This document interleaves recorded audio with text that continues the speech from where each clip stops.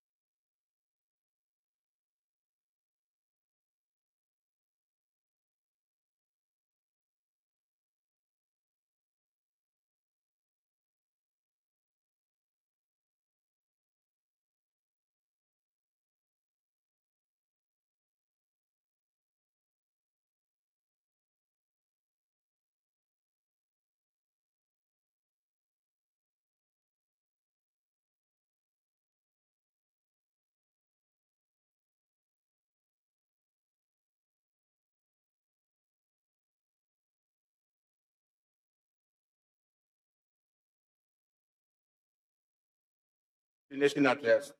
Our country and the people are indeed blessed with many heroes and heroines. These are men and women who chose to dedicate their lives to the service of the people.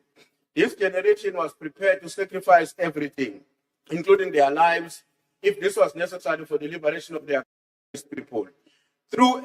Although as extraordinary as our heroes and heroines are and have been, they are and are human beings produced by the same society that produced all of us. We must continue to pay tribute to them, recognizing the fact that while in every respect, they are ordinary human beings who have nevertheless shown themselves to be capable of doing extraordinary things. In this context, I must also salute and pay tribute to the 1976 generation whose heroic deeds has made it possible for our country to celebrate the highest matric pass rate in the year 2025. All of these are our heroes and heroines whose sacrifice and enduring commitment to the liberation of our people must forever be honored and celebrated. Madam Speaker, I'm of the view that in paying tribute to the outstanding work done by this generation, I would like to make reference and quote a poem by H.D. Carberry, whose poem reads as follows. There shall come a time when these children in the ranks who litter the streets, who know the crushing mastery of poverty and the cases of debt and slovenliness, shall walk with heads erect, proud owners of their new world, masters of themselves, admitting no inequality, feeling no inferiority, and only a great humanity and wonder. For the destiny shall be theirs. Together we must make it happen. Unquote. Madam Speaker, there's no doubt that in my mind, the vision of the 1956 generation was also shared by the conviction and the determination by all generations that came afterward. There shall come a time when we too can act in ways in which our children who still litter in the street due to unemployment, crushing poverty, can in no distant future walk with their heads erect, as was done by the generation who came before us. And together we can make it happen. We equally stand at a profound milestone in the life of our republic. This is the year that marks 30 years since the birth certificate, our Constitution of the Republic of South Africa, was signed into law. 3 decades ago, we made a solemn commitment to move beyond the path defined by a culture of authority and arbitral power to a culture of justification, where every exercise of state power is rationally tested against the supreme law of the land.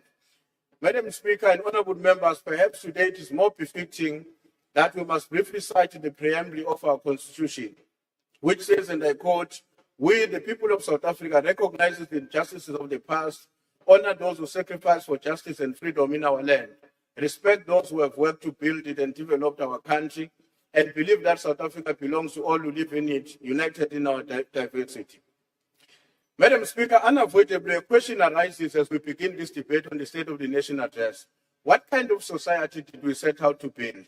The fundamental positions spelled out in our preamble of our Constitution should inform our conduct as we continue to engage in the reconstruction and development of our country. Madam Speaker, in the landmark judgment of the State versus Makwanyane in our Constitutional Court, handed down by Justice Arthur Chatskalsin, defined this vision as a historic bridge between a past of a deeply divided society characterized by strife, conflict, untold suffering and injustice, and a future founded on the recognition of human rights, democracy, peaceful coexistence, and development opportunities for all South Africans, irrespective of color, race, class, belief, or sex. However, Madam Speaker, we must be honest to ourselves that for the people, that for many, that bridge still remains incomplete. However, the interventions presented by the President during his State of the Nation address point towards a direction to resolve these historical and historic contradictions that continue to define the face of our nation. In his book titled The Promise, Damon Galgat offers a searing metaphor of our current moment. In this novel, it depicts a nation's history through a single neglected vow, a promise of a house for a domestic worker named Salome that remains unfulfilled for decades as his family also disintegrates. Like the Swart family in the same book, we face the danger of moral evasion and ethical paralysis. We risk turning our constitutional promise into a deferred justice that eventually loses its power to heal. It is a tragedy that of our time that national identity is fraying. The proportion of citizens who identify primarily as South Africans rather than by their ethnic group has declined. We are retreating into ethnic and racial distrust, with many of our people believing that government discriminates against their own specific group. This is a shouting economy where loud exclusionary voices down and such messages of reconciliation. Through the criminal justice system initiative and the whistleblower promoting of the bill, you are cutting out the moral rod exposed at a parliamentary commission of ad hoc committee and the commission of inquiry. To address the unfulfilled promises of our socio-economic conditions, we welcome the President's continued commitment to investing in public infrastructure.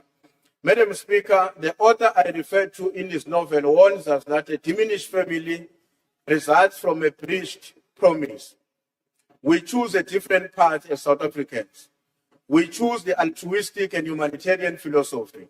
And on the State versus Makwanyane case I referred to, the state serves as a moral role model, valuing every life as citizen. Let us continue to building the bridge. Let's ensure that 30 years from now, the promise is no longer a story that might have been, but a testament to what Thank you, Honorable Chief Whip. Your time is up. Thank you.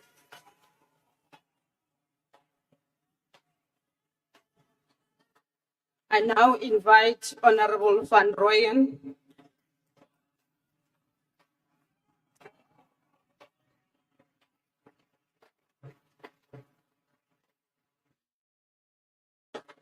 Thank you. Honorable Speaker, or Honorable House Chairperson, MK President Jacob Zuma, and officials of MK Party who are in attendance, honorable members of MK Party in all the 9 provinces of our beloved country, Setjhaba sa heso, Setjhaba sa South Africa. Last week, the President rose before this House and presented what he called the State of the Nation address. It took us more than 2 hours of listening and more than 7 million from our national coffers. But the MK Party says it was not a State of the Nation address. It was a State of Intent address. It described plans, committees, trust teams, another investment summit, and what government hopes to do. It failed to report and account to the nation about the performance of the disunited so-called GNU. And a nation in crisis, Honorable House Chairperson, cannot be governed by intention. In 2018, the president kickstarted his tenure with Tumamina slogan and went on to introduce South Africans to an imaginary story of Tintswalo. Under this slogan and story, we have heard only promises. Economy will grow, infrastructure will be accelerated, crime will be defeated, corruption will be uprooted, jobs will be created, municipalities will be reimagined. But the lived experience of our people tells a different story. In Johannesburg, communities line up at water tankers. In Africa, most industrialized city. In rural provinces, families are still sharing stream water with animals, and their calls for reliable sanitation fell on deaf ears. Because of lack of commitment by the GNU to MK Party's call for free education, year after year, students face registration and accommodation challenges. Compounding this situation, even those young people with qualifications sit at home excluded from the economy. This is not what we must celebrate as recovery. It must be acknowledged for what it is. It is stagnation. The president says we have turned a corner, but growth remains weak. Unemployment remains structural. Poverty remains entrenched. The president wants us to celebrate what he termed economic growth, citing minor quarterly growth. South Africa population grows faster than its economy. If a nation's economy grows slower than its population, it is not progressing, Mr. President. It is what we call per capita decline, where more people fall into poverty. And I think, Mr. President, your business experience enables you to make sense of this basic reality. Not unless you use Mr. Paul O'Sullivan crash course acquired knowledge to understand it. Honorable Chairperson, as MK Party, we can't celebrate when the masses of our people are pushed into poverty trap or turn into perpetual dependence of social grants. We welcome the cooling off of consumer price inflation because it helps. It helps to lessen food prices. What concerns us as MK Party is that low inflation in the midst of poverty and high unemployment is not good enough. Hence our insistence that low inflation must be accompanied by economic growth. We can't lower interest rates but fail to increase expenditure on growth-prone infrastructure. We don't need the current austerity approach by National Treasury to take advantage of low interest rate. If youth unemployment remains the highest in the world, then we are not harnessing our demographic potential. We are wasting it. Municipalities continue to deliver basic services, water and electricity, not consistently because of systematic problem of infrastructure. Honorable members, the president speaks of rebuilding institution after state capture. But institution, Mr. President, actually deteriorated only after what you call the 9 wasted years. Collapse only came after 2018. Rail capacity declined only after you took over in February 2018. Port efficiency worsened after you took over. Cape Town became worst port in the world in 2022. Energy supply collapsed from 2020 and turned into rolling blackouts under the incompetent and the who was previously appointed at the expense of a pool of black professionals within the energy sector.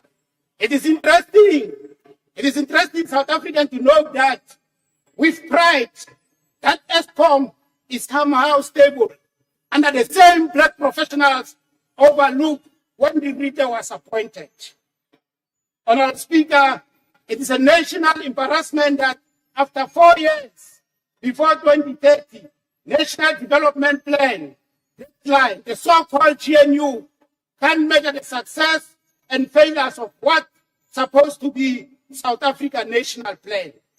The global order is shifting. Nations are pursuing industrial strategy. Unlike the so-called GNU, they are protecting strategic sectors crucial for development of their countries.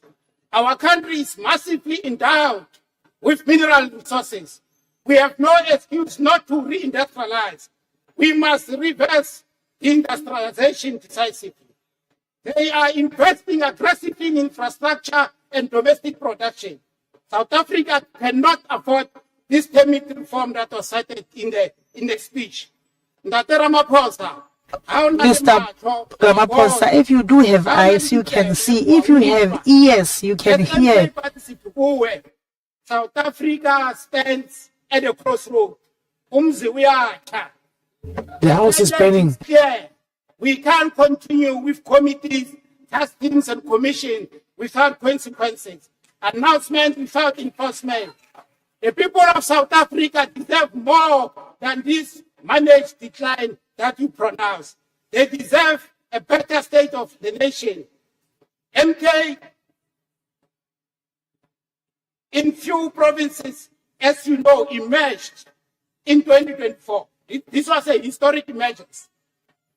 Our party is currently having footprints in all the 9 provinces.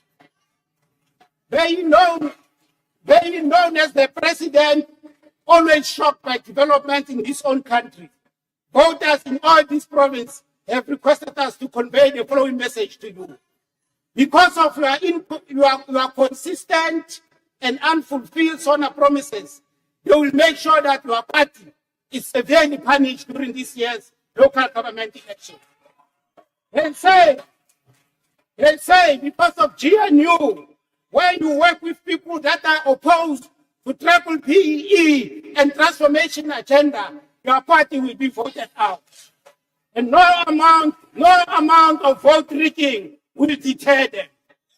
They say they want an alternative government that will grow their country's economy, create jobs, fight crime, combat illegal immigration, and remove them from the apartheid-created poverty trap. MK Party is ready to offer that alternative. We hope the outcome of this year's local government elections are not going to shock you, because we are warning you now. You are not going to come after the election results and say the results shocked you. Chairperson, we are very grateful as MK Party. Thank you.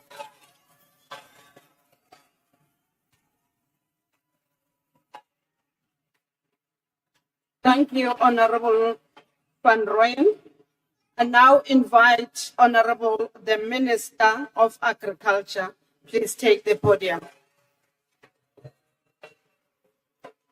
Chairperson, honourable members, Mr. President, today as I rise to respond to the President's State of the Nation address, I do so with a sense of measured optimism, but also renewed determination.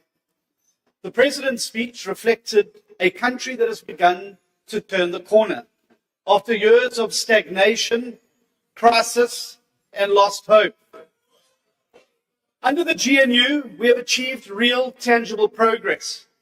And let me be clear, much of this progress bears the unmistakable imprint of the DA's principled participation, our relentless push for reform, and our unapologetic focus as a government on what actually works for the people of this country. Our economy is growing again.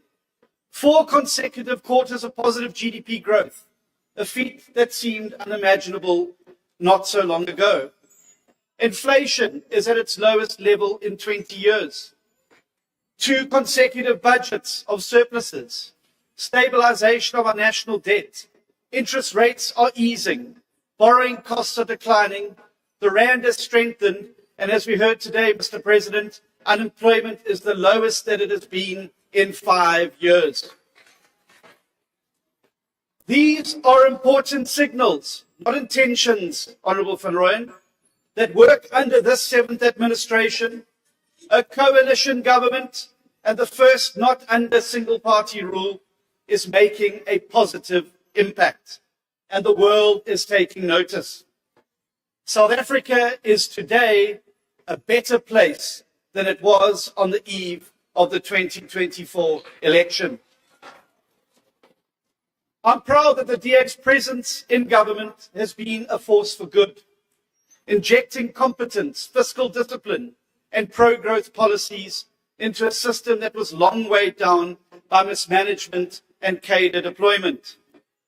But, honourable members, while we celebrate these achievements, we cannot afford complacency.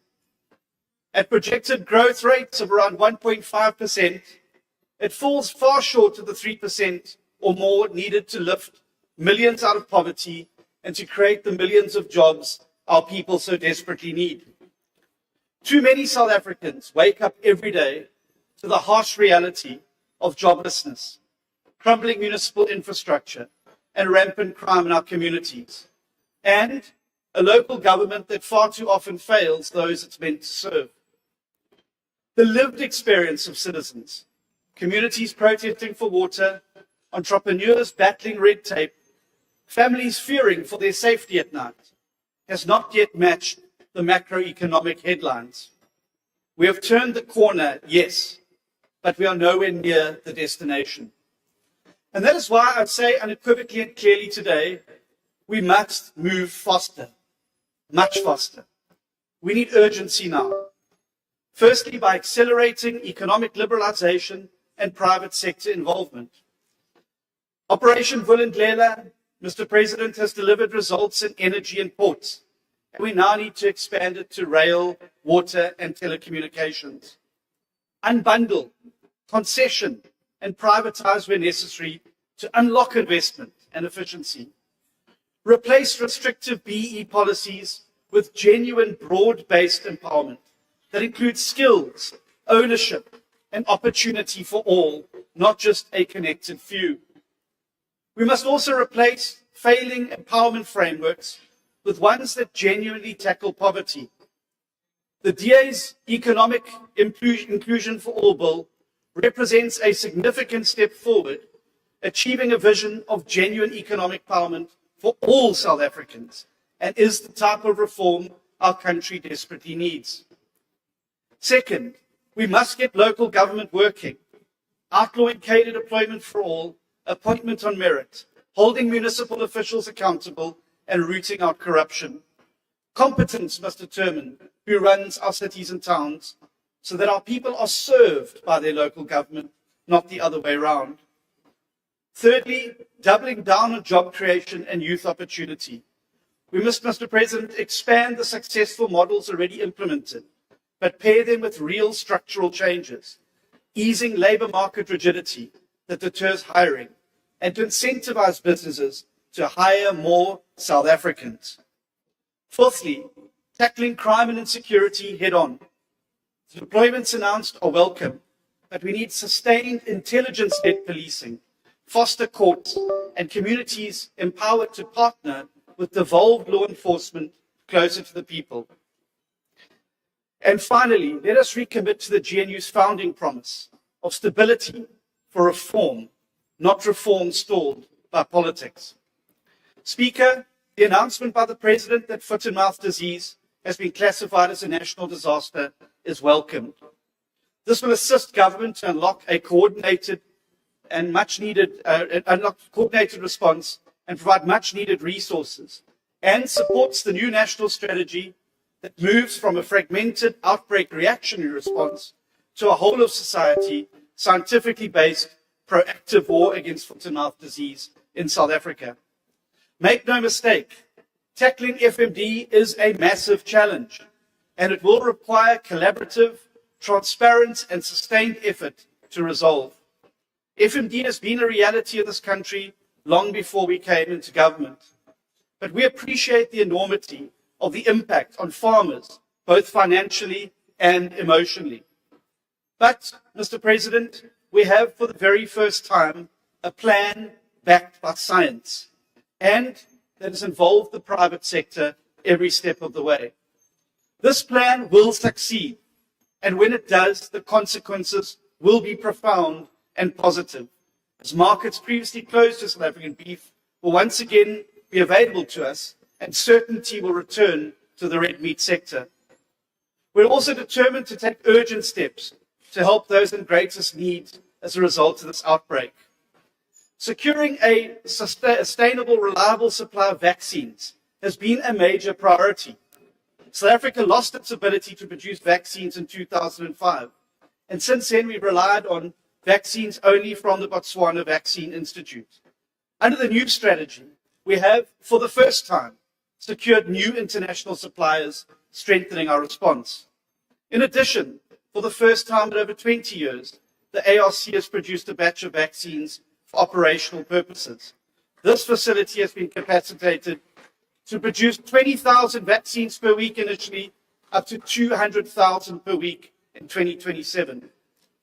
Millions of doses are being procured, and today I can announce that on Saturday, we will be receiving a delivery of 1 million vaccines from Biogenesis Bago. This will be the largest single import of vaccines to date, and this will bring much needed relief to the most affected provinces and regions, and this will be followed by additional vaccines from other countries. In total, we anticipate by the end of March, we will have received over 5 million vaccines from 3 different suppliers.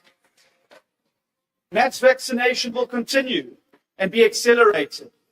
Already more than 2 million vaccines have been administered, and daily vaccines are being administered across the country. We're also working on veterinary capacity, and it is being expanded.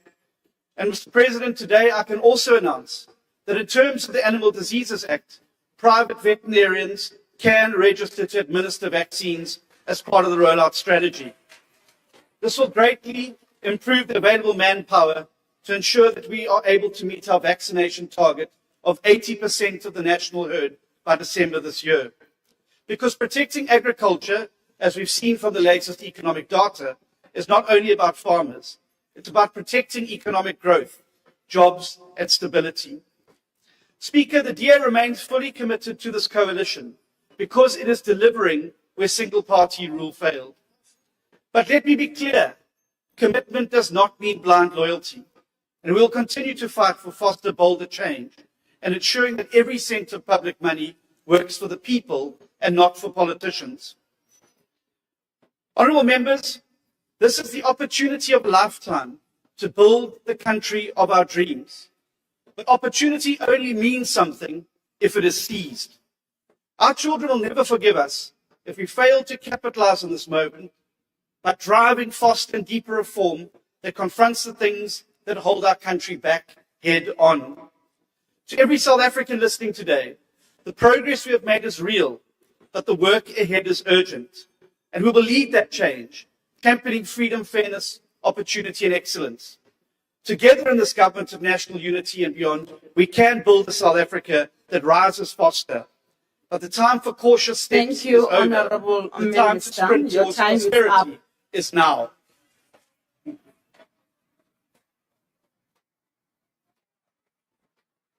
Next on my speakers list is Honourable Malema. Thank you very much, Chairperson of the NCOP, President of the Republic of South Africa, the people of South Africa. Mr. President, we warned you 8 years ago that the Oppenheimers and the Ruperts will neutralize you, and your legacy will be that you auctioned our country and its strategic asset to the highest bidder.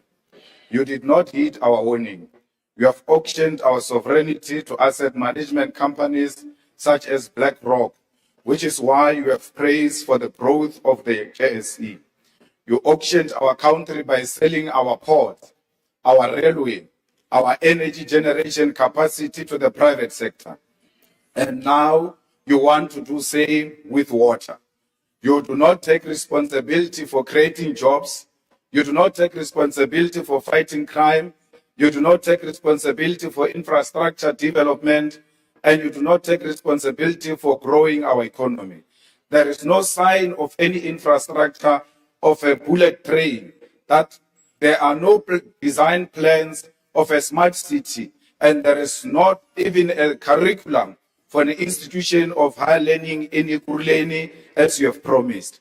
You asked us to send you to Mamina, and we made a mistake, we send you.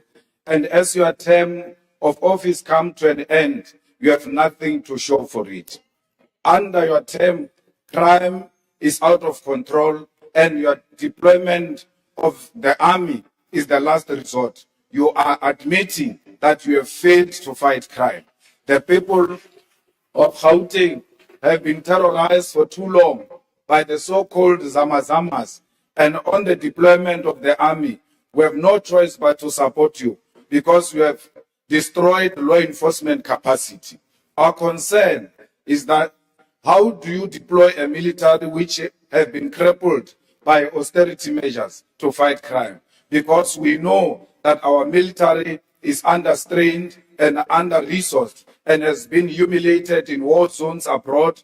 And how do you intend to ensure they can fight crime domestically? Additionally, we have warned you before that the army is combat trained and is not trained to enforce laws on civilians. The scale of crime in our country cannot be dealt with by the army alone, because crime is a national crisis and a social crisis. If you do not resolve the challenges of unemployment, the challenge of alcohol and substance abuse, and the high dropout rates of the youth from schools, then crime will be a permanent feature in our society. Crime in South Africa is organized through drug syndicate, protection fee rings, sex trafficking rings, and gangs. It has infiltrated all forms of government, and putting guns in the streets alone will not resolve this crisis. Mr. President, the rot in our criminal justice system begins with your political party, which has factionalized law enforcement and intelligence on the basis of who emerges in your conferences. The biggest syndicate is the political party you are leading, Mr. President.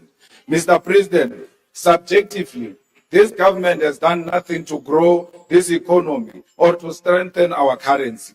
Let us take this opportunity to remind you of your own commitments. Last year on this same platform, you committed to grow the economy by 3% through infrastructure investment, structural reforms, and inclusive growth and employment. You no longer speak of this figure, and National Treasury itself predicts economic growth at 1.5% and will most likely reverse this projection down as the year progresses, because that is their tradition. You speak of the achievement of a budget surplus as a positive economic indicator, but it is more of an indication that you are implementing austerity and spending less on saving the needs of the country. Why will you be proud of a budget surplus in a country with massive unemployment, collapsing municipal infrastructure, and poverty, which is leading the death of children in the Eastern Cape? You're proud when it comes to EPWP jobs is something you should be ashamed of and not mention at this level of governance. Those are temporary jobs which are used to secure income for volunteers of your political party. It is slaves jobs with no security, because you cannot secure a car or a home with an EPWP job. Mr. President, the electricity crisis in South Africa is far from over. The mistake you are making on declaring an end to the electricity crisis is the same mistake you have made with the water crisis for decades in this country. Now that the people of Sanders no longer experience electricity outage, you no longer view it as a crisis, forgetting the people of Soweto, Mdantsane, Seshego, and Ditsobot. You have given load shedding a new name, and that new name is load reduction. On top of that, you have lost control of the pricing regime of electricity, and NERSA is pronouncing an increase in the cost of electricity every few months. Your municipalities do not have an idea of the infrastructure they are seized with governing. It does not matter how many billions of rands you give them to revive water infrastructure. The fact of the matter is your minister and your mayors do not have the town planning, do not know the town planning of where water infrastructure begins and where it ends. This is why they respond to burst pipes and leakages as they happen and run after one pipe to the other. In Ikuruleni, we have an MMC of water of the EFF, Tembi Msani, and sanitation, who is managing a water infrastructure there and has been declared as a water champion. When your minister was running around complaining about water, our MMC of water in Ikuruleni was given an award the same week and declared a water champion.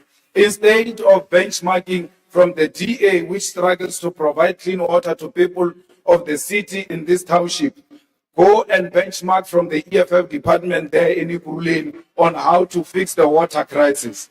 Mr. President, you will not fix our municipalities if you do not revise the backward and outdated equitable share model, which allocates more funding to the national and provincial spheres of government while giving the least allocation to local government. The idea that all municipalities can be self-reliant on revenue generation when you know you preside over a country that is massively deindustrializing and is suffering massive unemployment is misguided. We need to focus on strengthening municipal capacity, but in addition to that, focus on recovering revenue from major industries which consume electricity and water in bulk. These companies must be given incentives on rate paying, which will compel these industries to invest in developing municipal infrastructure such as roads, water, electricity, clinics, and schools. Mr. President, we want to say to you, we fully support you on your posture when it comes to international relations. Your support for Palestine, the people of Western Sahara, South Sudan, and the people of Cuba. We agree with you that Africa must begin to negotiate its trade relations as a bloc and with unity, and that no nation must ever again think it has got the right to bully us and impose on us who our friends must be and who our enemies must be. We agree with you that not civilians must take the law into their own hands and harm foreign nationals. And you must tell those in your cabinet and who support you that they must not campaign using violation of the human rights and murder of foreign nationals. They claim you agree with them. You must continue to denounce them, Mr. President. Others are killing people to perform rituals as we approach local government elections. They think by killing foreigners, they will win elections. They must ask their friends who came here with the name of killing foreigners. They did not win elections. Xenophobia will never win them elections. And some of them are found in your cabinet. You must remind them as you meet them on the corridors. Just say to them, xenophobia will not make you a president. I might have made you a minister. We call on you to exhibit your courage by closing the Israeli embassy, which is a resolution of this National Assembly. You have declared their representative as a persona non grata, and the skies did not fall. Close their embassy and cut relations with this genocidal nation. The USA has sent a rampant racist as its diplomat in this country, and we must exercise our right to refuse cooperation with the individual whose sole intention is to dictate to us what our foreign policy must be. Mr. President, your Pala scandal has rendered you ineffective in dealing with corruption and incompetence in your party and in your cabinet. When Dr. Zweli Mkhize was found to be involved in digital vibe scandal, you did not have the courage to remove him. He resigned. Today, Zweli Mkhize is the chairperson of the Portfolio Committee on Cooperative Governance and Traditional Affairs. When Honorable David.M was identified as being a key part of the corruption in the State Security Agency by the Zondo Commission, you did not remove him. Instead, he's the Deputy Minister of Water and Sanitation. When Senzo Mtunu was exposed last year for having formed part of the infiltration of the South African Police Service and disbanding of the political killings task team, PKTT, on New Year's Eve. You did not remove it. You have retained Sendom Kunu at the taxpayer's expense and called him your political burden to bear. Today, the people of this country do not have water.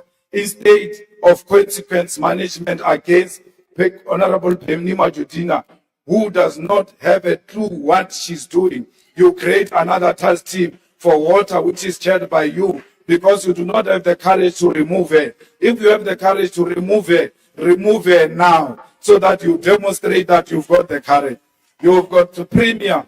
Your premier tells us he is inconvenienced and his solution is an elite, is to take a shower at hotels, while your citizens do not have that luxury of going to take a shower at the hotel. You did not reprimand him and demanded that he apologize unreservedly to the people of South Africa. When you assumed office, you claimed it will be a transparent presidency, then proceeded to seal CR17 documents of your own funding for your own presidential campaign. And then also your political party majority in parliament to block the investigation on Palapal. Where is the transparency you are talking about? You said you are going to be an honest man who's going to be an open book, that your door will remain open. And today, your door will remain closed. You even put butler doors to make sure no one accesses you and the documents that are attributed to corruption. Let me reassure you, Mr. President, as long as the EFF is still alive and in this parliament, Pala will never die. Thank you very much. Thank you very much, Honorable Malema. Speaker. The next speaker on my list is the Honorable Minister in the Presidency. Speaker. Speaker. Order, honorable members. Speaker, is not a point of order, it's a point of procedure. I just want to put it to the House that President Jacob Zuma is in the House together with Deputy Honorable President. member, I can't see who's speaking. I didn't give you permission to do that. Can you please follow the rules of the House? What are you rising on, honorable member? Speaker, I'm rising on a point of procedure to tell the House that President Jacob Zuma is in the House together with Deputy President Tony Yengeni. Can it be acknowledged? No, honorable member, please. Honorable members.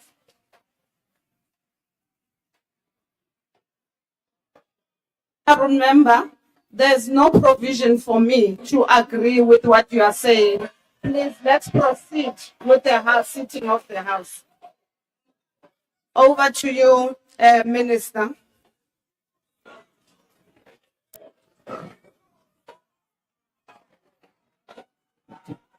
Chair, Madam Chairperson of the National Chair, Council of Chair, on a Provinces. point of order.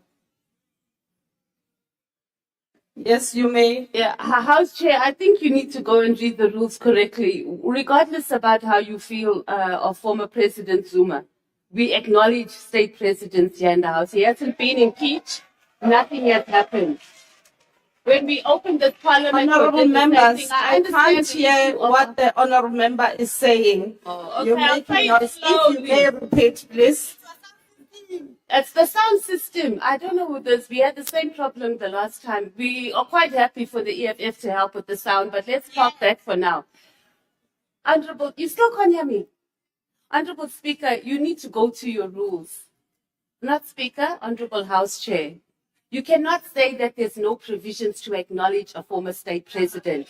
It's not true. Whether you like former President Zuma or not, whether he's part of your party, doesn't have membership, it's immaterial. He was once upon a time a state president.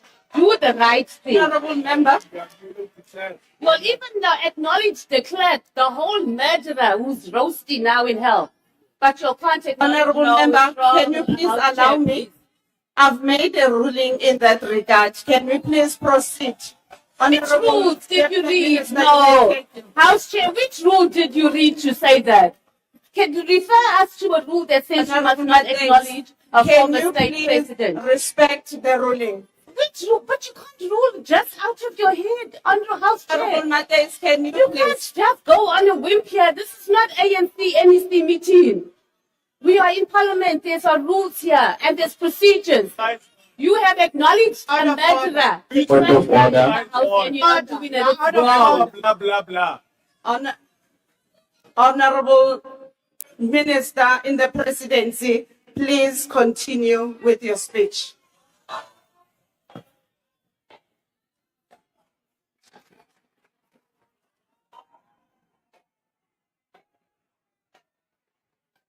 Madam Speaker and the Chairperson of National Council of Provinces, His Excellency President Cyril Ramaphosa and Deputy President Mashatile, honorable members. The 2026 State of the Nation address went beyond recounting our progress and future intentions. It challenged us to act, so we rise together that we must use strategies that have made us succeed in the past to fix what we must, if I must borrow your words, Mr. President. What made us succeed in the past is the ability of the President to mobilize business, labor, and civil society to contribute their expertise and their part, Honorable Malema, around a focused plan to resolve specific problems. This is the secret behind the success of the reform program driven through Operation Vulindlela, colloquially known as OVE, since the 6th administration under the ANC. We cannot expropriate Operation Vulindlela. It is the ANC initiative. We must fix what we must, Mr. President, so you directed us. On the water crisis, the President elevated the coordination of the interventions to address the crisis to a National Water Crisis Committee that he will chair. The work has already commenced, Mr. President. The OV team and the Department of Water and Sanitation have started with the assessments towards a water action plan that should be ready by mid-March 2026, and a call for technical capacity as part of mobilizing resources and expertise to support municipalities in crisis is in the works, and that includes support to the municipality of Ekurhuleni because there is a water crisis in Ekurhuleni. The current draft water action plan is focused on addressing immediate crisis, propelling reforms in the water sector, and unlocking investments in the municipal water infrastructure. You have also directed us that we must act to strengthen the criminal justice system to fight organized crime. And to do that, Mr. President, you have directed that the State Security Agency re-vet members of the senior management structures of the SAPS and vet members of the Metro Police departments. We have commenced with work in this regard. To ensure progress, the SSA has indicated that they are going to prioritize the revetting of police officers and management implicated at the Madlanga Commission, and in the Metro departments, they will start at the Ekurhuleni Metro Police Department. Engagements with SAPS on the revetting process have commenced to ensure full cooperation of affected members, and the revetting will also include officers due for promotion to the SAPS SMS structures. And to ensure their cooperation, we are, as the SSA, going to share the SAPS revetting plan with the National Commissioner of Police, the Minister of Police, and the Joint Standing Committee of Intelligence by end of February 2026. Work underway to implement the Madlanga Commission findings is not an exception. We have not only been implementing the Zondo Commission's recommendations action plan, which was submitted to Parliament, but we have been reporting the progress to Parliament through SCOPA. In March 2026, we'll submit the third progress report to Parliament and the fourth no later than June 2026. And to date, 57% of the action plan has been implemented. You have also called us to action to streamline firearms licensing regulations, and the National Conventional Arms Control Committee will, in the month of March 2026, consider the firearms importation control regulations and consult with the Minister of Police in line with the Firearms Control Act for purposes of streamlining licensing, possession, and trading in firearms and ammunition, so that we remove firepower from the hands of criminals and strengthen the fight against organized crime. In 2024, we made regulations for coordination of national intelligence for the first time in the history of our country. And in 2025, we started the full coordination of national intelligence structures through NICOC to ensure the implementation of the national intelligence priorities to achieve national security. And we have moved to use technology. We secured the G20 South Africa through advanced technologies, including biometrics, AI, and analytics. And we are expanding the technology coverage towards the fight against organized crime. In terms of the 2019-2024 National Intelligence Priorities, which was released last year, national intelligence structures have identified illegal immigration as a threat to national security, and therefore this year will strengthen our support to Home Affairs to deal with illegal immigration, not only at the ports of entry, but also support the Department of Employment and Labor's inspectors to curb the employment of undocumented foreign nationals, also through the use of technology. And we are consolidating the gains of our development, Mr. President. But Honorable Malema will argue we have nothing to show for it. Maybe we need Economics 101, because I also saw Mr. Van Rooyen arguing the same. This morning, Statistics South Africa released the 4th quarterly labor force survey. Our economy has wind in the sails, Mr. President. Employment increased by 44,000 in the 4th quarter of 2025. The number of unemployed persons, listen to this, decreased by 172,000 to 7.8 million during the same quarter. Official unemployment rate decreased by 0.5 percentage point from 31.9% in the 3rd quarter of 2025 to 31.4% in the 4th quarter of 2025. We are not yet there, but we are solidly on the way. The budget surplus, again on Economics 101, helps us to pay down existing debt. It lowers the debt, our debt servicing cost. Therefore, meaning we release the money to be available to fund infrastructure and also social programs that are important for the livelihoods of our people. And it also increases economic confidence. We are making progress in the turnaround of Transnet. Though you wish to say we have privatized, we have not privatized. We need to know our strength and say who can partner with us. There's nothing wrong with government partnering with South Africans to deliver for the best interests of South Africa. Minister Chrissy will elaborate on the details of the improvements in performance at Transnet. Again, you said there are no plans for the passenger rail, but you are in Parliament, you are not in government. Those plans are plans that are in the executive, separation of power, Mshab. But the passenger rail, again, is gaining momentum. We are taking on more commuters, reducing the cost of commute between home and work and from home to others using our own Isitimela Sabantu. Again, Minister Chrissy will provide that. Mr. President, we commit to perform and deliver on the timelines you have set against us, and as the presidency, coordinate the work of government to make sure that we deliver and focus cabinet in that delivery. Because we are the daughters of Sophie de Bruyn, we are the granddaughters of the women of 1956 March, and in their footsteps, we are committed to serve the public purposefully and intentionally for the rise of South Africa, as you have called us to action. Rise, South Africa, rise.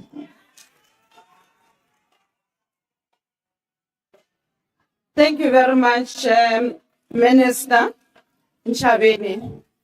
Honorable members, before I call upon the next speaker, I would like to take this opportunity and acknowledge the presence of the former President of the Republic of South Africa, Honorable Zuma, who is here with us today. Thank you very much, honorable members. You may take your seats. Order, honorable members. We are now proceeding to the next speaker. The next speaker on the list is Honorable the Minister of Cooperative Governance and Traditional Affairs. Over to you, Minister.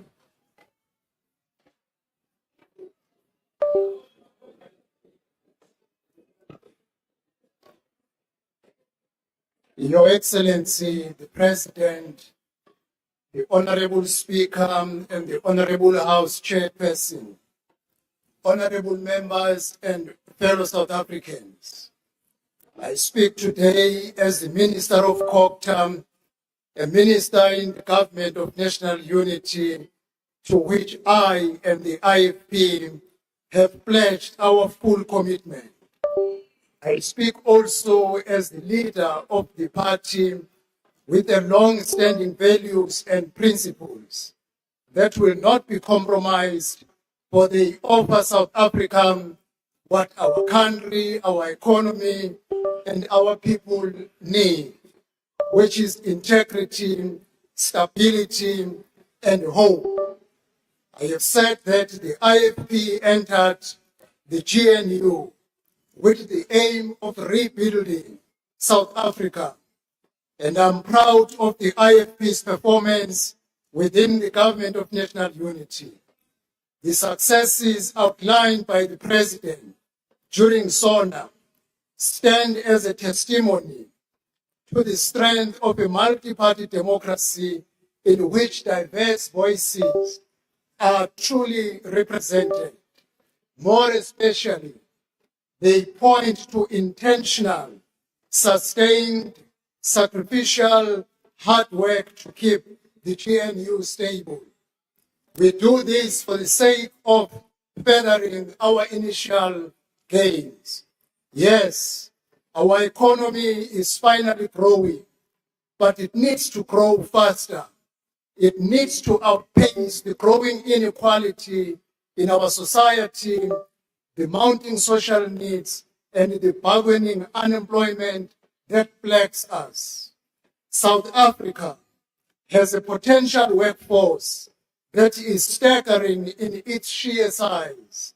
Indeed, the productive potential in our country is unique from a global perspective, but the potential to fail our people, to fail our youth, and to fail to achieve what we are capable of is a real and present danger. Honorable President, the social grant system is a crucial safety net for the vulnerable, but in fact, it demands a fundamental redesign to genuinely assist those in need. Our parallel priority must be the empowerment of our citizens towards self-help and self-reliance. In the long term, this will create the fertile ground in which our economy may flourish. When everyone can stake a claim in South Africa's success and everyone is able to make their contribution. The women of 1956 showed extraordinary solidarity and courage in the face of injustice. Our women of 2026, unfortunately, face daily gender-based violence, femicide, and crime. The youth of 1976 displayed a compelling unity of purpose. Unfortunately, the youth of 2026 face unemployment and the enduring economic inaccessibility of higher education. Our women and youth do not stand alone. These crises are ours collectively, and collective action across all government spheres is required to solve these challenges. The vast dormant resource of unemployed graduates must be awakened through opportunity, not only through the Presidential Stimulus Fund, but also through the creation of a multiple of development and employment programs across all spheres of government and massive mobilization of the private sector. As Minister of COGTA, I must emphasize, Your Excellency, the ways that you indicated during the SONA on the centrality of fixing the many dysfunctional municipalities, a task which is being tackled and will be completed by 31 March 2026 through the review of both the white paper on local government and the municipal funding model, which will be a game changer to our local governance system. Deployment of officials will have to be on the basis of competency and professionalism, not political deployment. The white paper on local government review will place municipal governance on a sound footing, facilitate efficient cooperative governance, and harness the potential within the institution of traditional and cohesion leadership, creating genuine governance partnership with traditional and cohesion leadership. Your Excellency, the white paper on local government review will yield to great and progressive change if political parties come elections of the local government will deploy competent political leadership as mayors, deputy mayors, exco, speaker and MP chair, who will drive and become the agents of change and service delivery. The IFP commends the establishment of the National Water Crisis Committee as a temporal measure to fix a much wider range of malaise of water crisis that has accumulated over decades. An emergency solution is necessary, and we believe this committee as a temporal measure will bring a great relief. But the long-term solution is building capacity in municipalities, ensuring that the competent leadership in municipality do maintenance timelessly on an ongoing basis, build more reservoirs, and deal with the multitude of water losses as a result of the infrastructure that is failing to perform because it was never attended timelessly. Honorable President, there is another leak that we must fix, and that is the leak of economic and social resources through unchecked illegal migration. The IFP classifies the pervasive presence of undocumented foreign nationals as a threat to state security. While we support... Thank you, Honorable Minister. Your time is up. Thank you very much, Honorable Thank you very Chairperson. much.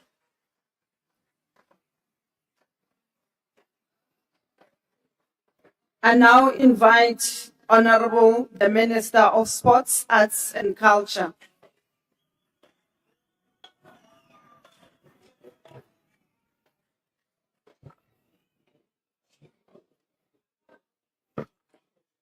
Chairperson of the NOCPV.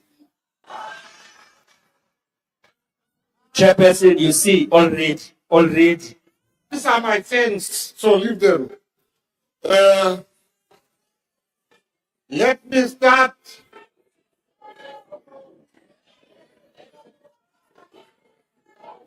Let me It's start. NCOP. Let's do it together, Minister Gayton. NCOP. NC. Order, Honorable Member. Chairperson, Order, Honorable Chairperson, Member. can you we respect- allow the speaker on the podium to deliver his address? The watch mustn't go, I've got lot to say. thank you, Chairperson. Let me start by thanking the people of George. The people of George has voted in the past 3 weeks in 3 by-elections overwhelmingly for the fastest growing party, the Patriotic Alliance. Thank you. Without wasting time, Honorable President, the people that vote for the PA have sent me here to say thank you to you for listening when we said illegal foreigners are a problem. You, Mr. President, are example to all our mayors across the country, to all the mayors of the different political parties, that you listen to your coalition partners. You are a president that is consultative and you're listening. That's why today we have 10,000 labor inspectors that's going to go around the country. That's why today any businessman hiring an illegal foreigner shall meet with the arm of the law. Most importantly, Mr. President, and very emotionally for our people, thank you for listening to our cries when we said, bring the army to our areas. Thank you, Mr. President. Thank you, Mr. President. Mr. President, we would like you to add the Eastern Cape, because there are more people die in the Eastern Cape than anywhere else. Mr. President, the GNU, these ones, they don't want the GNU. They don't want the DA, but they want the GNU. I can tell you we are very happy in the GNU. There's no space for you. We will see you in the next election maybe, but not now. Mr. President, there's a difference between reality and perception. The perception from our enemies is that the GNU is doing nothing. I stand here today to tell South Africa that indeed we have turned the corner. We had 10.5 million tourists flocking to our country. We had the highest matric pass rate ever in the government of national unity. The rand has stabilized and it is strong. Load shedding, Sputla, it's done, it's finished. There's no more load shedding. Now, I find it very ironic. Unlike Honorable Malema, they didn't mention my name, but they were talking about me.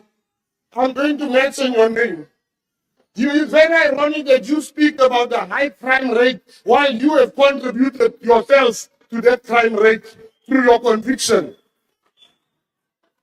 From now on, when you say bandit, you must specify which bandit are you talking about, me or him. You must specify, you must be very clear. He is a convicted criminal. He is a bandit.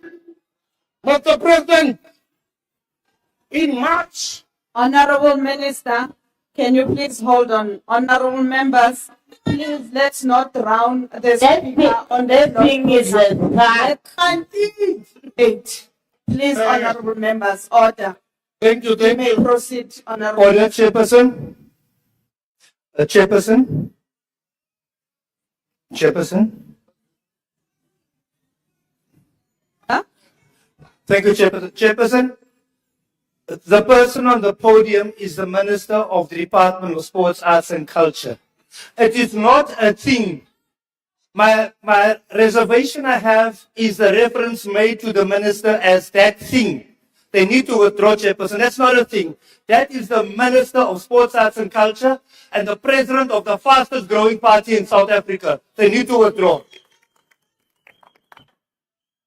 Honorable Minister, please proceed. In March, Honorable President, we have 54 of the world's top golfers coming to our shores. We have sold 75,000 tickets. South Africa is the premier destination for people that sees the GNU Yatsebeta.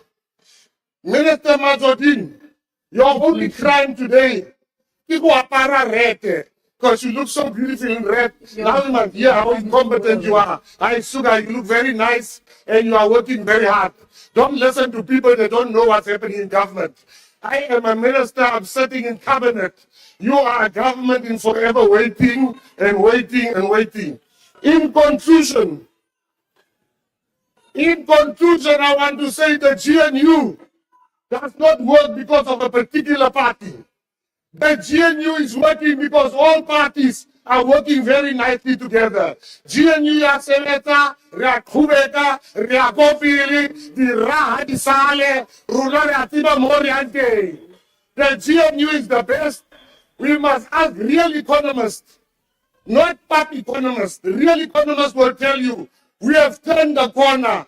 Ons het die hoek gedraai. Ridiculous corner. President, your tie is very nice. Thank you very much. Thank you, Minister. The next speaker on the list is Honorable Mulder. Point of order. Yes, Honorable Member, Honorable Mulder, please take your seat.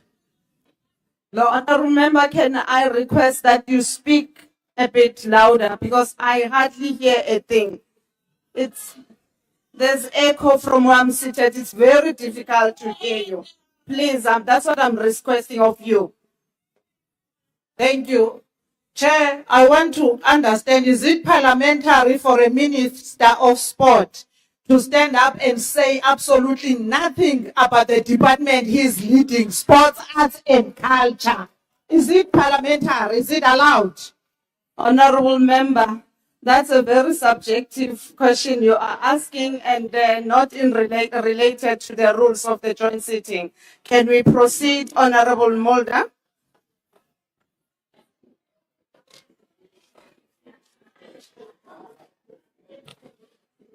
Thank you, Honourable Chairperson. Honourable President, at your inauguration after the 2019 election, you said the following: "Yes, South Africa, to Mamina, send me. I pledge here today that I will serve you. I will work with you side by side to build South Africa that we all want and deserve." I respect you for that, and I know that you are still trying every day. Today I'm going to speak in my home language, Afrikaans. But out of respect for you, Mr. President, I provided you with a translated copy of my speech. After that speech in 2019, there was a great expectation in South Africa, and it was believed that it would be a new beginning that would send South Africa in a positive direction, to tell everyone that was ready to stand with you, to Mamina, send us. But now, 7 years later, it's clear that things did not work out exactly that way. It was difficult Thursday evening to listen to the long list of problems that you mentioned, where you spoke of all of those new task teams. Not all of these problems happened coincidentally. No, it actually happened under the rule of the ANC party over the last 30 years. Irregardless of the task teams, we have reached a point where our country is completely grinding to a halt and stagnating, where it cannot be led ideologically into the policy directions that you've promised. Things like cadre deployment, black economic empowerment and affirmative action, that simply doesn't work. And I can just briefly address three other matters. Firstly, water supply. To have clean water is a basic human right. The crisis is so severe that you, as president, have to take control of it yourself. A water shortage didn't occur overnight. 30 years of maladministration, coupled with no maintenance of infrastructure, lies at the root of the problem. In most parts of the country, there's more than enough water, but the pipes are leaking and the pumps do not work. With cadre deployment officials that do not know how to get the things to work, the estimation calculation of Johannesburg is that 50% of water is lost due to leaking pipes. Secondly, foreign policy. There's no difference in the foreign policy that you have mentioned in this and the previous sonars. My problem remains that it still remains the ANC's policy and not the policy of the GNU. During your speech, you were stiff-necked and defiant when addressing foreign affairs. You said, "We stand on our sovereignty and we will not be bullied." That's all good and fair. But your stubbornness and blindness to what's currently happening in the world is absolutely no excuse. With our foreign policy, it's currently causing South Africa enormous economic damage. You say that South Africa remains a clear and consistent voice for international law, for justice and for human rights. But that is just completely untrue. When Russia invaded Ukraine, South Africa conveniently forgot about international law. When when Iran shot and killed thousands of its own citizens and sentences women like Zara Tabiri and Masha Amini to death, human rights apparently didn't matter. Not a single word of judgment from DERCO or the GNU were uttered. Last Friday, the Minister of Women, Sindisiswe Chikunga, delivered a speech at the Iranian embassy to commemorate their revolution, but again did not say a single word about these human rights violations. This is not in a national interest, and the FF Plus strongly condemns it. Lastly, I want to also speak about the Afrikaner and the unresolved issues between us. Afrikaners and other minorities appreciate the efforts that you are making to solve South Africa's problems. We really do notice it. However, alone you will not succeed. The cabinet and all of your task teams will also not succeed. And also, not even the public service will succeed. It will be a major collaborative effort from everyone in South Africa, political leaders, civil society, and every South African in this country that needs to do this. Then only do we stand a chance. Here is my hand, Mr. President. Today, the Afrikaner and other minorities are extending a helping hand to you. We want to help, but it's not unconditional. We request equal treatment and recognition. It doesn't help if we say we will not be free as long as the people of Palestine and the Western Sahara are not free. But with no consequence, as in your own country, an Afrikaner community does not even have the right to determine the language of instruction in their school. We are also not allowed to decide and determine shareholding in our own businesses and companies. That is not freedom. Today, I have once again given you a copy of the Accord on Afrikaner Self-Determination.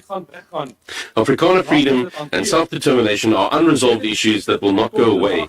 Let us deal with it.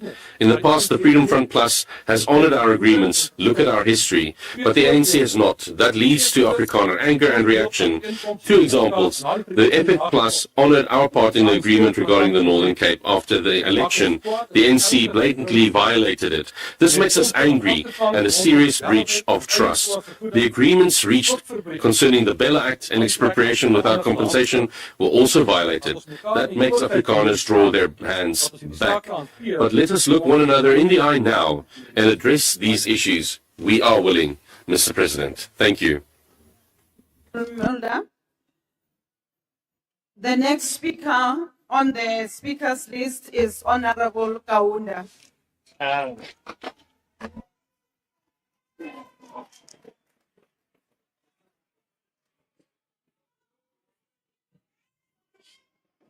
Thank you, Honorable Chairperson.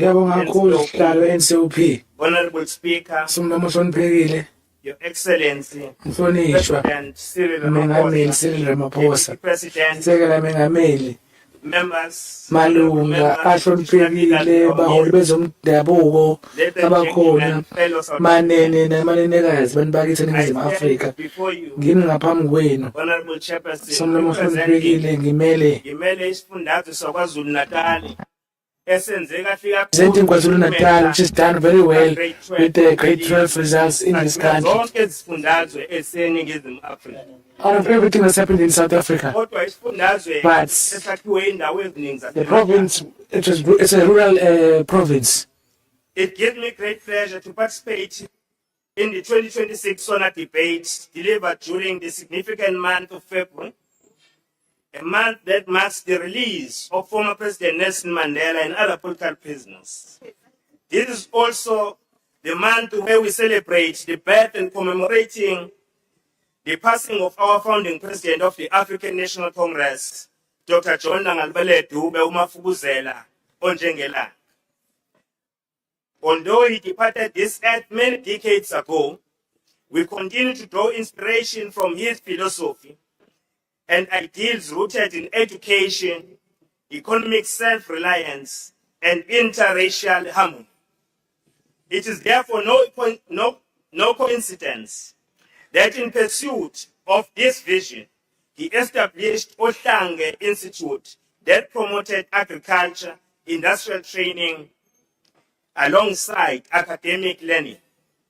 We must continue to draw lessons from his legacy as we confront the challenges of our time. You'll agree with me, Honorable Chairperson, that one of the pressing issues we face is water security and the decline of core services in our municipalities. Yet we stand today with renewed purpose and decisive action, which is being taken by the President to reverse this tragedy. We take off our head for you regarding your SONA, which was relevant, and it showed that it demonstrated the country problems, the country issues, and the successes, and the journey we have gone through to develop people's life into a better life. It entails the economy, which is going to create jobs. It also is going to chase away hunger from the people of our country. We welcome the establishment of the National Water Crisis Committee, chaired by the President. This is not merely another structure. It is a clear demonstration of national resolve. By placing this committee under his direct leadership, the President sends a powerful message that water challenges demands agency, coordination, and unwavering oversight. This is leadership that rises to meet the moment. We further express our appreciation for the 156 billion investment committed to water and sanitation infrastructure. We may talk about our province. They're going to build a big dam, Stephen Dlamini Dam. They're going to build Low and Upper Mkomazi, which is going to ensure that the water issues are resolved. The water issues facing our people are going to be resolved, especially in the location in the urban areas. At a critical time, as communities across the country face severe water scarcity, aging infrastructure, and repeated service disruptions. This injection of resources is not only timely, it is essential to restoring dignity and protecting the fundamental right to water for every South African household. Honourable members, we must be honest about the challenges before us. The declining performance of water, electricity, and solid waste services in our municipalities undermines constitutional rights, restricts economic opportunity, and limits job creation. Our 8 metropolitan municipalities, where this challenge is severe, account for more than 2/3 of South Africa's economic activity. Their decline is not merely a municipal concern, it is a national risk. That is why the performance-based grant introduced by National Treasury is a game changer. It shifts us from the funding failure to rewarding performance. It incentivizes metros to reverse the deteriorating in electricity, water, wastewater, and solid waste services. It demands a new governance, culture built on accountability, capability, transparency, and measurable improvements. Honorable Chair, these reforms require that trading services be managed with professionalism and discipline, either a dedicated business unit utilities. These models are tried, tested, and proven locally and internationally to deliver efficient and reliable services. At the heart of these reforms lies a strong accountability that demands a single, empowered point of management accountability and organizational structure, consolidating all necessary functions, a clear service compact between the municipality and the service entity, full financial transparency, a credible funded business and investment plan. This moment calls on us to restore trust in public institutions by ensuring services work consistently, transparently, and sustainably. This is not merely technical reforms, it is a moral obligation. Honorable Chairperson, we acknowledge leadership demonstrated by eThekwini in advancing the district development model. Through the DDM, they've been able to streamline their planning and facilitated the establishment of one-stop shop for environment impact assessment and water use licenses approvals. Through the funding from Infrastructure South Africa, eThekwini municipality has been able to unlock critical infrastructure for major catalytic projects, such as the 10 billion rands brickworks development in Avoca on the northern part of eThekwini and 15 billion rands eShongweni development in the outer west of eThekwini. These economic projects have injected economic growth and jobs and economic opportunities where they were created. It is important, Honorable Chairperson, to mention that along Entry Corridor, a bold vision is taking shape. The development of a new urban node connecting Durban and Pietermaritzburg. This corridor is becoming a spine of KwaZulu-Natal. The intention to establish a Midrand equivalent for the province, reflecting strategic foresights and anchoring logistics, industry, commercial development, and residential growth along one of the country's busiest transport routes. The Cato-Ridge dry port development is attracting significant investment and will ease pressure on the Port of Durban, improve freight efficiency, and strengthen export competitiveness. Major Sunrun upgrades to the N2 and N3 corridors, which together carry close to 300,000 vehicles daily, will further stimulate the economy of the province and create sustainable jobs and economic opportunities.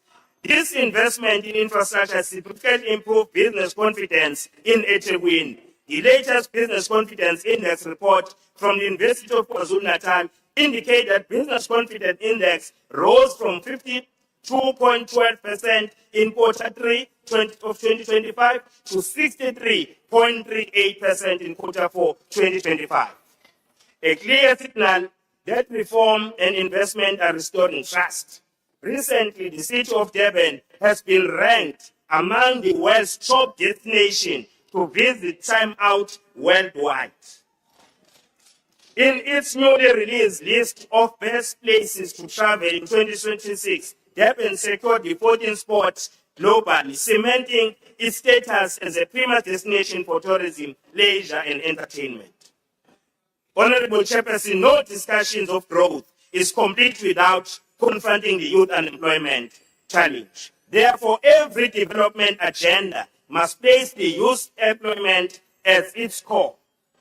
Key interventions should include mandatory youth hiring quotas linked to catalytic projects, David.M youth economic zone focus on digital economy, logistics, green industries, and township manufacturing, youth work readiness programs tied to infrastructure grants, ensuring very rent spend build skills and vocational employment. This should be a collaborative effort between TVET's colleges as well as the private sector. This must prepare the youth to become creators of jobs, not the job seekers. A targeted youth public employment guarantee in high unemployment communities, youth must be involved in projects such as pothole patching, grass cutting, and road marking, and installation of solar panels. Honorable Chairperson, to achieve the SONA 2026 presidential directives, we must return to the Constitution. We must focus decisively on Section 217 of the Constitution of the Republic of South Africa, which governs public procurement. Section 217 is not a procedural clause, it is a transformative directive. It instructs that when the state contracts for goods and services, it must do so in a manner that is fair, equitable, transparent, competitive, and cost-effective. But critically, it also empowers the state to advance persons disadvantaged by unfair discrimination. Honorable President, if we are serious tackling unemployment, inequality, and poverty, then we must unapologetically use Section 217 to place key provision of basic services, especially water, sanitation, infrastructure maintenance, in the hands of structured, accountable social enterprises. We strongly believe that basic services must be local economies. Every municipality procures plumbing services, waste collection, road maintenance, stormwater maintenance, and common facilities. These recurring services must be deliberately structured for youth, women, people with disability, military veterans, and community-based social enterprises. Allow me to state this categorically. Our economy cannot transform if we rely on a procurement system that was never designed to uplift the marginalized. Therefore, we must place social enterprises at the center of economic reforms because they are the most powerful engine of inclusive growth that we have as a country. Social enterprises turn procurement into empowerment. Every contract to social enterprise, a job created, a family supported, a community uplifted. social enterprises, rich communities, the mainstream economy has ignored. Social enterprises do not just provide economic activity, they promote economic justice. They convert social problems into economic opportunities. Where others see obstacles, social enterprises see the potential. If we want to grow, the growth that is fair, inclusive, and sustainable, that we must invest in organizations whose mission is community benefit, not the few. Social enterprises offer transparency, measurable social impact, local economy, and also ensures that the localization is realized wherever our communities are. Honorable President, Your Excellency, the President spoke at length about the urgent need to stabilize and strengthen local government during the 2024 State of the Nation address. He directed the Minister of Cooperative Governance and Social Affairs to lead a comprehensive review of the 1998 White Paper on local government. This review comes at a critical juncture for our democracy. We commend the people of South Africa who actively participated in the consultation process and made their meaningful contributions. Their voices will help us shape a new framework for municipalities that is responsive to the realities of today while remaining anchored in constitutional principles. We are confident that this review will address persistent shortcomings in governance, financial and management, service delivery, and will chart a path towards building an ideal municipality that is democratic, accountable, responsive, community needs, capable of delivering services, sustainable, a driver of inclusive social and economic development, committed to creating safe and healthy environment, encouraging of meaningful community accountability, clear in the assignment of roles and responsibilities of leadership and management. Equally important are the proposals under consideration to restore financial sustainability of municipalities. A review of the financial model for local government is being explored and it must be accelerated. One that directly addresses the structural imbalance where expenditure continues outpaced revenue while service delivery declines. Without reform, this trajectory is unsustainable. The proposed trade in services reforms hold particular promise by strengthening management of core revenue generation services such as water provision and others. Together, these reforms signal a decisive commitment to building a capable, ethical, and developmental-oriented local government, institutions that are not only administratively functional, but are the engines of growth, dignity, and opportunity to all. We are confident that reforms will also clearly define the role of traditional leaders as we go forward. Honorable member, your time is expired. Ngiyabonga. Ilungu elihloniphekile umnumzana uThrolip.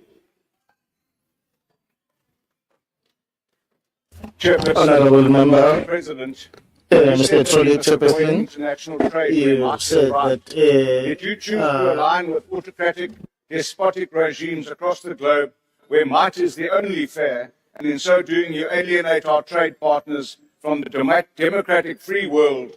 You are recklessly navigating the new world without a moral compass at our collective peril. Mr. President, you continue to pay lip service to stopping illegal immigration and illicit trade, which goes hand in hand. My colleague, Honorable Alan Beasley, bought cigarettes and alcohol within one block of this precinct at a fraction of the price of the regulated products. As long as politicians and political parties benefit from the situation, nothing will change. Despite the fact that these products, companies, compromises the health of South African citizens and destroy their access to employment, not to mention lost tax revenues. You said that corrupt criminals will face consequences, yet you yourself face no consequences for the illicit possession and foreign currency to the value of $580,000. What's more, you failed to report the theft of this contraband to the South African Police Services.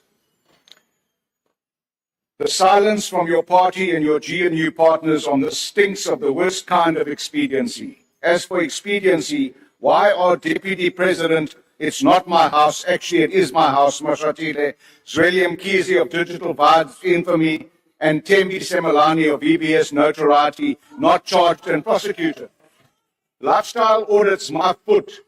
Even the MPA officials have refused lifestyle audits, and it's clear as to why they do that if you watch them at Langer Commission and Ad Hoc Committee on our TV screens daily. No, Mr. President, you cannot fictionalize your legacy. It isn't shaped by spin, but by facts.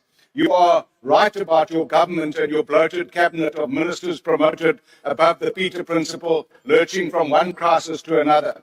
Local government is a mess, and your stopgap intervention in Johannesburg before the G20 summit was like putting a plaster on a septic wound.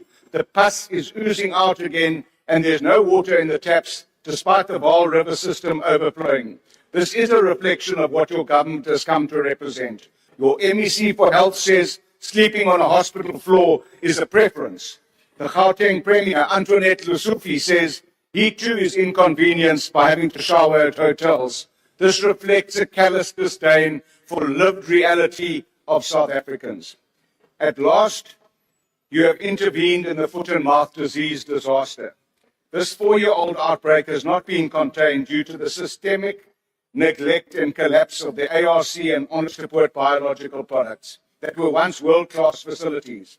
The previous administration spent R500 million to build a world organization of animal health recognized good manufacturing practice vaccine production facility, and we have nothing to show for it. The Minister of Agriculture is sitting on the investigative report, and those responsible for this disgrace are still at the forefront of controlling the disease. Mind-boggling. This state-controlled disease is out of control. Comprehensive vaccination is no one's inspirational decision or choice. It is a desperate last resort because the spread of the disease can no longer be contained. Take note that the Western Cape government, who've jumped the queue to get vaccines, are now also wanting to procure their own vaccines because they don't believe that the bureaucratic bungling of the responsible department and ministry will deliver them to them. If your disaster declaration is to be successful, it's not to ensure the control of animal movement and further destroy economic livelihoods in the sector. Your sole focus should be the urgent acquisition and delivery of enough affordable and effective vaccines, something that the department can't seem to do, and to facilitate the emergency vaccination of contaminated and uncontaminated herds. Vaccination of clean herds mitigates against devastating production loss and livestock mortality. Farmers and their cattle are literally dying for vaccines. Mongameli, boyisakele.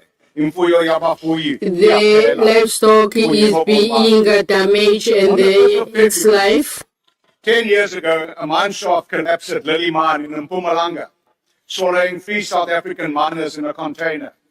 Previously, mine rescue teams were sent to Chile. We have rescued and retrieved illegal miners, Zamazamas, dead and alive from the Stilfontein and the Buffelsfontein mine, at incalculable cost to the state. Yet you've left these 3 in that container. Yvonne Mnisi says, do not remember me only on anniversaries. Remember me every time you choose profit over people. Solomon Yerende says, I was left underground, but my family lives above ground. Their pain has never been relieved. Priti Nkambule says, I went to work to earn bread for my family. I did not know I was walking into my grave. 10 years later, my children have grown, but I have not come home.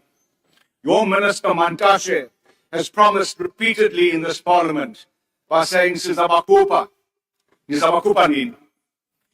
Yet, the parents of these deceased and neglected miners are still stuck in despair, and for the past 8 years have camped 1,000 meters from the mine entrance, watching Zamazamas go to work at the mine, where the business rescue practitioner is stuck in a careless time warp of inaction. I, Aninanka Talo, your government You has don't no care. Your time is up. Honorable Reverend K.R.J. Mishwe.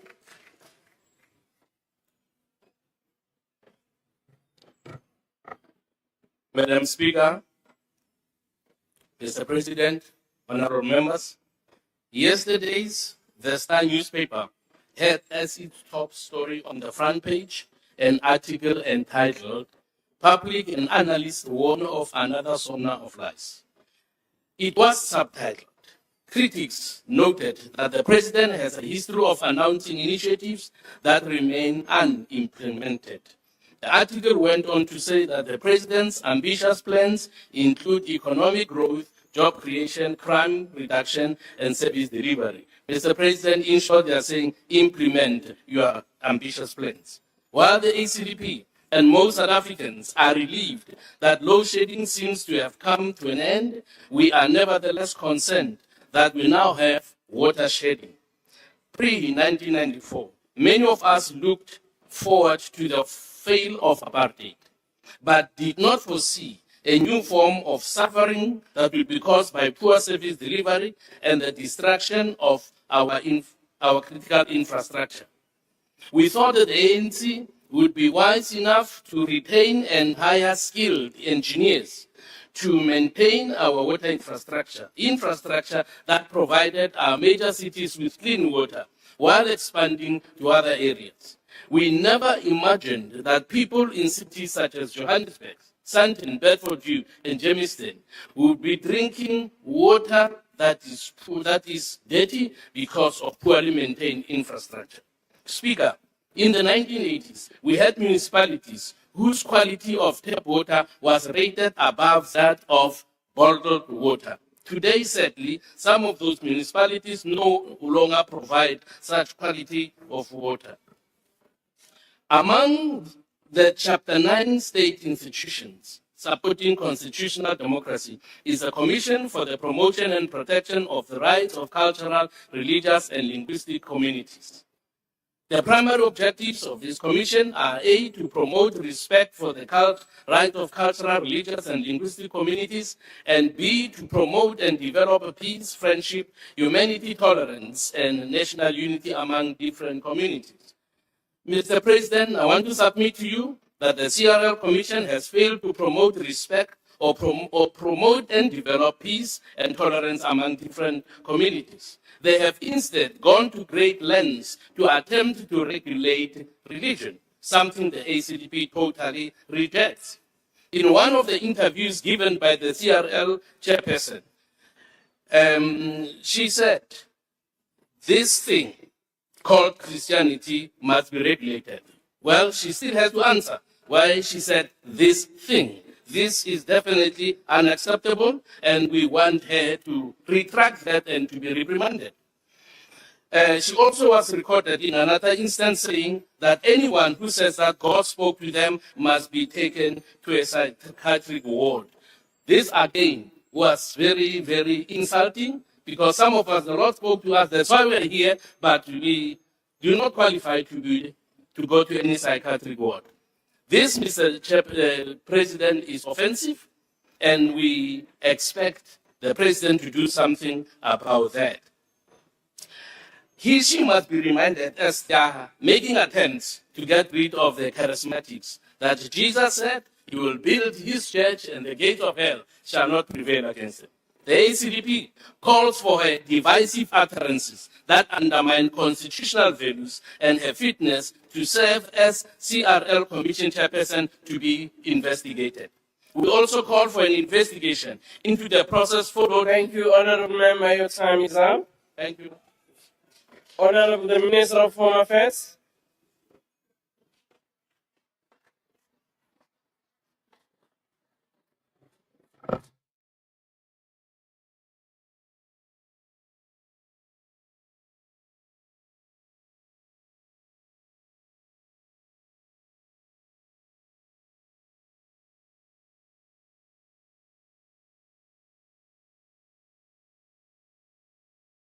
Can the service officers please help the Minister?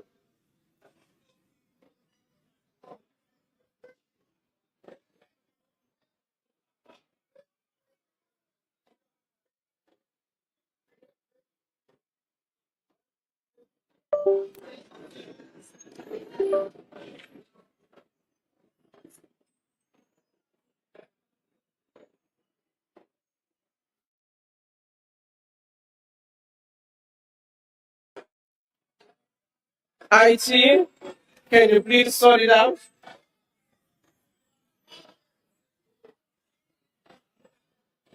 At this,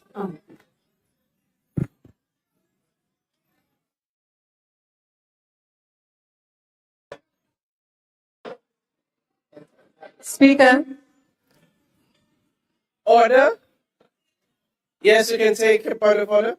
Thank you, Speaker. While they're busy with that, these plugs don't work. There's no power in here. Thanks. Very much. I'll also try and ask them to deal with that.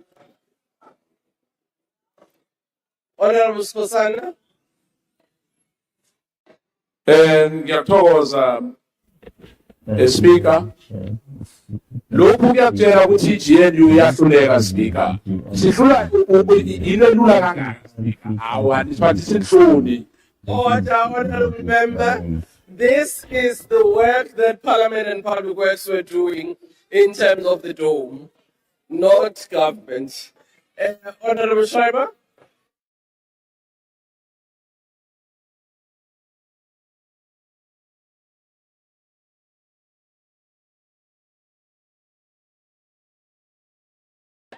Next. You can proceed.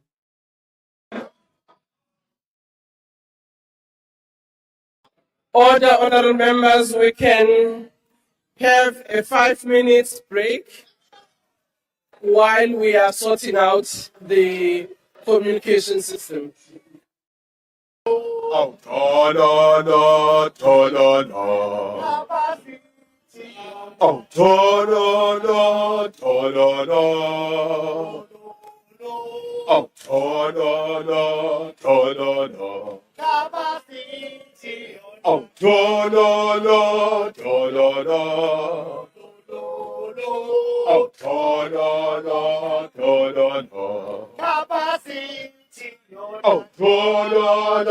ta-da-da. Oh, ta-da-da, ta-da-da. Capacity, Oh, ta-da-da, ta-da-da. Oh, ta-da-da, ta-da-da. Ushinu makashe yena. Ta-da-da, ta-da-da. Ta-da-da, ta-da-da. Capacity, yona. Ta-da-da, ta-da-da.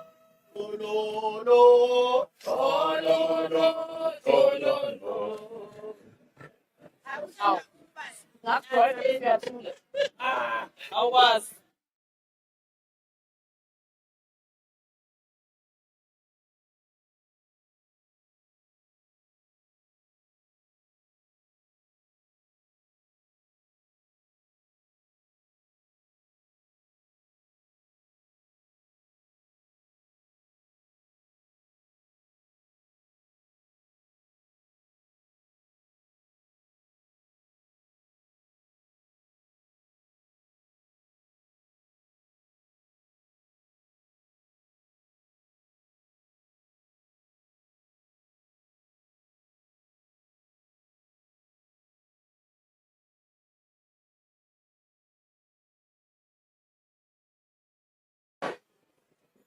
One, two.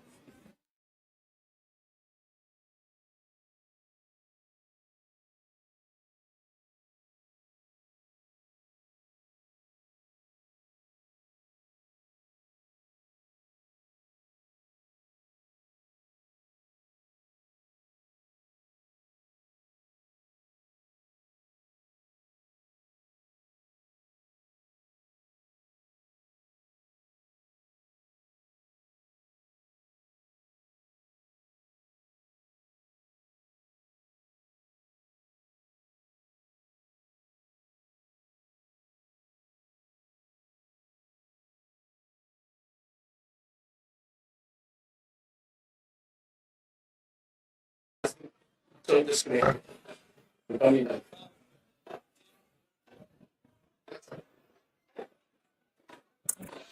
One, two. Podium mic. 1, 2, 2, 1, 2.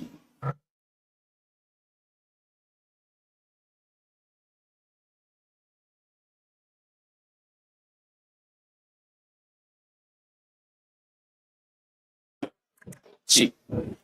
We good, we good, we good, we good, we good. Good, we good.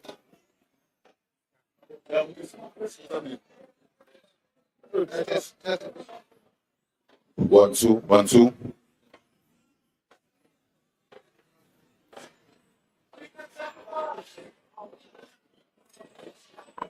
Order, honorable members.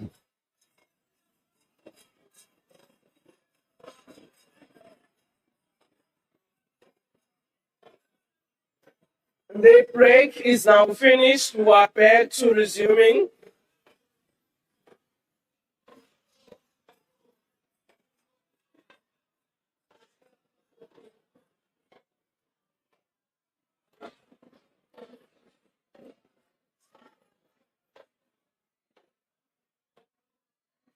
Order, honorable members, can you please take your seats so that we can resume the debate?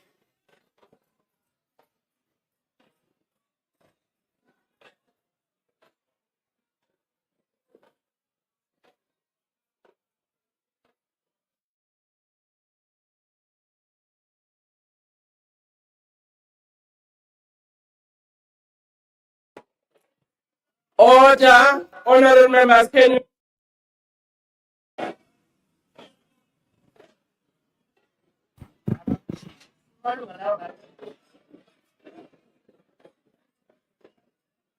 Can members settle down?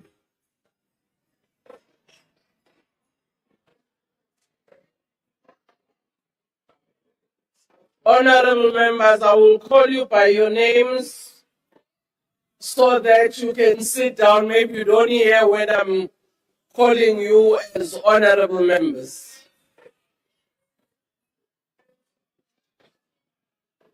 Mandala, you are also standing. Order, Honorable Minister of Home Affairs. Honorable Speaker, last year I stood at this podium and outlined the key priorities that the Home Affairs ecosystem would deliver during 2025.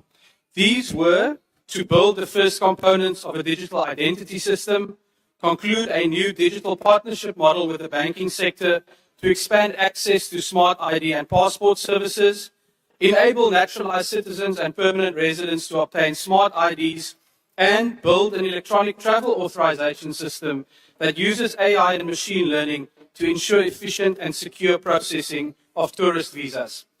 In 2025, Home Affairs not only delivered on each and every one of these pledges, we went far above and beyond. As a result of our reforms to the online verification service and other upgrades to internal systems, I can today announce that the turnaround times for smart ID and passport applications have been cut by an incredible 66.7%. This is what building a capable state looks like in practice. And this is why we issued a record 4 million smart IDs in 2025, a near doubling in efficiency compared to the previous annual average. Additionally, when the Constitutional Court affirmed in May 2025 that Home Affairs must reinstate the citizenship of South Africans who had been unconstitutionally deprived thereof, we turned a challenge into an opportunity. In the past, implementation of this judgment would have required affected people to stand in long queues and fill in mountains of paperwork. But we rejected the old way of doing things and instead enabled South Africans to verify and confirm the reinstatement of their citizenship online through facial recognition within just 1 hour. The technology we built for this portal is also a key component of the digital ID system that we are rolling out in 2026. If you want to get a taste of the future we call Home Affairs at Home, simply visit myhomeaffairsonline.dha.gov.za. Die dramatiese hervorming van binnelandse sake maak dit duidelik dat die DA ons ondernemings aan ons kiesers gestand doen en 'n reuse bydrae lewer om ons land vorentoe te neem deur die regering van nasionale eenheid. The track record we have built over the past 20 months is also the reason why I can proudly tell this House today, you ain't seen nothing yet. In 2026, the best is about to come for Home Affairs. Our showpiece reform this year is digital ID. With the core biometric technology already live for the citizenship portal, we now shift our focus to building the front-end user interface. Through digital ID, South Africans will not only be able to access the enabling documents on their mobile phone, but they will also be able to remotely verify their identities using secure facial recognition. Of course, Speaker, even in a digital world, there remains a need for greater access to secure physical documents, including the smart ID and passport. Within the next few weeks, we will launch the first set of bank branches offering these services through our new digital partnership model. Honourable members, this will mark the beginning of the end for long queues at Home Affairs. Under the new digital partnership, you will be able to walk into your local bank branch, including in rural and underserved areas, and apply for a smart ID in as little as 3 minutes. The Home Affairs digital revolution is also enhancing border security and immigration management. Following the successful launch of the ETA ahead of the G20 leaders meeting, the Border Management Authority, in collaboration with the South African Revenue Service, is currently expanding facial recognition cameras to all international airports and major land ports. Once this is complete, we will scale up the ETA to eliminate visa fraud, ensure that biometrics are recorded for every foreigner who enters South Africa, and enable legitimate tourists and travelers to obtain visa outcomes digitally within 24 hours.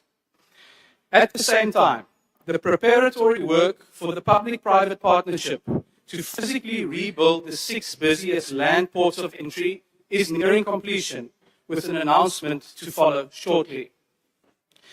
Speaker, these reforms, coupled with the President's announcement of more labour inspectors and greater funding for border management, as well as the proposals contained in the draft white paper on citizenship, immigration and refugee protection, lays the foundation for major progress against illegal immigration and illicit trade this year.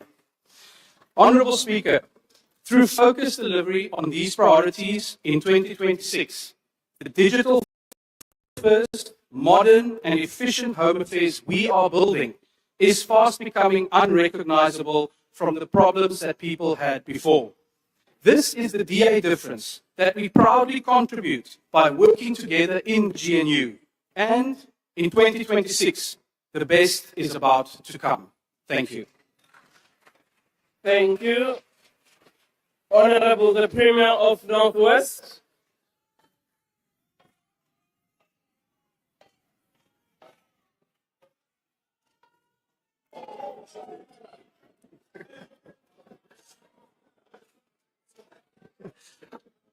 Honorable Speaker of the National Assembly, the Chairperson of the NCOP, Your Excellency President Cyril Ramaphosa, Your Excellency Deputy President Paul Mashatile, honorable members, and South Africans.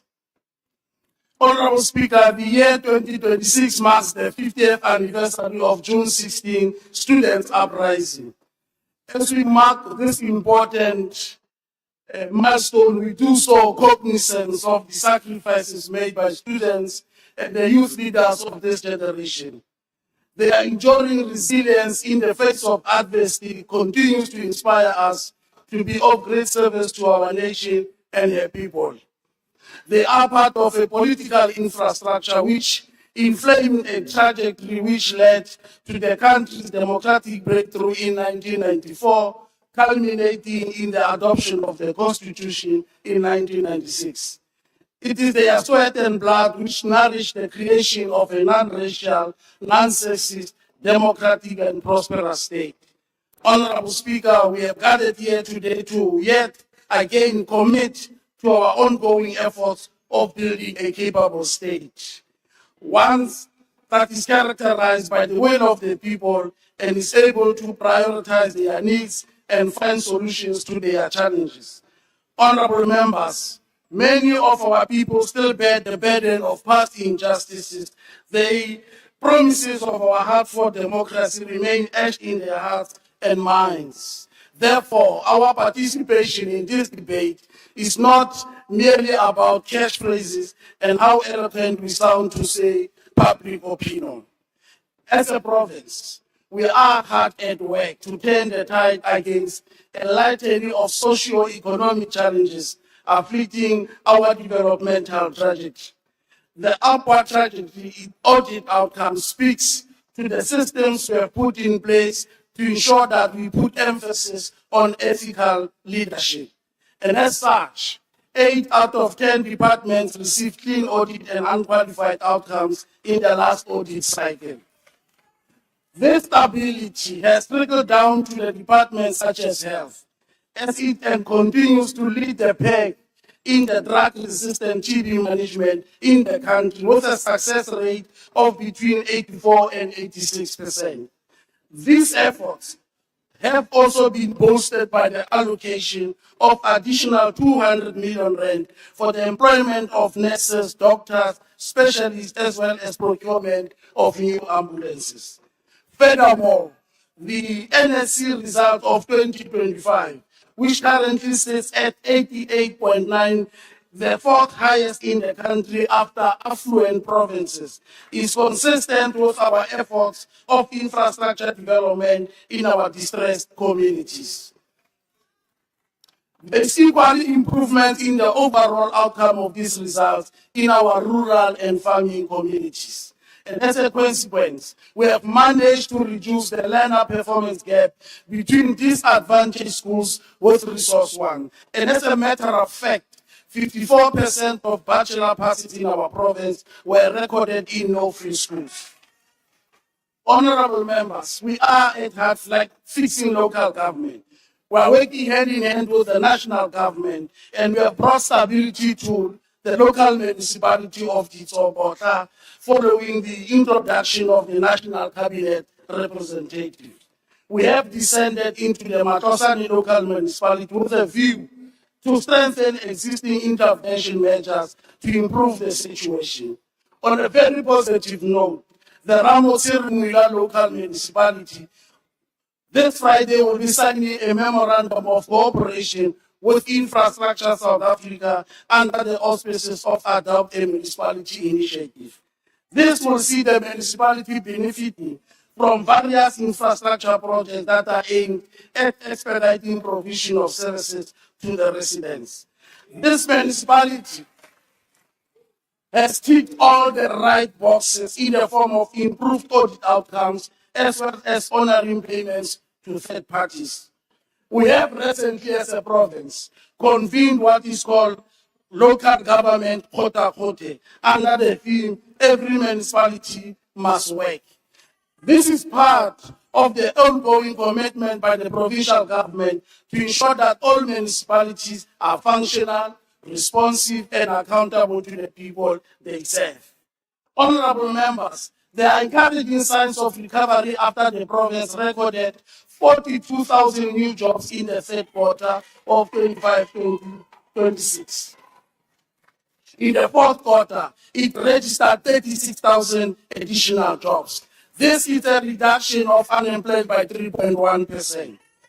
Our efforts, members, of creating additional 12,000 jobs are gaining traction as we seek to implement the Bojana Special Economic Zone, which will be anchored on investment commitment amounting to 12 billion rand.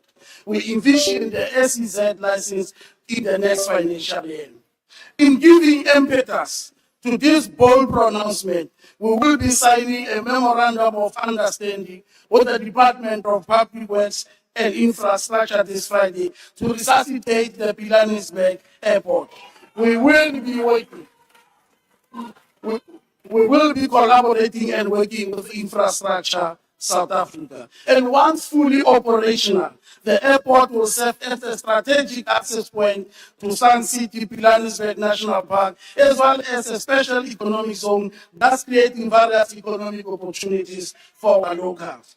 This economic drive is further amplified by the implementation of 4 critical roads projects at Matibeng, Moses Kotane, Taung local municipalities, and they will serve as strategic corridor routes between the provinces of Gauteng and the Northern Cape. We have set aside a budget of 980 million rand this financial year so that we are able to create employment and sustain our jobs. The Department of Public Works and Roads additionally has been allocated another 256 million, which includes around 150 million in the form of disaster relief fund to address repairs of roads and bridges that were damaged during the floods last year. Moreover, the construction of 2,900 housing units across the 4 districts of our province is well underway. We have resolved to utilize 80% of the budget to complete all blocked housing projects in the province. To date, 70% of those projects have been completed. Just last year, we have handed over 300,000 housing units to residents of Ching Extension 19 in Ventersdorp in JB Max. We have resuscitated the operation of Bulela Metsi. Several water projects in the province are in various states, in Dinokana, in Tabane, in Ibelecheng, in Ikacheng, Lonely Park, Joburg, Elton, and Kanana. All these projects are at different completion periods. Honorable members, plans are already in motion for the commercialization of rural and communal farms at Springbok in the Sobota local municipality. Over 100 farmers across 23 villages will benefit from this 40 million rand initiative in the Ngaka district. The Provincial Disaster Management Center has been activated to assist farmers and help them to arrest the spread of the foot and mouth disease in the province. We have put measures in place for farmers to adhere to the dictates of the protocols for the movement of cattle as a means to avoid and curb this new infection. As I conclude, Madam Speaker, the Nigerian author and novelist Ben Oakley avers, and I quote, "Where there is perfection, there is no story to tell," unquote. We have never claimed to be perfect, but will be true to the cause of reversing all the injustices meted on our people over 300 years of colonial apartheid rule. Let's build communities together. Thank you very much. Thank you, Honorable Member. Order. I'll now ask Honorable Ex-Minister of Police to take the podium.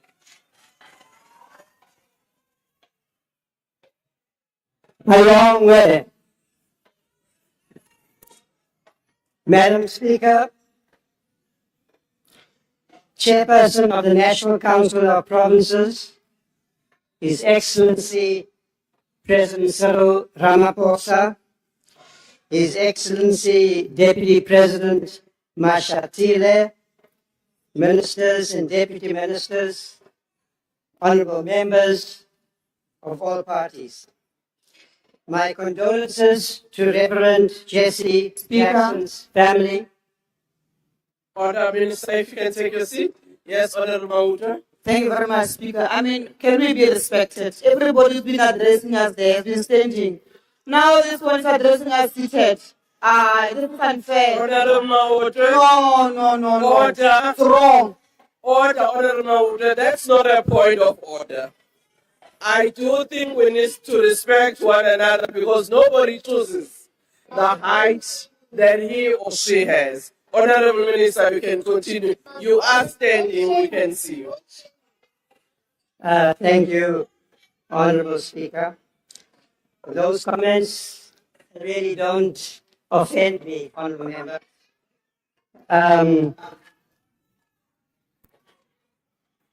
They're much more a reflection on you. My condolences to Reverend Jesse Jackson's family, principal friend of the people of South Africa and our struggle for freedom. I also wish the government and the people of China a happy new year. With respect to the fight against corruption, violent crime, and organized crime, including gang violence and illegal mining, the President's SONA address on the 12th of February was, in my opinion, the most significant in the last decade. The President's speech recognized that the well-being and security of our people must be the core priority on which inclusive economic growth and the proper functioning of our democratic institutions is dependent. He set out a clear vision for the coming decades, as well as detailed action plans that must be implemented if we are to achieve our objectives. I confirm that the National Commissioner of the South African Police Service and the Chief of our Army met yesterday to finalize the deployment plan, which will begin in the next 10 days. And by the direction of the President, I can confirm that the deployment will include the Eastern Cape. Mr. President, this decision is appreciated in communities across our country, from Umtata in the Eastern Cape to Philippi and Khayelitsha in the Western Cape to Gauteng Order, Honorable to Minister. Regenbach. Order, Honorable Minister, if you can take your seats. Honorable Brady, what's the point of order? Thank you, Honourable Speaker. Will the Minister be prepared to take the question? Minister, will you be prepared to take a I will question? continue with my speech. It's a maiden speech, Honourable Member. I don't Thank need you. to remind you of Proceed, the rules. Minister. I was saying, Honourable President, before the interruption, that this is a decision appreciated across communities that I have visited, including Reicha Park in Westbury. We have agreed that the method of deployment should learn from past experiences in our own country as well as elsewhere, respect the respective mandates of the South African Police Service and the SANDF, as well as the Constitution, having regard to the imperative obligation to restore calm and stop the killings. In addition, I have asked the National Commissioner to take further steps to strengthen the anti-gang units and to deploy specialized units of the South African Police Service, on which I'm expecting a report in the next 2 weeks. It's also going to be critical in this period to implement steps to strengthen the capabilities that are required for intelligence-driven approaches to dismantle the networks behind organized crime.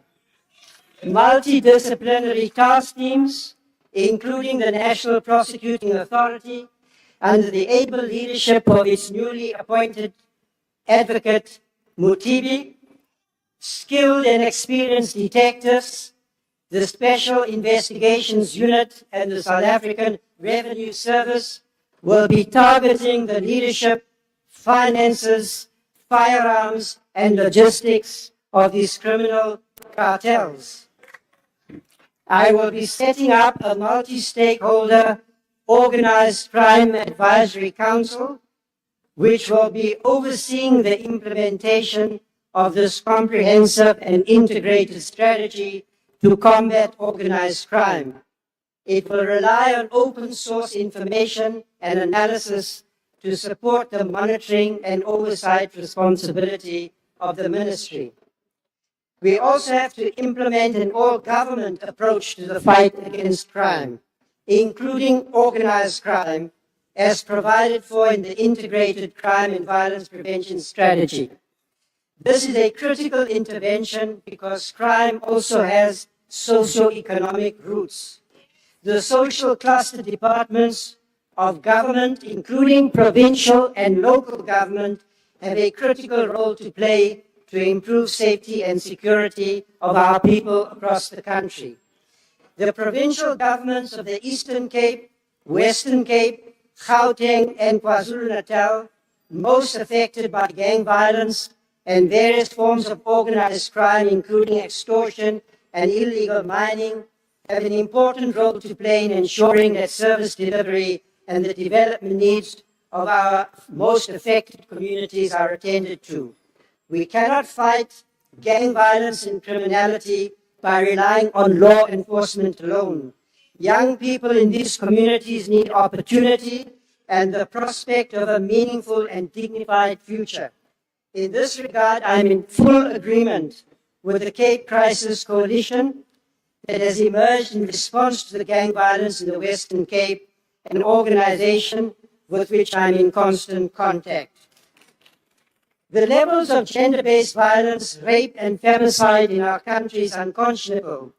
Therefore, the classification of this as a government disaster by the President has provided us with the impetus to tackle this issue with renewed vigor. In my visits to communities in many parts of the country, particularly in the Eastern Cape, I have been shaken to the core by the kind of violence in our families, in the most intimate spaces between husbands and wives, adults and children. I have therefore asked the Deputy Minister of Police, Dr. Bushello, to lead a process supported by the Civilian Secretariat to make an assessment of the gaps in the current response of the South African Police Service and to propose remedies. Our approach will include expanding and strengthening the family violence and child protection units in the South African Police Service to improve docket quality, DNA evidence, and victim support at police stations. It will also require working with the Departments of Social Development, Health and Justice to ensure the provision of shelters, psychosocial support, and survivor-centered services. Fighting crime and improving safety also requires an all-of-society approach. At the inauguration of our democracy, there was a strong commitment to community policing. It appears to me that this project has lost some direction and impetus, and that a renewed effort has to be made to involve communities across the country through community policing forums, patroller programs, and neighborhood watches. We do not have to impose a one-size-fits-all approach. Let me say, however, that I'm particularly interested in the role that an expanded, incentivized patroller program can play in supporting communities in the fight against crime.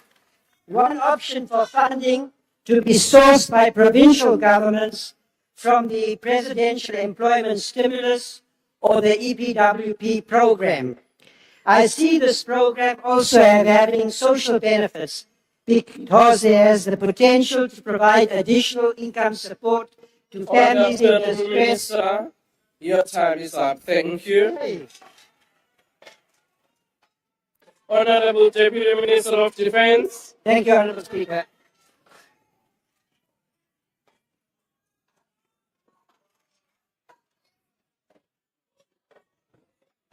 Madam Speaker, Honorable President, Speaker. and Deputy President. Speaker. Honorable Speaker. Sorry. Order, Deputy Minister, can you take your seat? I just wanted Thank to you. check. Honourable Malima. I wanted to check if it's parliamentary because when the minister was talking, I asked Honorable Mantashi to give him water. He said we must give him wine. Order, Honourable Member. I think both of you were involved in what is unparliamentary. Thank you. There is the water there, which is available in this house. Honourable Deputy Minister of Defence. Madam Speaker, Honorable President and Deputy President, honorable members of this House, Mamalal. The government of national unity will not be judged by the promises tabled during the opening of Parliament, but by whether that skeletal plan is implemented with urgency, discipline, and measurable results. The SONA emphasized economic recovery and energy stability, but sustainable growth also depends on protecting our environment and critical infrastructure from vandalism, illegal mining, and sabotage that damage ecosystems and investor confidence. We are strengthening enforcement, deploying coordinated security, but sustainable growth also depends on protecting our environment and critical infrastructure from vandalism, illegal mining, and sabotage that damage ecosystem. I repeated that deliberately. We are strengthening and force deploying coordinated security and accelerating prosecutions because environmental protection, stability, and growth are inseparable. The GNU further recognizes that development cannot flourish without security. We therefore welcome the deployment of the SANDF in support of SAPS in crime epicenters such as the Cape Flats, Western Cape in general, as well as Eastern Cape, and now the issues related to the mining as well.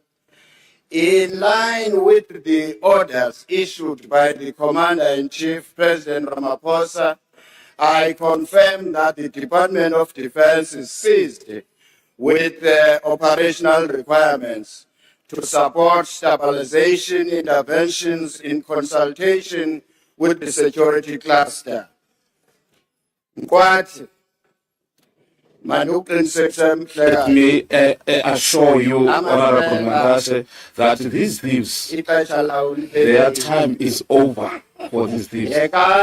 Law enforcement agencies. You must allow the law enforcement agencies to do their work. Those who are doing protection fee, they even close down clinics and palliators. Their time is over. We're going to deal with them decisively. The honeymoon is over. Corruption and maladministration have not merely touched the state, they have engulfed it, reaching even into our law enforcement agencies. The rod did not spare the Department of Defense either. That is why we acknowledge the President's decision to sign the proclamation authorizing the SIU to investigate these matters and more. Accountability cannot be selective. It must be decisive and it must reach everywhere. At a briefing to the Portfolio Committee and Joint Standing Committee on Defense, the SIU, the military police, and Hawks assured us that we have recovered over 1.6 billion linked to corruption and mismanagement within the Department of Defense. This is just a start of restoring the image. Thank you, Honorable Member. Your time is up. Okay.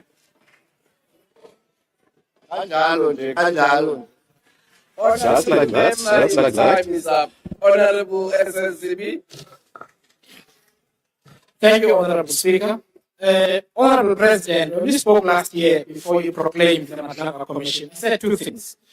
The first was that it was the right decision to ventilate such matters in public and under oath, especially with a highly capable team led by Justice Madlanga. Nearly every day, South Africans get to know who is undermining our public institutions and the rule of law and making all of us less safe. In that way, they can put pressure on you and all of us to make sure that these people are held accountable. In this respect, I want to commend you for responding to what is in the hearts of every South African, that the senior ranks of law enforcement must be revetted and cleaned up. South Africans are not only angry, but afraid to report crime because they do not trust those who have taken an oath to protect them. The process of vetting must be adequately resourced and urgently done. This leads me to the second thing I mentioned last year, which is that South Africans want you, Mr. President, to cane someone on the streets, proverbially that is. They want to see people in court and then in orange overalls as quickly as possible. They want to see wrongdoers fired. I urge you to be unrelenting in pushing the relevant ministers and the National Police Commissioner to complete this task as soon as possible and keep Parliament appraised.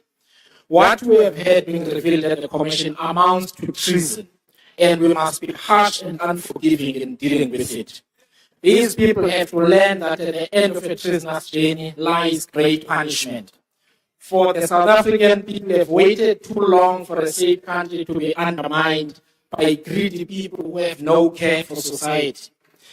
I also noted that you dealt with the issue of local government. Mr. President, I want to encourage you to use more blunt language. Local government is a very weak link in the economic recovery chain. The level of mismanagement, misallocation of funds, and corruption in municipalities undermines nearly everything that is being done at national level to drive economic recovery. Key underperforming municipalities must be placed under administration. Why? Because every business that employs people is in a municipality, and the failure to deliver basic services continues to strangle investment. Lord knows how many investors are thinking twice about investing either in the city of Johannesburg and other cities where there are water problems. Of course, this man-made crisis needed decisive action a long time ago, and given how little time we have to avert a bigger crisis, a more decisive intervention is needed. Lastly, effective deployment of the budget needs us to take hard political choices and decisions. Only about 4% of the health budget goes to capital expenditure and about 3% to education. This formula is unsustainable, yet resources are limited. That means we must pick our battles and prioritize. Therefore, the composition of expenditure is the next frontier of the things we must tackle. And I challenge my fellow honorable members in Parliament to push the Finance Minister in that direction. To govern is to choose. We must choose where to direct our limited resources. We must choose between what is urgent now and what must wait until later. Because if we lack the courage to prioritize, we guarantee that nothing of substance will get done. And thank you, Honorable Speaker. Thank you, Honorable Member. Honorable Mama Bula.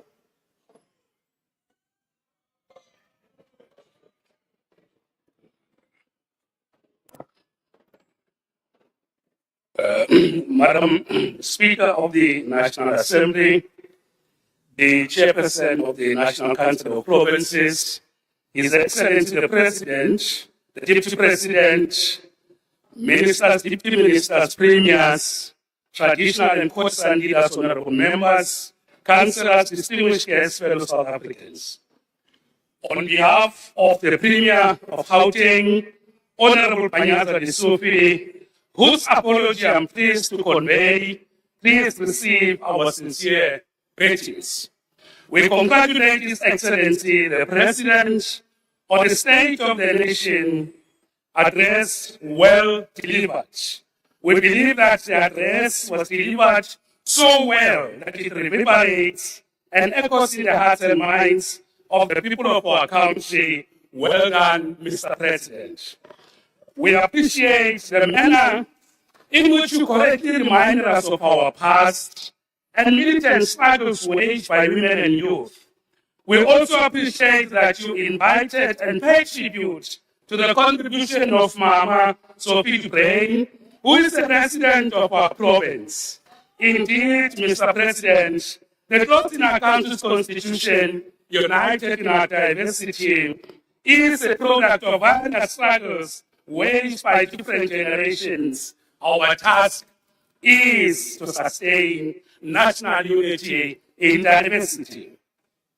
Honorable members, Gauteng Province welcome the SONA. In particular, we appreciate the strategic thrust that resonates across the speech, that the 3 spheres of government working together, led by the president, the premiers, the mayors, with the people, and we believe that this profound principle constitutes a decisive turning point and certainly a new normal in how government, across the three spheres of government and organ of the state, should work in a coordinated, integrated, and cooperative manner.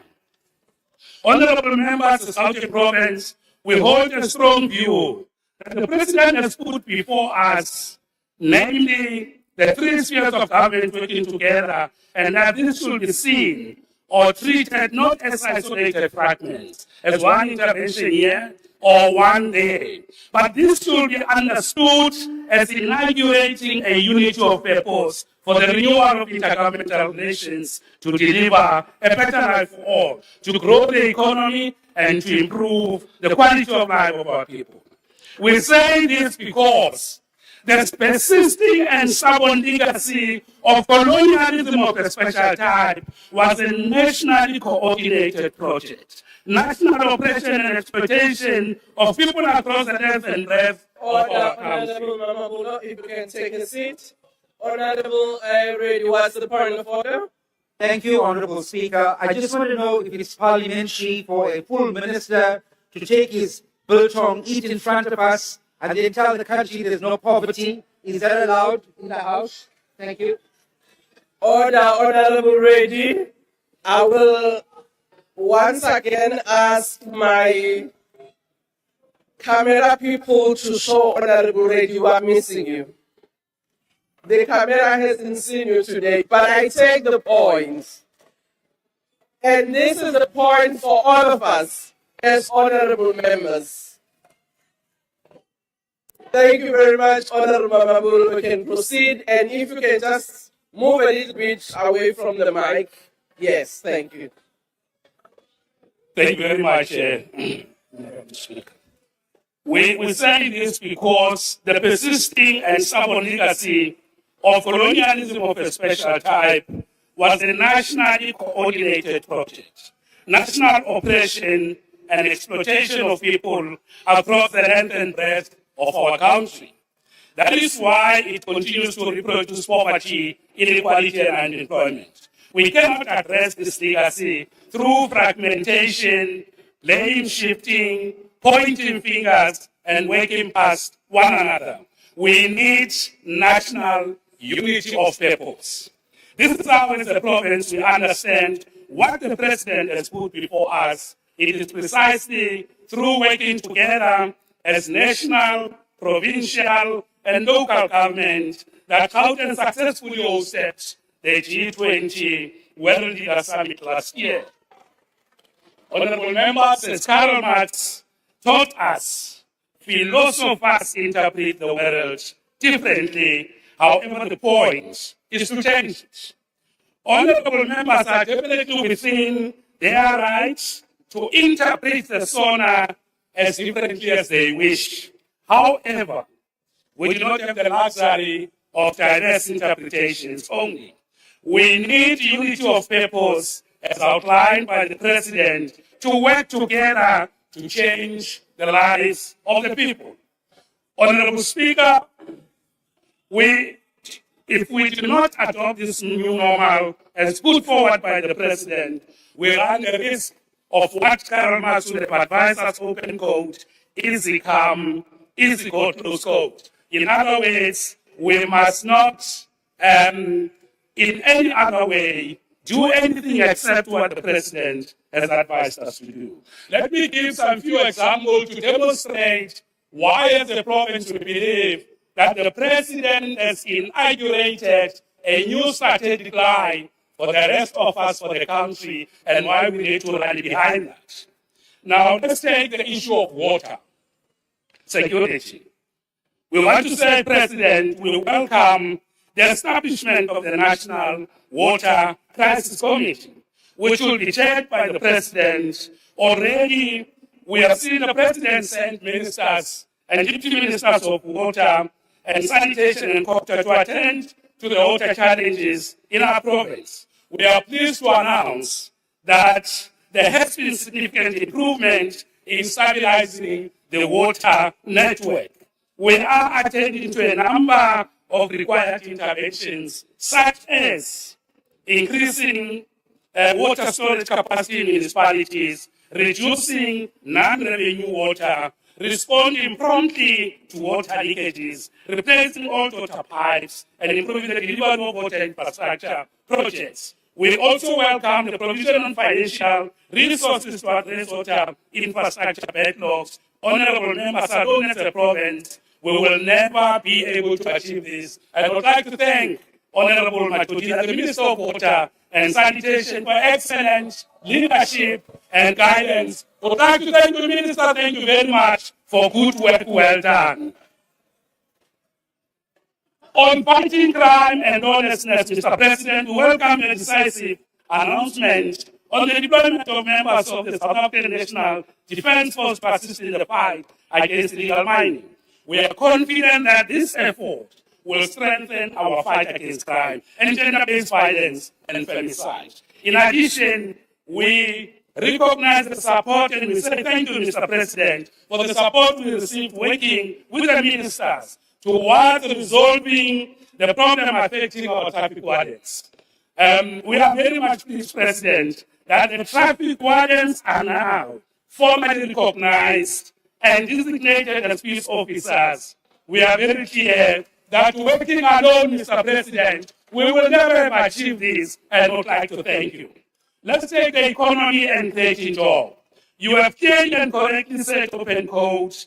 All our actions now are driven by the need for rapid and inclusive economic growth to create more jobs and better quality of life, close quotes. You further indicated that Cabinet has adopted and approved a comprehensive implementation plan to drive growth and inclusion. As the economic hub of this country, we can say, without any shadow of doubt, President, to achieve the objectives of the plan, we need to work together as the three spheres of government. No single sphere can grow the economy, create jobs, particularly fight youth unemployment on its own. We do need to work together. For that, we thank you, President. Let's take health and NHI. We welcome the fact that you visited Dr. George Mukari Hospital and further welcome your approach at working with various public and private financing institutions to finance the building and revitalization of care facilities. This will certainly enhance our readiness for national health insurance. Even on this, we need to work together to realize the objectives of NHI. On energy, we welcome what you said, Mr. President. You correctly said open codes. We will work in each province to address transformer overloading, illegal connections, equipment failure, with the objective of eradicating load reduction by next year close codes. While the province has been doing some work in this area, but once more, President, to achieve these objectives, the three spheres of government should work together because our national operation was nationally coordinated. We need to work together to resolve it. On issues related to infrastructure, we applaud what you say, President, and you have said, open code. Infrastructure is much more than investment in brick and mortar, concrete and steel. It is an investment in jobs, productivity and growth, close quotes. We do need better coordination across the three spheres of government to deliver infrastructure. No single sphere working alone can realize Thank it. you, Honourable It is for Member. this Your time reason has that we expired. welcome the President. We call on the House to accept, welcome, and endorse the Honourable SONA. Member, Thank you your very time much. has Welcome. expired. I now invite the Honourable Maimane.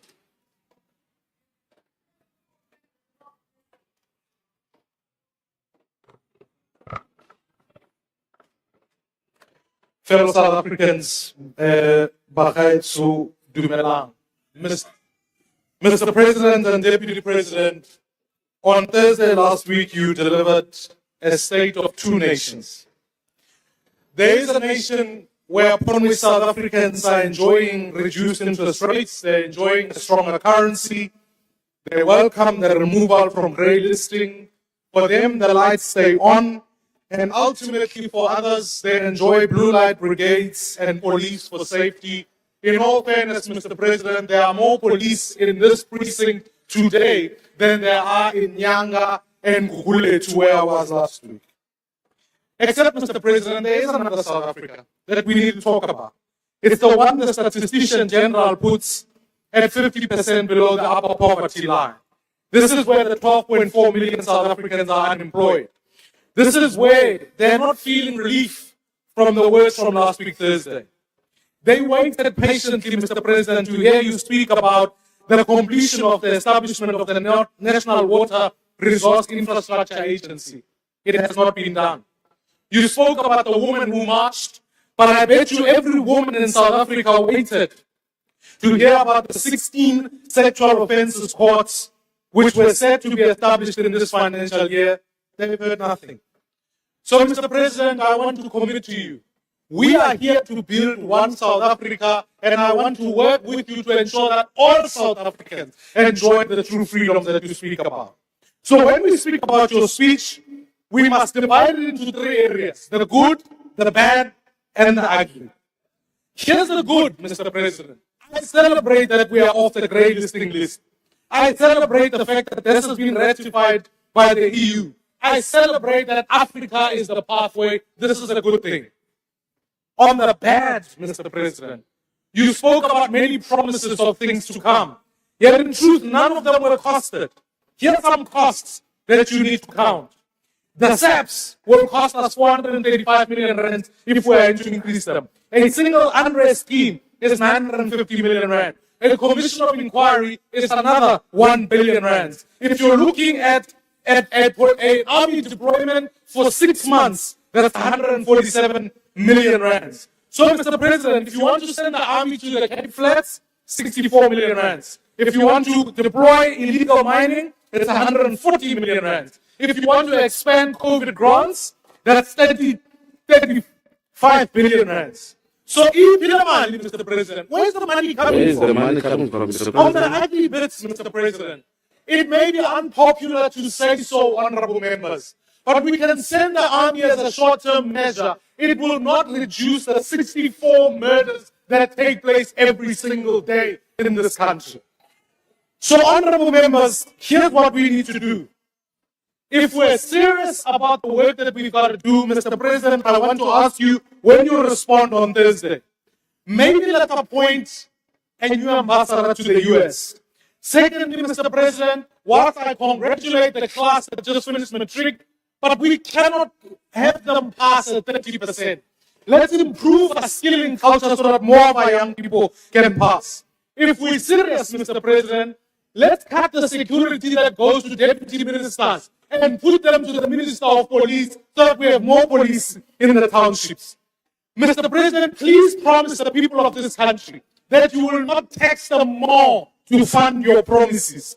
If you commit to those things, I will be the first one to support your plan and ensure that corrupt politicians end up in jail and we build one South Africa that works for all. Thank you very much. Thank you very much.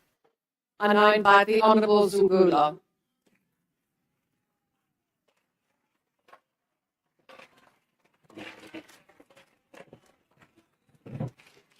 Progressives, Ndiyanibulisa. Mr. President, if we need a leader, they can confidently say the President hears our cries and is on our side.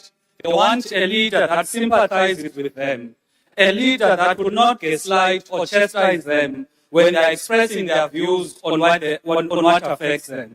You believe in the private sector to address our problems. Hence, last week, you mentioned private-public partnerships more than 8 times.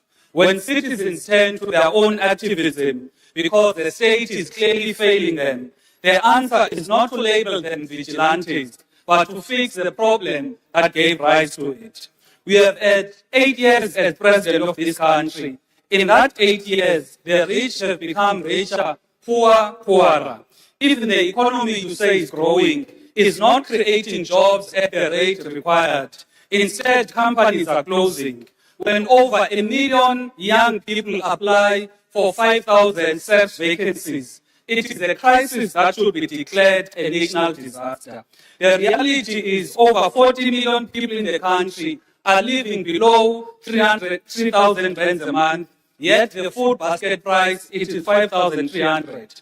In your 8 years as president, black people have been displaced from the entry-level sectors of the economy and jobs. Black people have resorted to taking their own lives to escape their daily suffering. It is black children that are dying in pit toilets from eating snacks from spazas and have to walk over 20 kilometers just to get to school.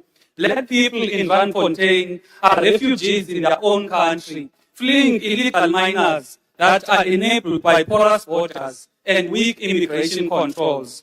Black students do not have accommodation in CPUT and NMMU, and the state unleashes the police and private security on them.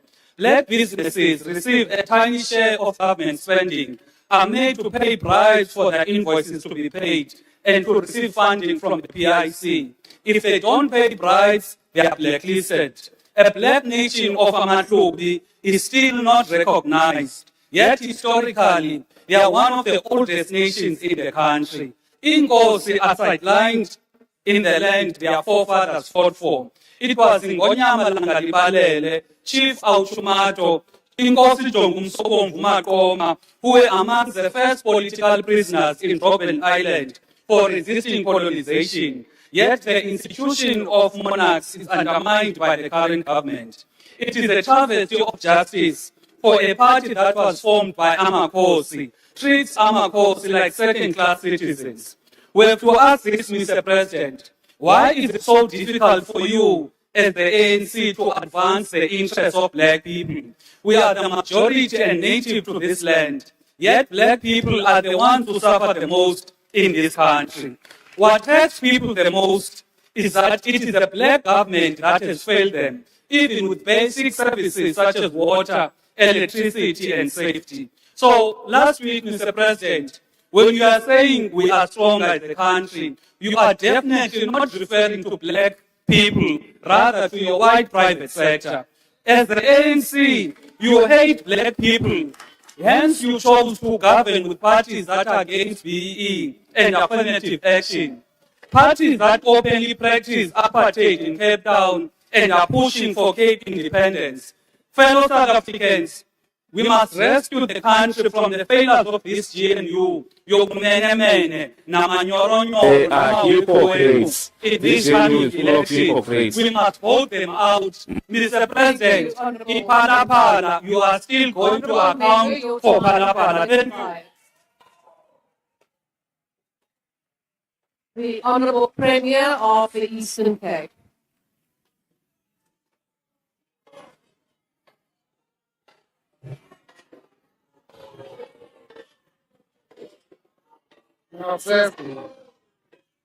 Honourable members, honourable members, honourable members, order. Members of the ANC and members on this side. Honourable members, well, it is against the rules to boo someone. It is unparliamentary, and I request you to refrain from doing that. Honourable Premier, please proceed. It's Premier of Malnutrition, Deputy Speaker, just a correction. Please. Thank you very much. Premier of Malnutrition. Deputy Speaker, greetings to the Honourable President, Deputy President, the Ministers, Deputy Ministers, Premiers, and Acting Premiers, Honourable Members. Please don't be obsessed about me.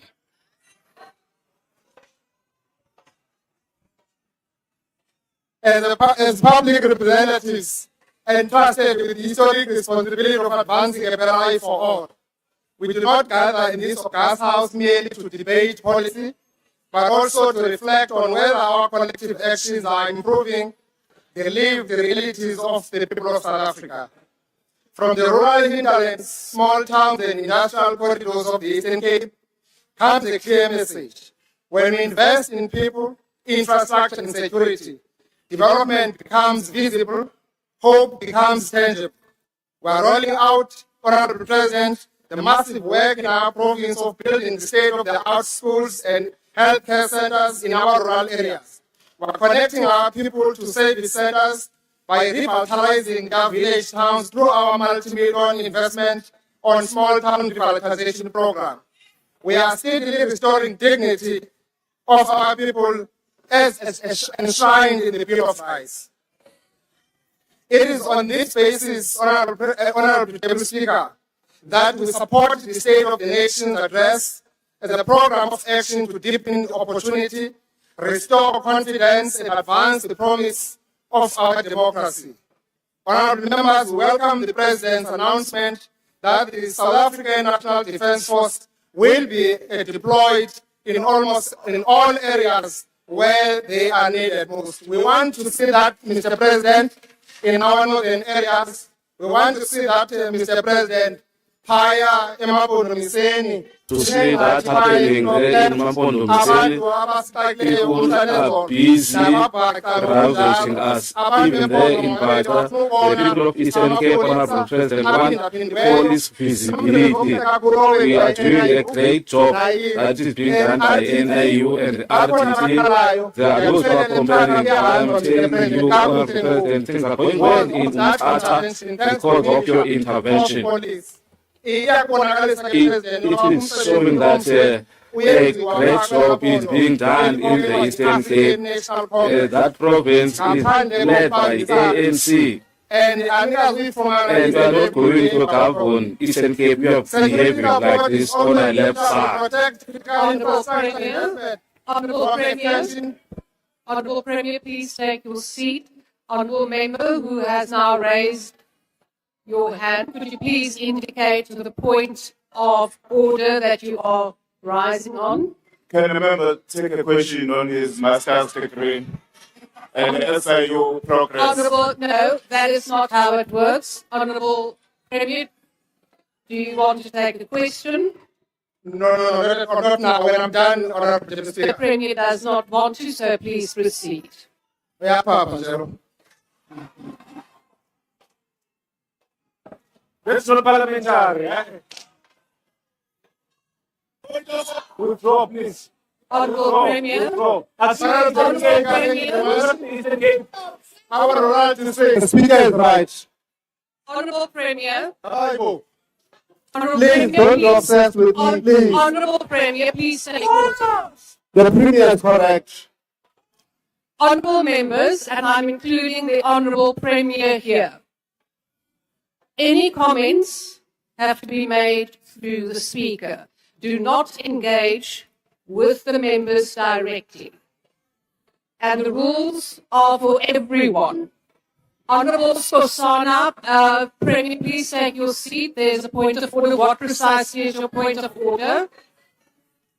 Ngiyathokoza mgcinihlalo iphakamisa la ngokuthi okhulumako ngaphambili uPremier akahopise igama lokuthi honorable member ohloniphekileko kuyaphala. It's unparliamentary. Speaker. Which means unparliamentary. Indeed, that Honorable Member. The Premier don't anybody. Who's law? Whose law? The Pop. Honourable members, please switch off your microphones. I have not recognised any of you. There's no one on the floor now besides presiding officer. Honourable member, I am again cautioning everyone, including the Premier, please remain from making comments directed at the members.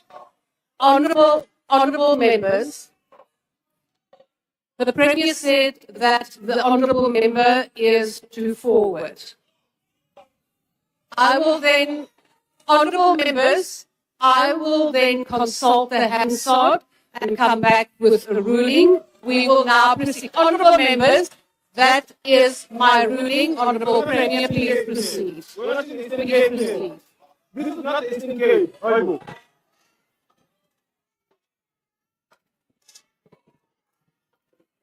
Thank you very much, Honorable Deputy Speaker. Madam Speaker, for the Eastern Cape rural development. The rural development is both an economic necessity and moral imperative. Infrastructure investments, roads, bridges, water, and connectivity are improving access to markets, reducing travel time for learners and patients, and unlocking economic activity in historical marginalized communities. Every road built narrows the distance between poverty and opportunity. Rural infrastructure is therefore not only about mobility, it is about dignity and inclusion. Work we are doing, Honorable Deputy Speaker, is in partnership with Central, has turned our province into a construction site.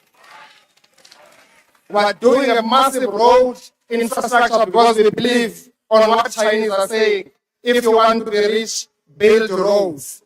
Further, the improvement on our logistics network, we are also working hard, Honorable Deputy Speaker, on ensuring that Bishop Airport is going to be a cargo international hub.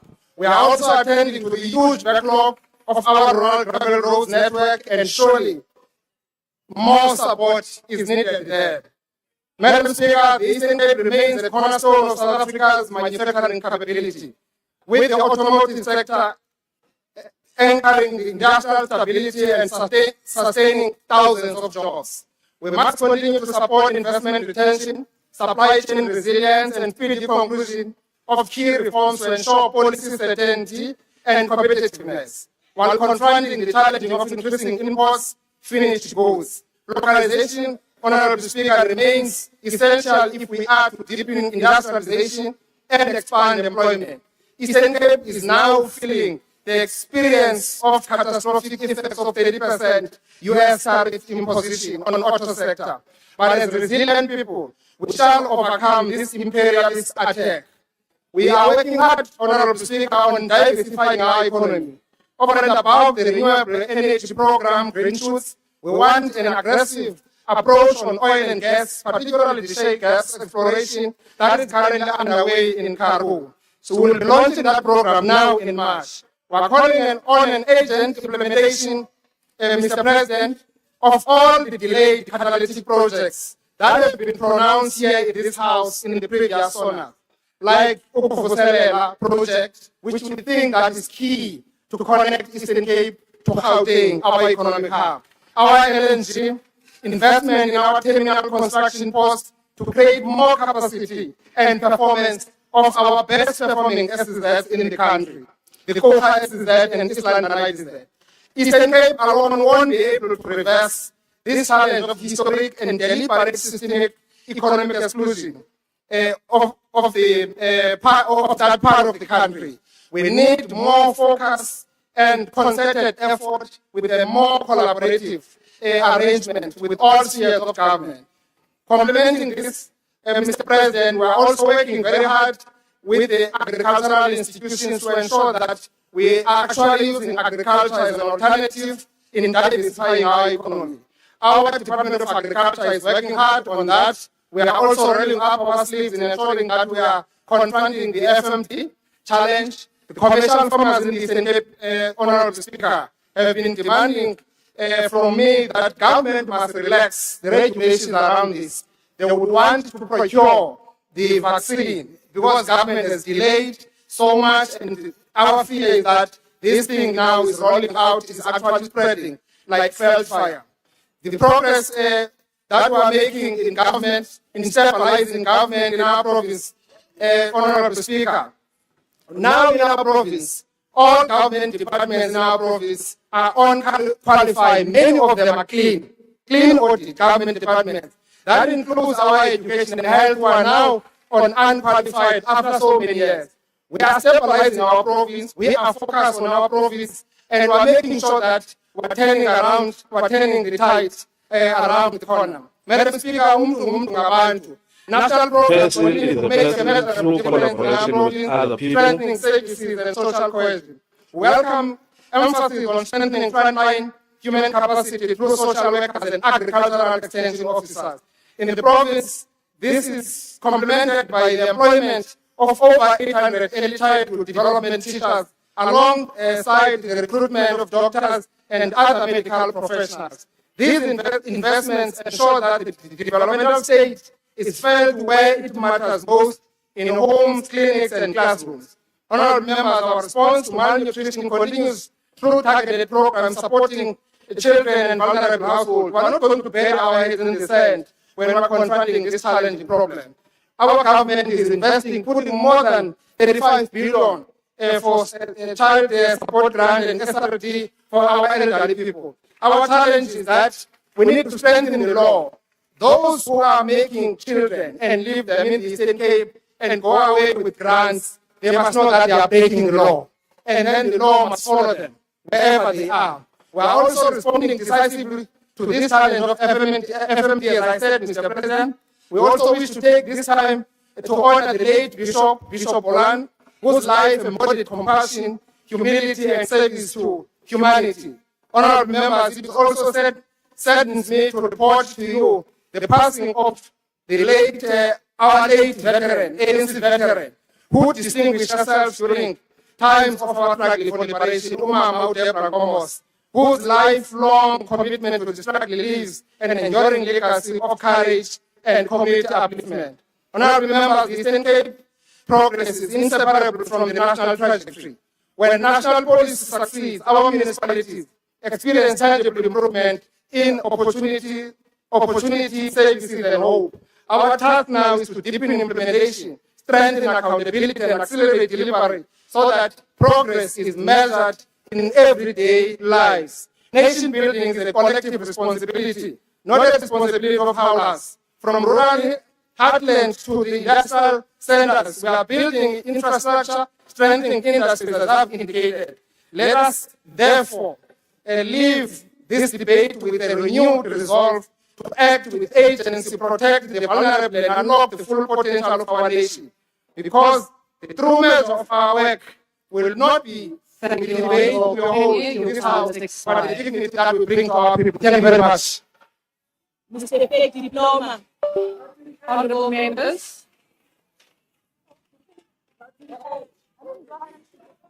Honourable members, business will now be suspended for 15 minutes for a comfort break. Bells will be rung to alert members to the resumption of business. Business is now suspended.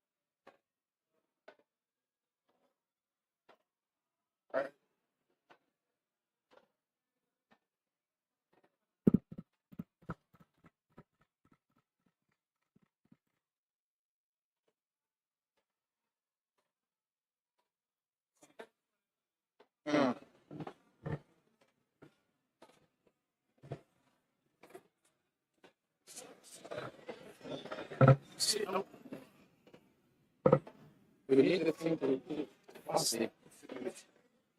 We need it. Madam.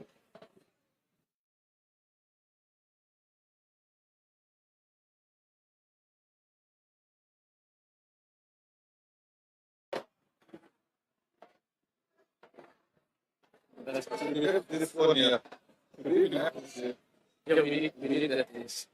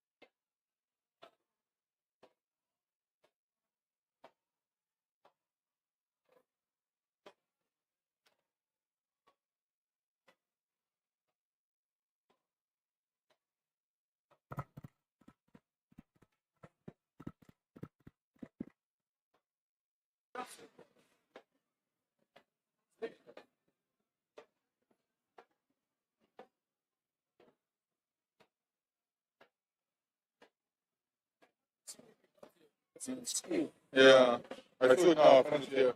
Yes. Oh, See. So we need this. We need to be. What do you want to do? Keep it tight. I'm looking for a sweet duct tape. It's so fun duct tape. Then I can put the tape in it.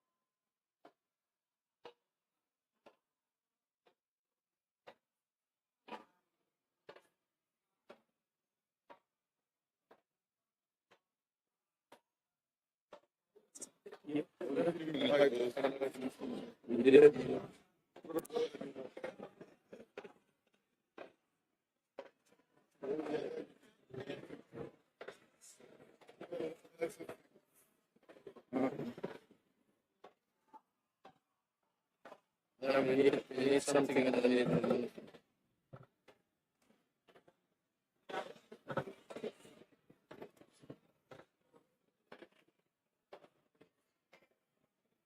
That's it.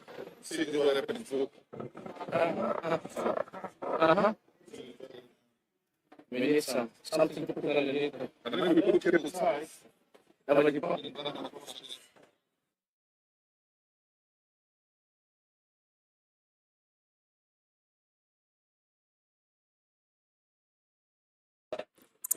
See. Put the cable ties that runs across here.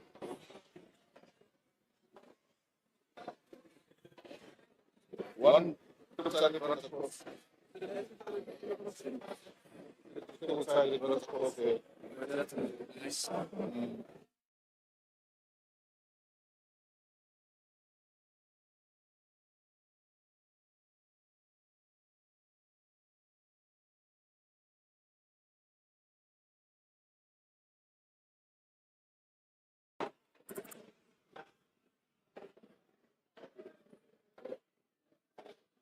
This is a very good.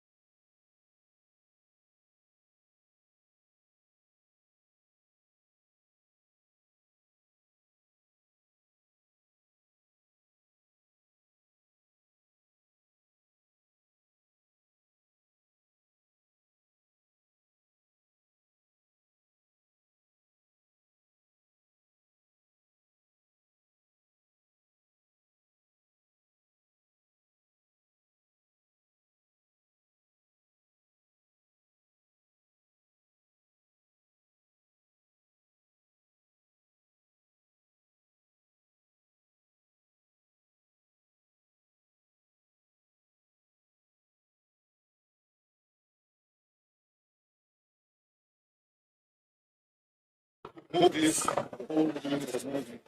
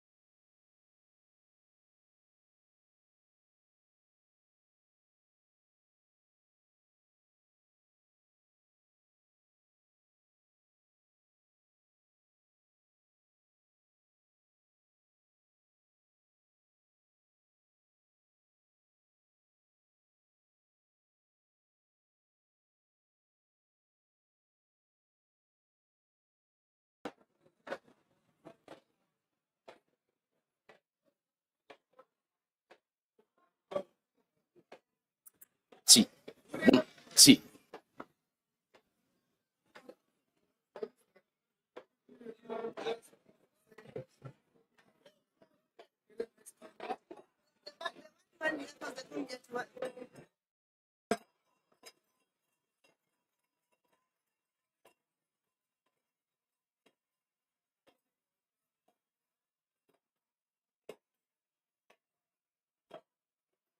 Thank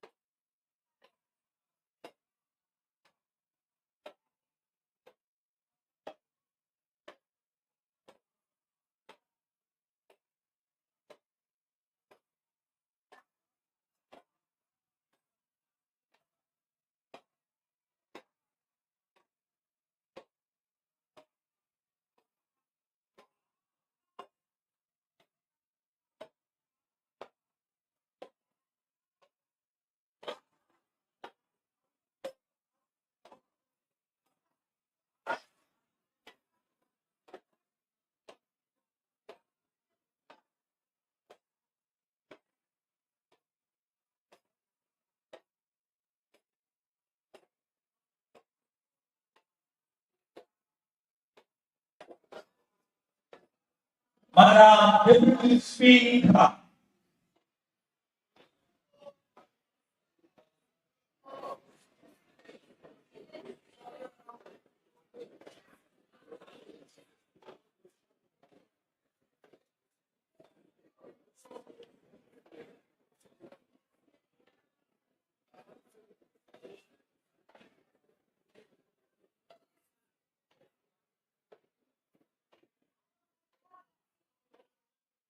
please be seated.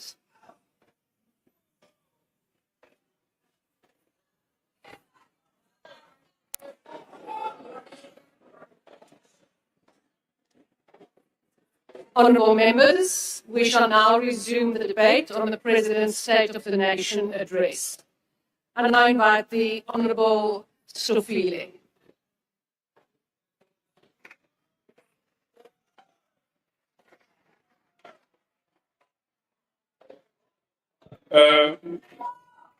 Deputy Speaker, President welizwe lakwethu emhlaba ihlangene, Sekela Mongameli, the Speaker of the National Assembly, the Chair of the NCOP, the executive leadership in the Cabinet, the Premiers of our province, the Chair of the House, and honorable members and different political leadership that is in this House. We greet you in this afternoon. On behalf of organized local government, in the contribution towards the State of the Nation address that has been made by the President of the Republic, which has dealt with a number of issues that our nation is pursuing and the work that lies ahead. We express our gratitude to the President for dedicating a significant portion of his address to local government, particularly in light of the considerable challenges faced by this sphere in serving our people. For citizens, government is always perceived in a manner and a way in which every day they experience governance weaknesses and the development thereof. It is perceived in a tap that flows or runs dry, a light that remains or extinguished, refuse removal that is collected or left to decay, and road that enables safe movement or hinder livelihoods. Local government is where democracy becomes tangible and where dignity is either upheld and deferred. We share the President's concern that this is not merely a municipal program. When a services fail, citizens experience a failure of the state. This year, as we all remember and be reminded by the President, we are completing 30th anniversary of our Constitution and the establishment of developmental local government, which position municipalities at the core of transformation. And it is the same year that we are celebrating the establishment of SALCO and Malachi as the founder president and other leaders that have built this organization. That promise remains valid, but it must be renewed through practical reforms, capable institutions, and sustainable funding. At the center of this conversation is the fiscal reality. Municipalities bear critical responsibilities, yet frequently lack sufficient support, rendering cooperative governance an unfunded obligation. Municipalities are expected to generate approximately 9% of their revenue internally, despite sluggish economic conditions and limited affordability in many communities. Local government is accountable for approximately 46% of the 100% constitutional assigned to different spheres of government. Yet municipalities receive only 9.5% of the total government budget. This discrepancy is unsustainable and directly undermines reliable service delivery. And this, President, is betrayed by the SALCO research that we conducted when we were putting this matter on the table.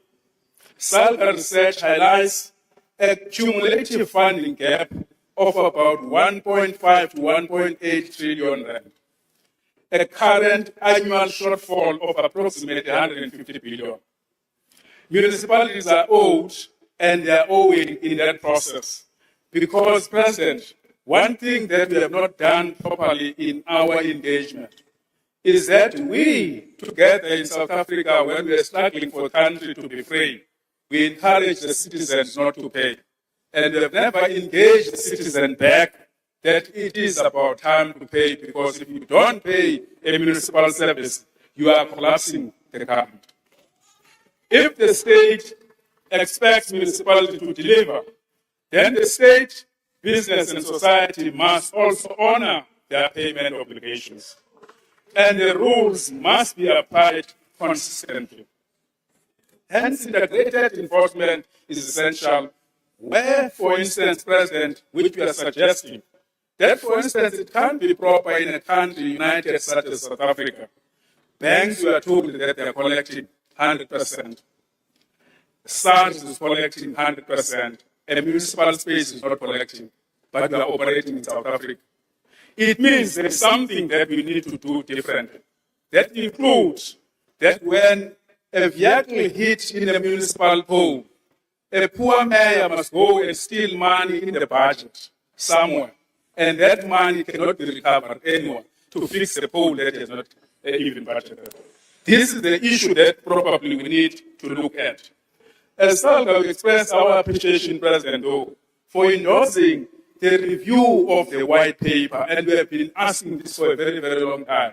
Looking into your previous State of the Nation address and looking into the recent one, you gave an update, and we are really appreciative of that fact. This process is crucial, as it must address a key constraint facing municipalities at large. The current funding model of Formula, President, it is a matter that it needs to be relooked. The existing funding model is misaligned with the responsibilities of local government, limiting municipality capacity to deliver reliable services and undermining cooperative governance in practice. And the critical question here, President, is as we look into the freedom that we've achieved over the last 8 years, the question that we must answer or ponder around, how much does it cost to address or redress the imbalances of the past of the spatial planning that we have acquired? It is important for us to look at that as we look and have engagement with regard to the funding model of municipalities. SALGA therefore advocates for comprehensive review that prevents performance regression, strengthens accountability, improves financial sustainability and revenue management, and mitigates the destabilizing effects. And in this process, President, we are requesting the political parties, you leaders, requesting the political parties to play their role. It's political parties that take councillors to council. There is something that is missing in the between. What is that something? And I think it's a matter that probably we need to talk about, address it as we deal with that issue, so that we avoid the governance failures. SALGA welcomes the President's prioritization of water as a national issue and the establishment of the National Water Crisis Committee. Let us explain why we are appreciating this. Which, in the State of the Nation, you said, we are going to tell. We support the coordinated deployment of experts and resources because water security is inseparable from public health, local economies, and social stability. Importantly, this approach, President, gives practical meaning and effect to Section 154 of the Constitution, that the national and provincial government must support local government. And in this way, we are driving that support directed, committed into addressing the challenges, which obligates national and provincial government to do that, to manage their affairs, municipalities, in exercising their powers and perform their functions. Municipalities are struggling, President, to manage water and electricity costs that are rising above the consumer price index, compounded by aging infrastructure, increasing bulk tariff services, backlogs, climate shocks, and inconsistent support conditions that elevate the risk of systemic failures. And you can see this, President. When we did the planning of local government in South Africa, the population was standing at about 18 million. The population today is about 64 million, with an unaccounted people that have visited the country. They are using the infrastructure. And the infrastructure, therefore, is bound to collapse because it consumes more than what it was planned for. While maintenance is crucial, the growing disparity between municipal tariffs and bulk charges is leading to unfunded shortfalls that council cannot sustain indefinitely. Financial pressures can swiftly escalate into a community crisis. For instance, President, the metro of Ekurhuleni in the around Gauteng adjusted the electricity tariffs, including fixed charges, in response to public backlash, as the public were pushing back that. While the city of Cape Town, where we are, they have tried the same. The following the introduction of the new Your tariffs. time has expired. The next speaker is the Honourable Litchfield Shabalala.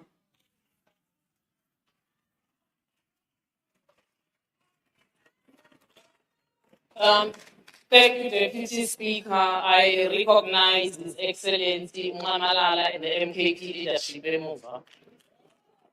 Mr. Ramaphosa, there is a fundamental difference between diagnostic analysis and symptomatic analysis. There is no difference between ISONA and somebody who's sick, they go to the doctor then diagnoses him so that they can be results. You gave us last week is based on symptomatic things Osborna in South Africa. Because if you had diagnosed You would have known. The analysts are telling you, academic analysts. Of 2018 until now, the lost decade. The reason why they call it the lost decade. The economy only managed to grow by 0.7% annually, meaning the economy was growing lower than the population. So in the last decade that we produced, South Africans have become more poorer. National unemployment has chronically refused to go below 30%. Youth unemployment is sitting at 46%. Now listen to this one, and I'm sure you won't howl on this one. Your last decade has produced 2.8 million chronically food insecure South Africans. It has produced 3.6 million food insecure South Africans. These are not numbers. These are people not more founded to the way that they don't call them to if they speak to them, they say, yeah, we last ate on Wednesday. You find this one Friday day. There's nobody there. There's no leadership. There's no leadership. There's no leadership. The people that are leading, that's why they can say I go and shower in a hotel when I don't have water. What is this? The minister can come here and say how many tourists have come to South Africa. We don't care about that. We want to know if you and your children partners, how many Africans. Eswatini. How many formerly marginalized people can visit Eswatini? That is why your Minister of Defense to deploy defense force. He doesn't tell which defense force you are going to deploy. They don't have workwear, they don't have boots, they don't have uniform, they have to buy, they lack equipment. The Navy ships are parked in the Channel South because we don't have soldiers. Based on symptoms. You are telling us things based on symptoms. The analysts have said this. They said they are going to deploy the defense force. You see, one day you must look into your eyes and tell you, you're a complete failure. You're a complete failure. Go. You need to go. Go now. Because the local government elections, you are going to raise your hands. Something will happen. We are going to kick you out. We are going to vote you out. We are going to kick you out. This 126 million and this 4.6 unemployed does not even want to see you. We are going to bring them together to us. You see, if you want to see how the lack of leadership under your tenure is described as the worst performing economy. There is deindustrialization in key sectors of manufacturing. But then again, if you diagnosed, you would have known that the neoliberalism that we are following will lead to forced industrialization. Take over Mkondo. Take over Mkondo. There's nobody there. Take over Mkondo because there's confusion here. Take over Mkondo because... Take over Mkondo. The platform is yours.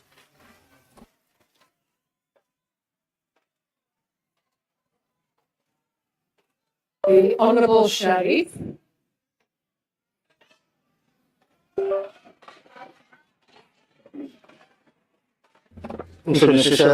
Thank you, Deputy Speaker. Mr. President, you stood before this House and the nation and paid tribute to the brave women of 1956. You reminded us of their resilience, courage, and sacrifice in shaping our country. You invoked the image of struggle heroes marching to the Union buildings with 100,000 signatures to the doorstep of a Prime Minister who, in your words, did not dare to meet them. Your portrayal of the women of 1956 reveals a stark parallel. The courage that drove their protest still mirrors the battles women fight today. 70 years later, the struggle has changed, but not its urgency. It is an injustice that decades later, women again stand at your doorstep demanding action. In 2018, the total shutdown movement led us to the Union buildings, demanding an end to gender-based violence and femicide. In 2019, we filled the streets outside Parliament. In 2021, I submitted a petition on behalf of Post Office to Parliament calling for the creation of a National Council on GBVF. In 2023, I stood before you at the City Hall and warned that declaring GBVF a pandemic without ring-fenced budgets, proper implementation, and support for frontline workers is misleading. Yet, here we are again. In April 2025, Women for Change led us to gather at the Union buildings carrying a casket filled with 1 million signatures, drawing strength from the women of 1956. But again, you did not dare to meet us. On 21 November 2025, only after mounting pressure and on the eve of the G20, you classified GBVF a national disaster. Yet at SONA, only 6 sentences out of around 1 hour and 43 minutes address a crisis that devastates lives daily. You missed the opportunity to outline government's response to the classification of GBVF as a national disaster. While policy progress matters, South African women do not experience GBVF as a policy issue alone. It is a constant threat to their survival. Honourable members, Tutuzela care centres are intended as one-stop facilities to support survivors and strengthen prosecutions. Yet many face funding gaps, staffing shortages, weak coordination and limited accountability. DNA evidence remains backlogged, with approximately 140,000 samples outstanding in 2025. When evidence sits unprocessed, justice is delayed. Eliminating the backlog through expanded forensic capacity and effective public-private partnership is essential. But justice responses alone is not enough. Ending GBVF requires action across government and society, prioritizing prevention, early intervention, and survivor support. The Department of Social Development is central to this effort through shelters, psychosocial services, and prevention programs. Yet capacity shortages, budget pressures, and systematic failures limit its reach. Social workers carry excessive caseloads, and shelter access remains uneven. We must audit shelters, police stations, and survivor services, publish the findings, and ensure that protection systems work where they are needed the most. Mr. President, at your reply on Thursday, women of this country expect clear plans to address the DNA backlog, resourcing of TCCs, lack of social workers, lack of training of frontline workers on mandatory reporting of child sexual abuse, lack of transparent GBV crime data, and resourcing of the NSP and National GBVF Council. No more excuses. Mr. President, you cannot honor the women in history while failing them in the present. Like those brave women 70 years ago, we stand before you again and say, we shall not rest until we have won for our children their fundamental rights of freedom, justice, and security. A nation that cannot protect its women cannot claim to be free. A nation that does not prosecute perpetrators cannot claim to be just. And a nation where 15 women are killed and 117 women report rape every day cannot claim to be secure. I thank you.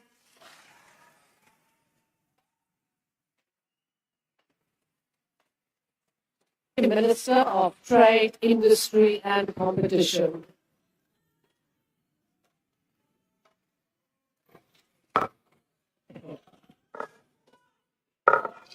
Thank you very much, Honorable Deputy Speaker, Madam Speaker, Chairperson of the NCOP, Honorable President and Deputy President, Honorable Members. We participate in this debate on the President's 2026 State of the Nation address at a moment when our primary task is clear. It is to accelerate growth, to build our country's productive capacity and create jobs at scale. The President has called for faster and more inclusive growth driven by higher investment, increased infrastructure expenditure, trade expansion, and a broadly capable developmental state. Naturally, industrial policy is central to this program. It is through continuing industrialization that we will expand production, promote innovation, deepen localization, transform ownership, and create sustainable employment. This is the core of the ANC's economic program and the 10-point plan to reignite growth and employment. Honorable Speaker, the debate on economic growth must be anchored on the objective realities of our economy, not impressions. The President's 2026 State of the Nation address spoke about an improving but not perfect economic environment. That improvement is not a coincidence. It is visible in the data and it's being driven by deliberate structural interventions to stabilize the macroeconomy, restore credibility, and defend productive capacity. South Africa has now recorded the fourth consecutive quarter of economic expansion.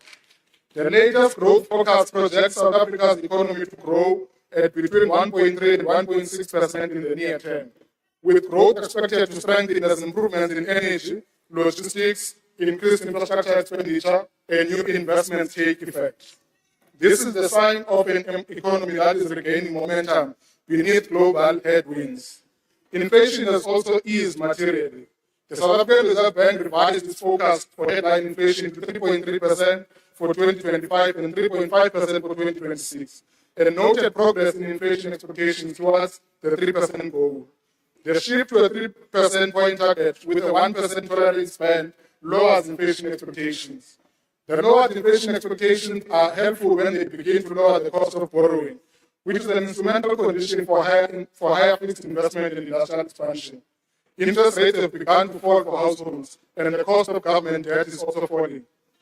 South Africa's exit from the FATF raiders on 24 October 2025 removed a material, reputational, and transaction cost penalty from the economy.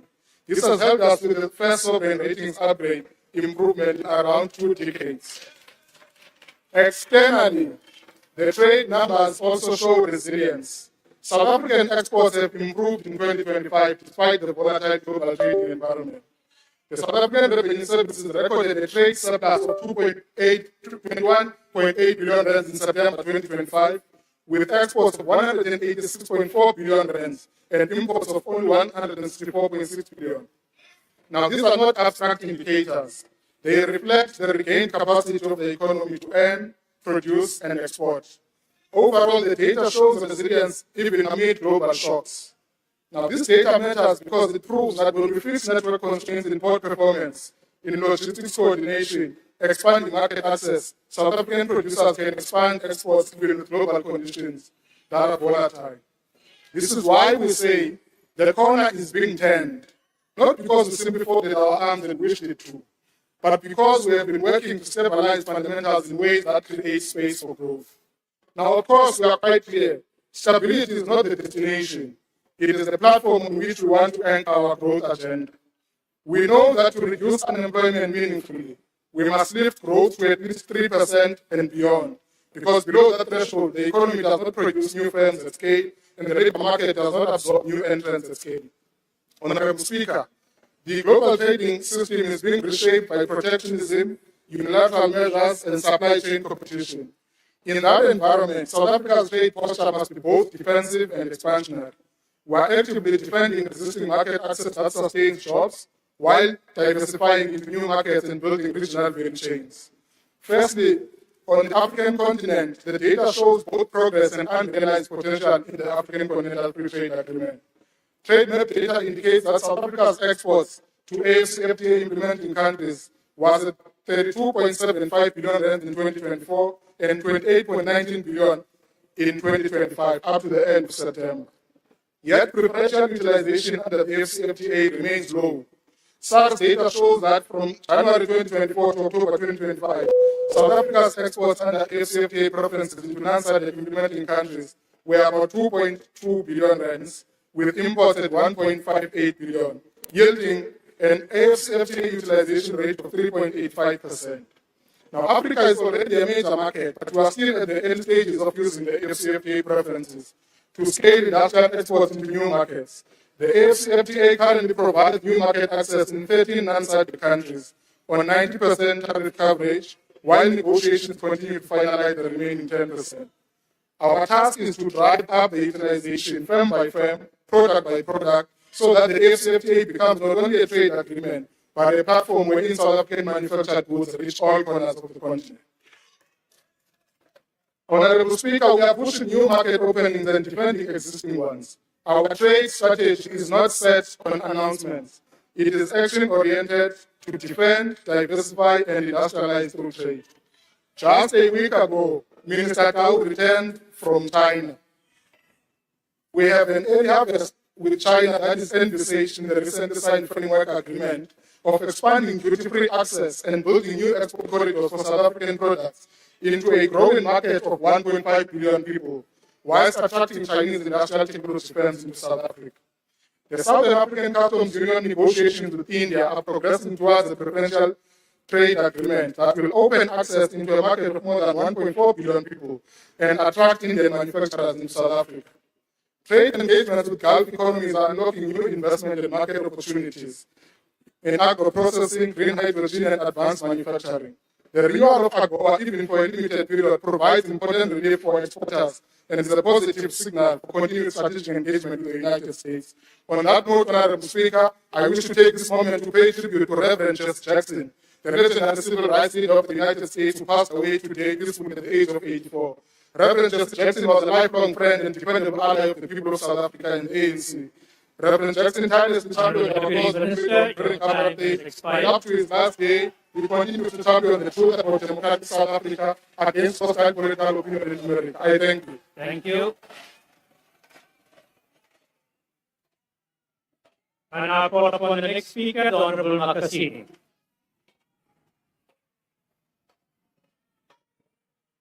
Thank you, Deputy Chairperson of the NSOP. Greetings to the President, the Commander-in-Chief of the Economic Freedom Fighters, Comrade Julius Malema, Commissars, fighters, and the ground forces of the dejected masses of our country. It's nice to be in the construction site of the GNU called Dome. We are sitting in the tent. That's why the South Africans need to know. The tent will never see. Honorable Chairperson of the NSOP. Abantu baseMthatha. People of Mthatha in KSD, President, when they were listening to your speech last week, they lost hope because ever since they have been in floods, they are affected by floods. They were put in North Crestwall, today they are still there in the hall. There is no change. You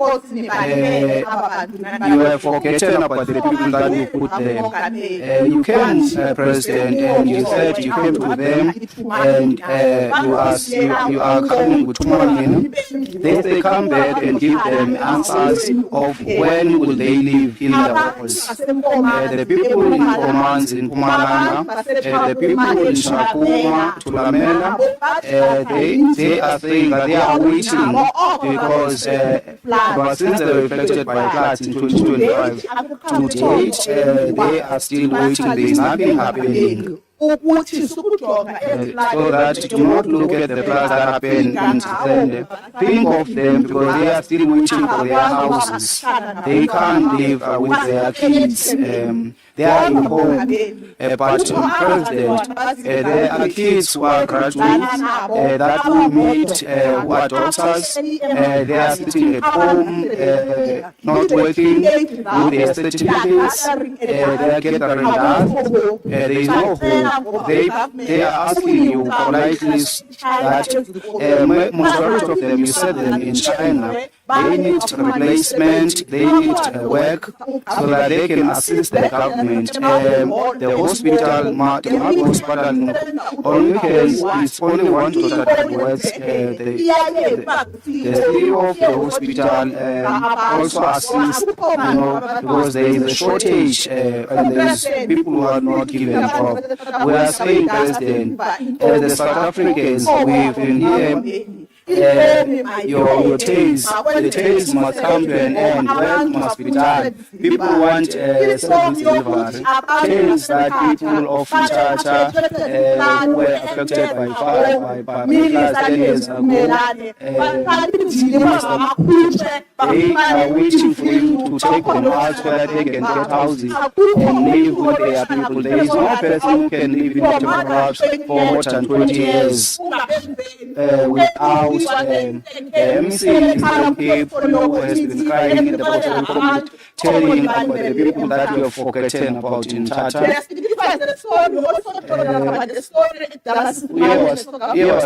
You told that about the story where you told that there is a child who's called Timbali who will get freedom. Today, namhlanje oOtimbali civils they are not working. They are hungry. They are sitting without hope. They have lost hope.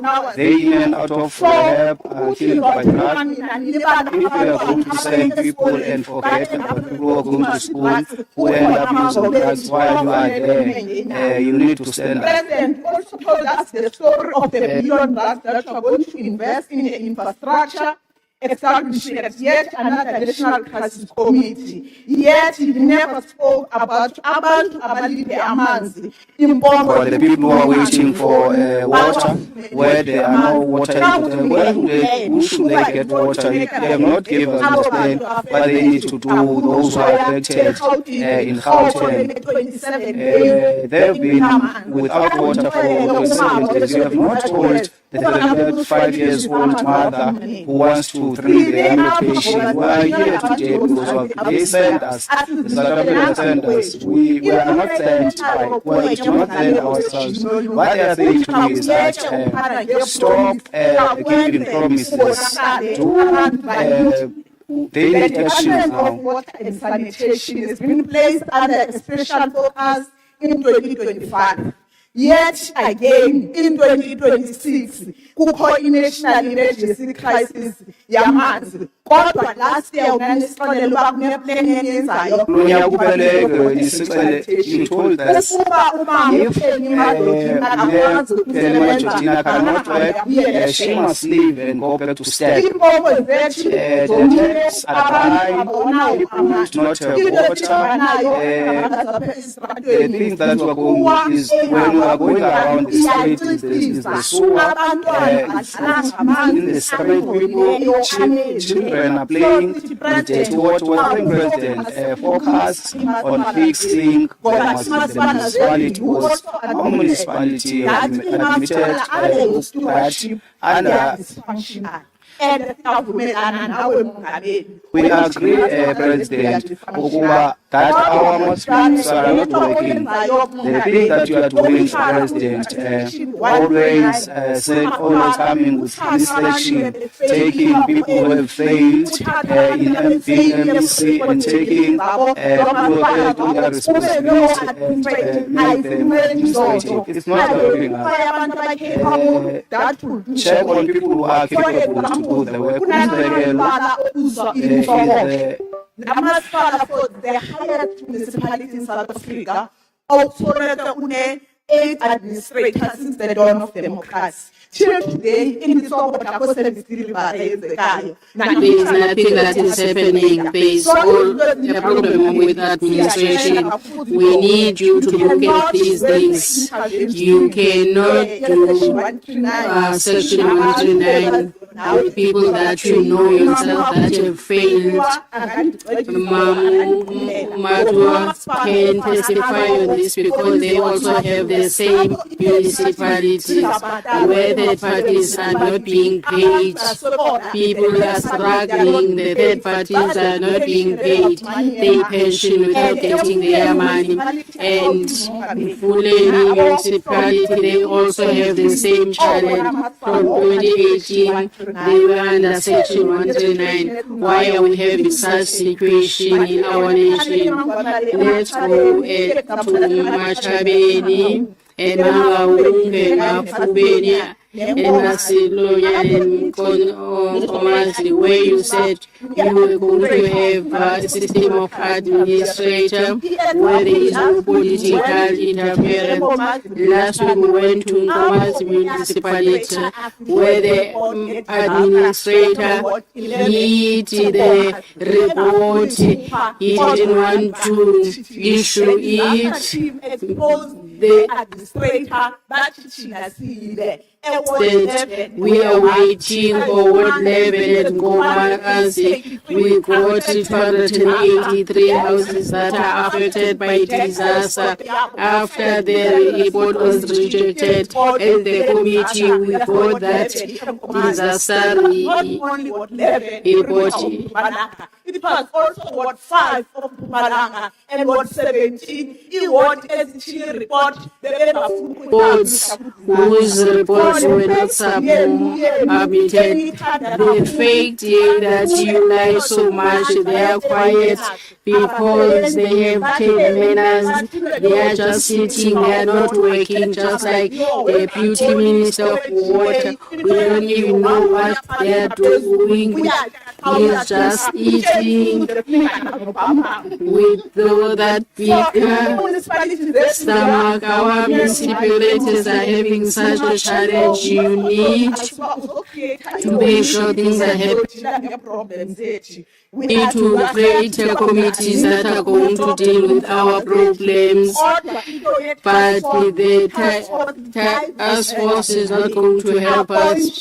President, appoint people, competent people, appoint people in the committees who are credible, who will give services to people who know when there is a problem with the pipe, they will have the plumber to fix that. If the electricity is not working, they know what to fix in terms of electricity so that people can work. Many committees are not going to help us because our people are starving. Maybe that you are losing power in 2026. So what you are working for these many communities, you want to control municipalities. That is not going to happen. We are not going to steal. We are going to do oversight and accountability. Thank you. And I call upon the Honourable Minister, the Premier of the Free State.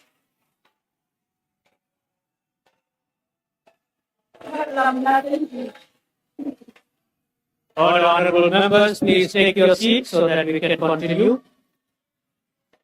Thank you. Thank you, Honourable Speaker. Chairperson of National Council of Provinces, His Excellencies, David.M, Ramaphosa, and David Mashatile, members of Parliament, premiers. Utinqale ndilungise member uSizimandisa. First of all, I'm happy that we can recognize our president. I'm happy for that. You know some of these issues that we are raising today about municipalities in the Free State.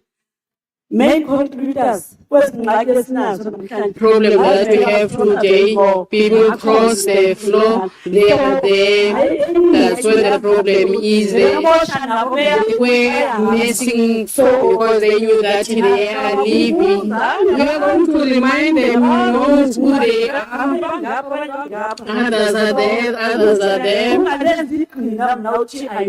I don't think that I don't know. What I know is that they messed up and run away. We asked today, President, to express our support for the State of the Nation address delivered by President Cyril Ramaphosa, which we regard as profoundly people-centered address that spoke to the collective aspirations, dignity, and rights of our people. On behalf of the people of the province, Mr. President, we also wish to extend our sincere gratitude to you for attending the Men's GBVF Summit held in Bloemfontein last year. This event brought together over 5,000 men from all walks of life across the province.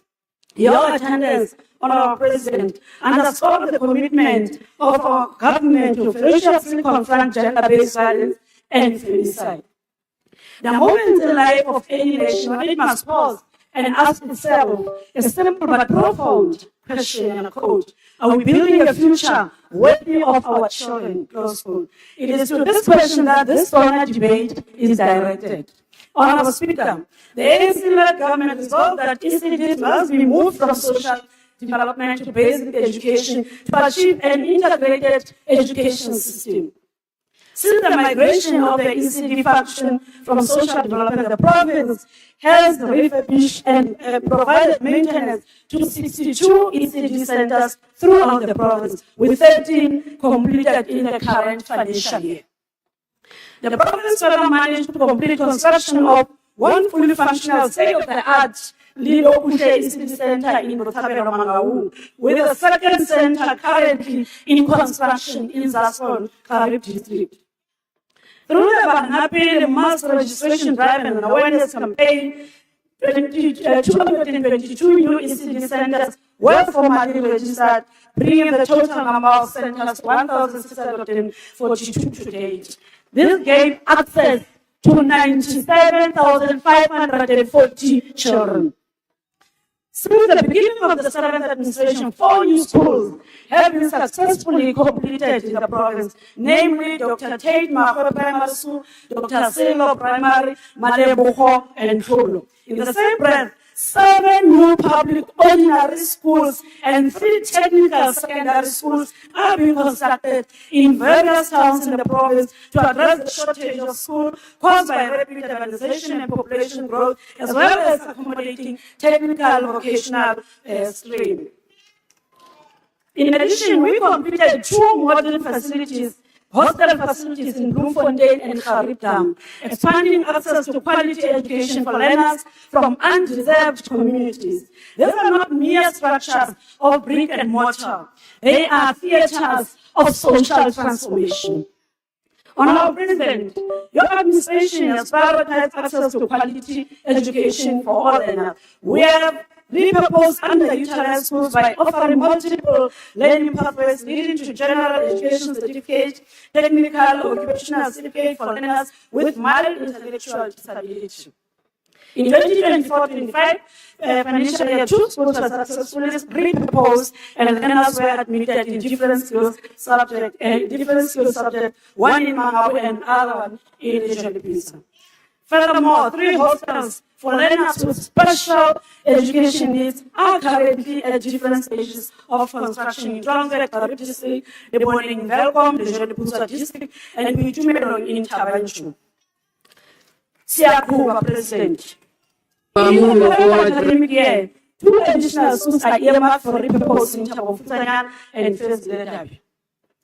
On a latter note, to my colleague in KZN, Deputy Speaker, we'd like to inform the Department of Education KwaZulu-Natal that they should not be comfortable.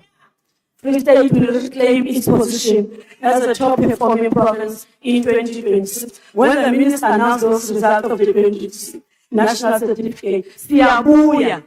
And you are number 1, but in record, you are actually not. And the record is with us. Honorable Speaker, a society that does not train its youth facilitate its own demise. Through the Free State Training and Development Institute, FSTI, in the office of the Premier, we have appointed 67 engineering graduates who are due to commence their graduate program on the 1st of March 2026. The graduates are drawn from the areas of electrical, civil, mechanical engineering, hydrology, construction management, urban and regional planning, and quantity survey. These young people will not only gain practical experience, they will strengthen our government and improve service delivery. Through the plumbing learnership program entry level, 481 learners from all corners of our province have recently qualified. 14 in Sosolbek, 22 in Welkom, 20 in Bloemfontein, 18 in Fitzburg, and 7 in Charib. This is how we localize service delivery. This is how we restore capacity. Honorable Speaker, the declaration of food and mouth diseases and national disaster was an absolute necessity. Our province welcomes this decision. Our agricultural sector as a whole facilitates approximately 1.2 billion per annum in export of animal and animal products. Import bans have therefore dealt a severe blow to our farmers, particularly milk producers. We have adopted the principle of early detection and rapid response in investigating all suspected cases, quarantining infected farms, vaccinating livestock, and strengthening overall veterinary capacity. We have placed 136 agricultural graduates into workplace at a cost exceeding 12 million, and we have absorbed 23 community service vets into their department. Speaker, we consider the road network as strategies of our economy. It is through road network that people can meet and the economy can thrive. We have ensured that we allocate adequate resources to maintain and upgrade our roads, especially those that connect towns. In this financial year alone, our roads infrastructure program created over 3,500 jobs, recruited through a transparent public recruitment system to ensure fairness and inclusion. These are not abstract numbers, President. They represent bread on the table and dignity restored. And we shall increase this number in the years ahead. Madam Director, How many doctors have when it comes to and we are grateful to the ANC for introducing a progressive policy in support of the implementation of national health insurance. This will ensure that the citizens of South Africa receive the greatest possible benefit. As the country advances towards national health insurance, our clinics and hospitals are aligning with ideal clinic and ideal hospital standards. Infrastructure upgrades and improved patient management system are underway, which will ensure that when universal health coverage is fully realized, the Free State will not be found wanting. I'm proud to report that in the Free State, 195 out of 260 of primary healthcare facilities have attained ideal clinic status. And 16 out of the 32 hospitals have achieved an ideal status in 2025-26. Honorable Speaker, to ensure that all citizens receive government services, the Office of the Premier utilizes integrated service programs to reach rural and underserved communities. This initiative brings together a variety of government entities, departments, including SASA, IC, SAPS, Health, Home Affairs, etc. Maspalang Mame, Mandisa, recently services, 123 in Machare, just last week. Thank you very much, Honorable Premier. Thank you. Thank you, Honorable Premier. Bye. House Chair. And now call upon the House Chair. Honorable Member from House Chair, the Premier speaks to members and just calls them Mandisa. We are not in the backyard in Velcom or something. She's Honorable Mandisa. Can she please come back there and call our... No, sorry. No, Chair, she's out of order. Her time has expired. She cannot come back. I now call upon the next speaker, Honorable Body.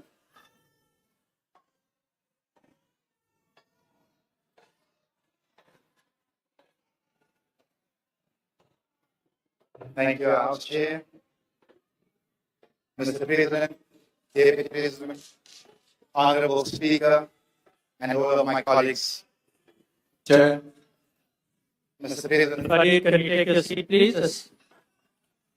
Chair. Honorable Fadil. The Honorable Matei raised a very important point, because if you want to degenerate this house and we start calling each other like that,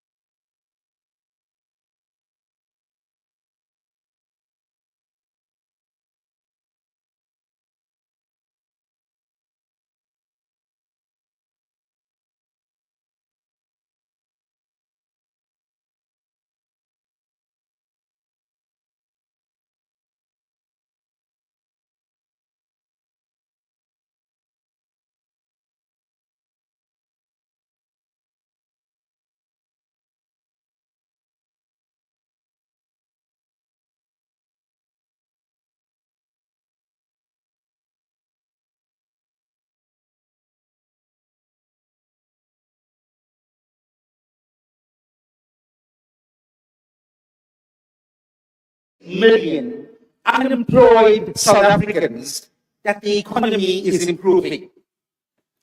Just think about that. How do you tell 6 out of 10 young people with no job that this is recovery? How do you tell matriculants who passed but cannot secure university space that this is progress? Let's be honest. The last time a university was built in this country was when President Zuma was the head of state. Because, friends, honorable members, the reality does not live in percentages. It lives in households. The MK party will prioritize industrial expansion, infrastructure-led growth, and state-supported manufacturing to create real, permanent jobs, not temporary statistics like we've been hearing here today.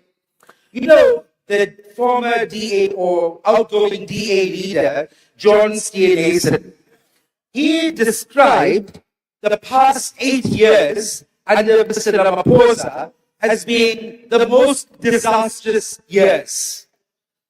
Today, he comes here together with the other GNU parties. They praise the so-called GNU.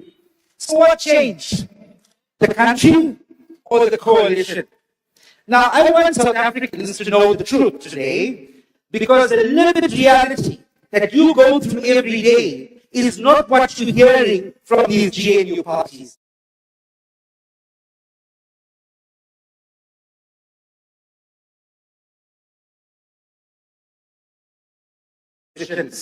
I mean, you heard one of the ministers.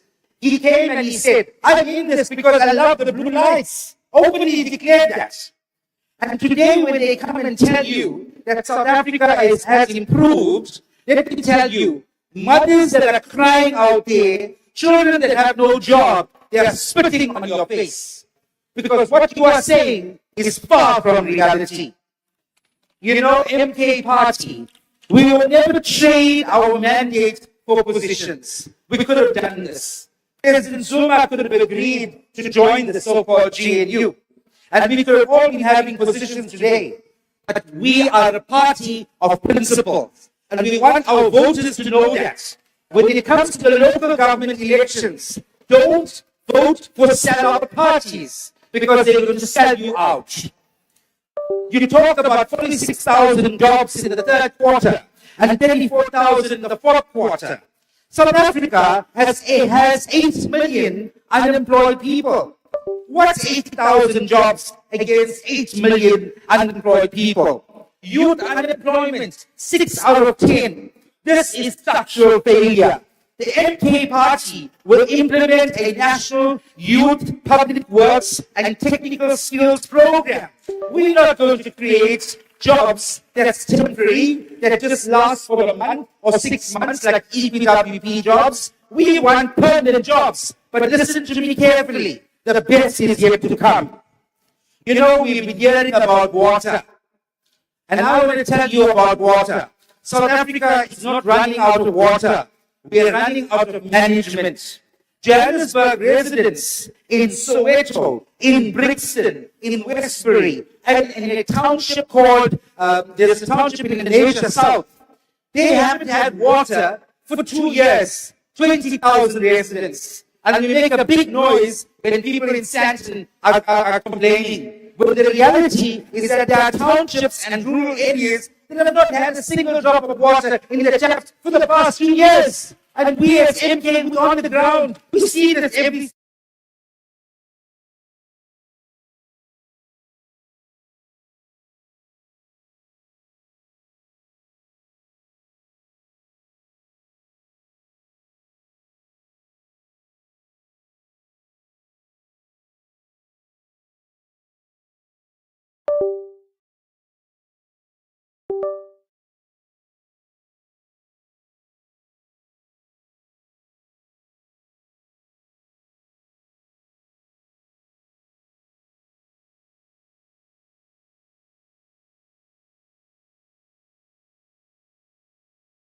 I call vote upon MK, the local Honorable government Cameron. elections.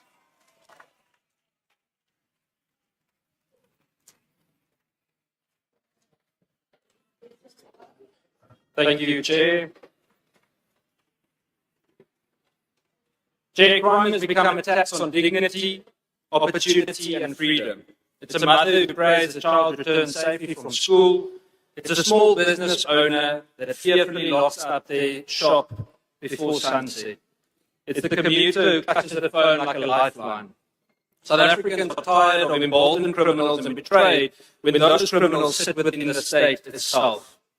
The President announced the deployment of the SADF to assist in gang-ridden areas, specifically in Cape Town, parts of Gauteng, and today we heard in the Eastern Cape too.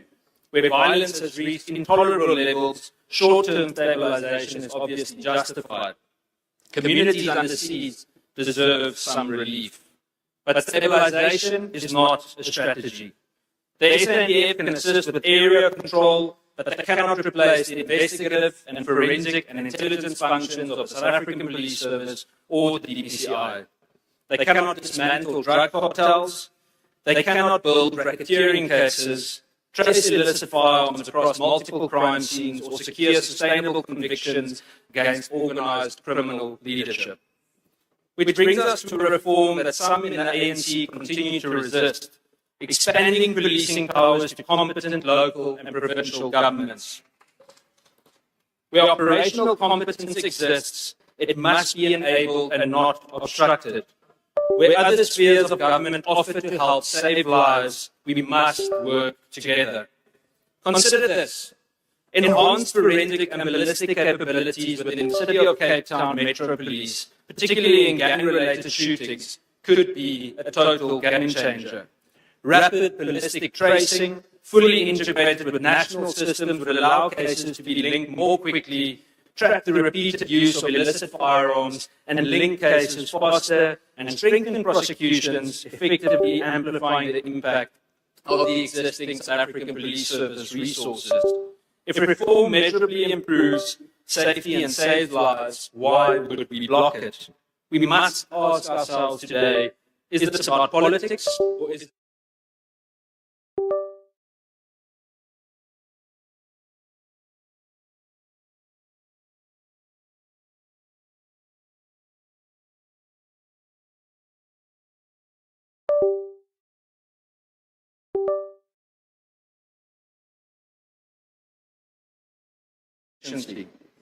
Imagine SAPS pleading for dogs to be donated while failing to even properly feed police members sent for canine training at the Roodeplaat Academy. Yet the same SAPS supply chain division could pay the likes of Kat Mklala to corrupt supply chain commanders and processors. In fact, the Divisional Commissioner of Supply Chain Management in the South African Police Service is still in his position. In most cases, the men and women in the South African Police Service on the ground are not the enemy. They are also often victims of poor leadership, corruption above them, and of a system that too often fails to protect those who try to protect us. Allegations of collusion and corruption remain unresolved. Even the Deputy President's protection thugs were allowed to stay in the South African Police Service after having earned that name, the Blue Light Mafia, when they violently attacked innocent civilians for no reason. The Malanga Commission is welcome, but South Africans have grown weary of commissions without consequences, reports without dismissals, findings without prosecutions, truth without accountability, if wrongdoing is exposed but not punished. And let us not forget the cost borne by whistleblowers and witnesses, individuals who risk not only their careers but their lives, often with inadequate protection. Then, honourable members, there was one last commentary suggesting tighter controls on lawful firearm ownership. And let's be clear, law-abiding licensed firearm owners are not the drivers of organised crime. Criminal syndicates are armed through illicit trafficking, diversion and corruption, and they are very rarely lawful owners of firearms. Disarming the compliant while illegal firearms flood our communities is neither rational nor just, and lawfully armed citizens are assets to communities. They are responsible individuals who comply with the law while protecting themselves and their families. We will fight any attempt to disarm law-abiding citizens while illegal firearms continue to flood our communities. In closing, history has taught us that any state that disarmed law-abiding citizens does so not for safety, but for ultimate control of the populace, even in tyranny. I thank you. Thank you. I now call upon the Honourable Premier of KwaZulu-Natal, the Honourable 18 Tuli.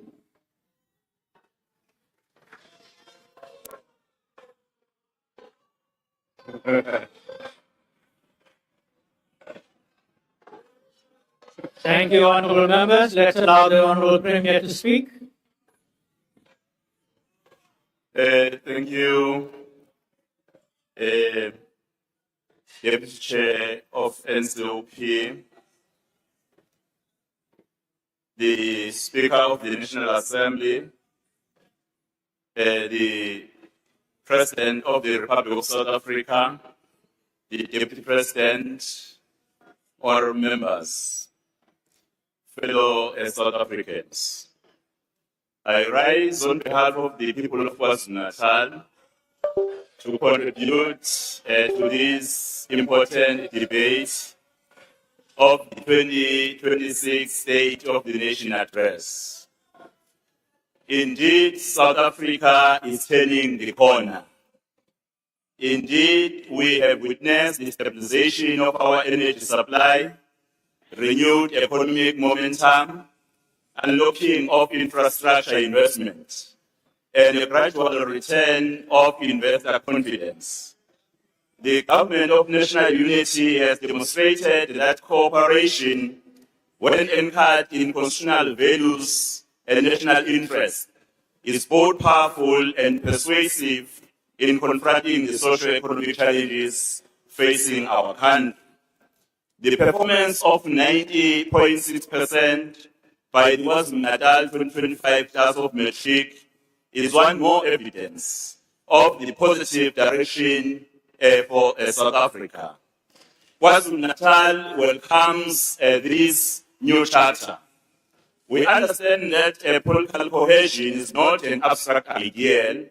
It is a practical instrument for service delivery, economic reform, and the implementation of a government medium-term development plan. But turning a corner is meaningful only if we now move forward with agency, discipline, and unity of purpose. For KwaZulu-Natal, the message of the State of the Nation Address is clear. Implementation is now the defining task of leadership. We must lead from the front. We must deliver and deliver effectively. KwaZulu-Natal is not merely another province. It is a strategic economic pillar of South Africa. We are the country's logistic gateway, home to the busiest port of the African continent.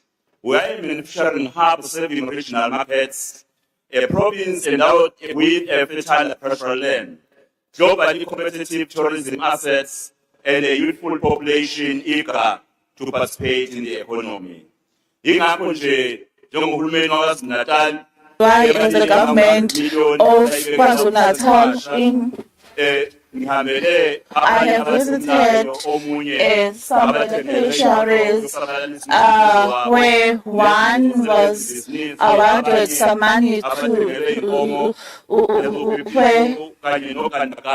implements babiyelwa 3 kilometers we-plus ngoba KwaZulu-Natal because we are prioritizing the youth in our programs of improving their lives.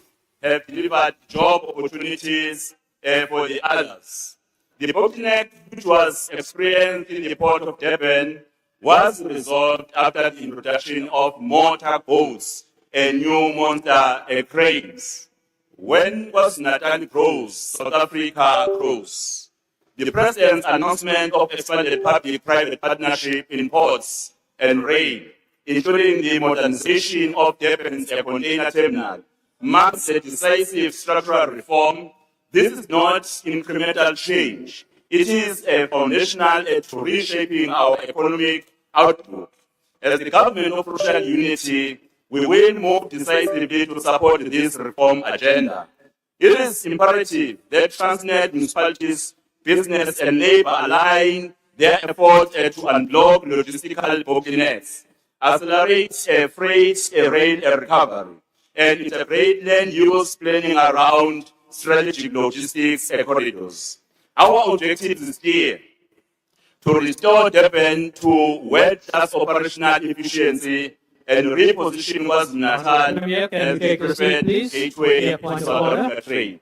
Sorry, Honourable Speaker, will the outgoing Premier of KZN be prepared to take the question? Honourable Premier, would you want to take the question? Because he is outgoing, this may change. I will answer the question after a decision, not now. The announcement of over 1 trillion in public infrastructure investment over the next 3 years represent a historic opportunity. Already KwaZulu-Natal is a construction site. Our N3, N2 with some of the provincial and local roads are under construction. We are prioritizing the rehabilitation of roads and bridges following flood damage, water and wastewater upgrades across the eThekwini and rural districts, revitalization of industrial parks, renewable energy infrastructure and digital connectivity in township and rural economies is on the agenda. The establishment of the Provincial Investment Office within the Office of the Premier is central to this effort. Our message to investors is unequivocal. KwaZulu-Natal is open for business and government will operate at the speed of opportunity.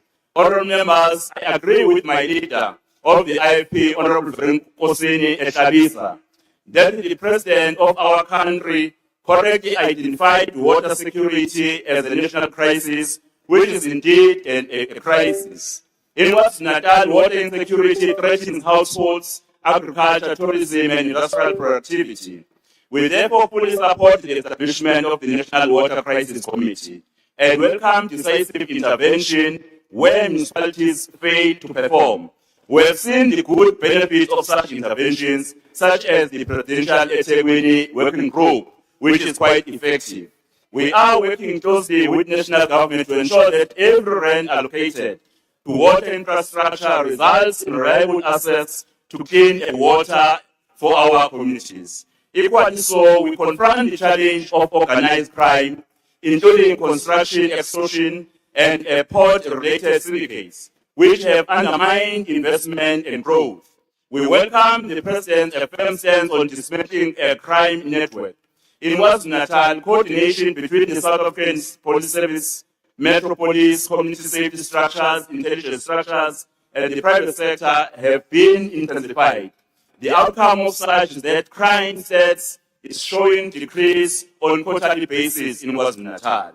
My mentor, the late Prince Mangosuthu Buthelezi, made a call for the need to protect women and children from GBV plus F.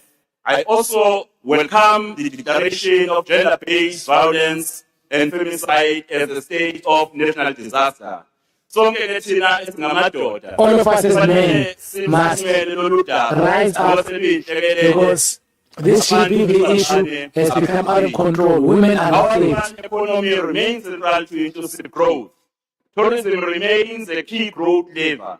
We are strengthening safety in tourism nodes, expanding destination markets, and promoting township and cultural tourism. Every visitor sustains livelihoods. Every event stimulates local enterprise. In 2025, we have realized significant increase in both local and international tourists visiting our province. Madam Speaker, Deputy Chair of NCOP, we welcome expanded agricultural finance, strengthening extension services, and the national response to foot and mouth disease. KwaZulu-Natal remains the epicenter of the foot and mouth disease outbreak. This outbreak threatens both commercial and communal farmers. We welcome the decisive intervention committing to a nationwide vaccination drive. This bold, coordinated response signals government's response to safeguard our agricultural sector, protect jobs, and restore confidence in our livestock industry.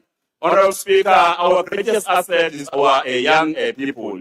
The focus on Tibet reform, workplace learning, and expanded employment program speaks directly to our provincial priorities. We are forging a provincial skills compact with the private sector in logistics, energy, construction, and the digital economy. The revelation by SSA that KwaZulu-Natal achieved 54,000 new job opportunities is a record of progress. Fellow South Africans, Honorable Deputy Chair of the NCOP, KwaZulu-Natal stands ready to move from recovery to accelerated growth, ready to contribute decisively to building a stronger, safer, and more prosperous South Africa. Let us seize this moment with courage, with unity, and with unwavering commitment to our people as we continue to lead KwaZulu-Natal until 2029. Thank you, Deputy National Chairperson. Thank you, Honorable Premier. I now call upon the Honorable Minister of Land Reform. Thank you, Honorable Members. Thank you.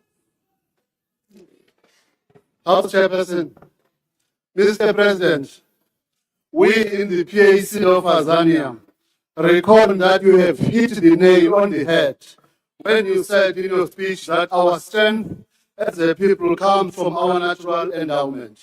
The potential to release this strength lies in the unity of the opposites and the ability to hold hands together as African patriots. And you also pointed out many small and medium businesses, particularly those owned by black farmers, women, and young people, still struggle to gain access to the requisite funding, resources, and markets. The role of land redistribution in this context continues to be of critical importance. We are also in full support of your decision to deploy members of the South African National Defence Force to contribute to the fight against crime in parts of Western Cape and Gauteng, and now Eastern Cape as announced by the Minister of Police. This is a clear message that there will be no surrender to the criminals and that the fight against crime will continue unabated until this scourge is finally defeated. Mr. President, the legislation we are currently working on, namely the Equitable Access to Land Bill and the Communal and Tenure Administration Bill, both of which aim to respond to a major call in our Constitution, also aligns with the President's vision of a state that works for the people. In our specific case, we aim to do this by speeding up the equitable redistribution of land, ensuring its productive use and guaranteed security of tenure. The vision and commitment that we have articulated around the need to invest significantly in infrastructure also accords with this responsibility. Mr. President, the resolution of the issue of communal land tenure is firmly aligned to the call that we have made for a differentiated approach to municipal powers and the need for structured cooperation between municipalities and the institution of traditional leaders. The devastating outbreak of foot and mouth disease is not just an agricultural crisis. It is a rural crisis in a broader sense, as it threatens the livelihoods not only of established commercial farmers, but also and equally significantly those of communal and emergent farmers. It will therefore be critical that our department works closely with the Department of Agriculture to ensure that the most remote communal farmers also gain access to vaccines.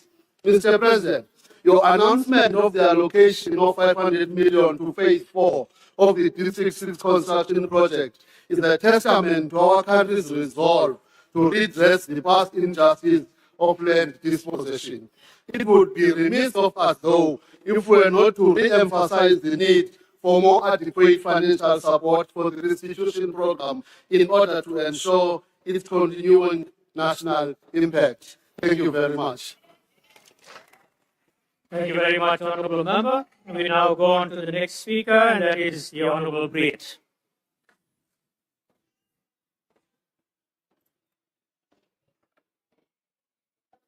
Dankie, Adjunk.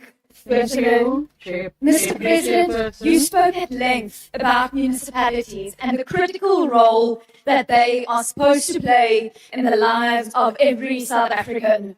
You announced a 54 billion rand incentive for metro municipalities to reform water, sanitation and electricity services. You spoke about improving service delivery and about consequences for failures, and about ensuring that senior officials are qualified and appointed through an independent process, free from political interference. Now, sir, please forgive me if I do not jump for joy. This is the third SONA debate of this term in which I am participating, and the third time we are hearing this.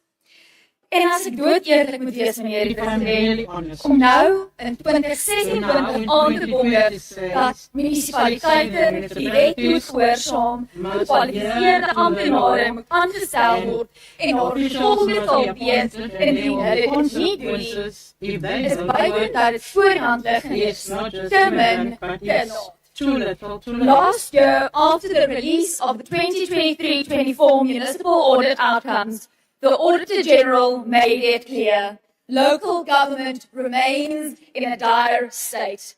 As of May 2025, 83% of municipalities were violating key financial legislation. Irregular expenditure stood at 87 billion rand, and only 3% of municipal assets are allocated for maintenance.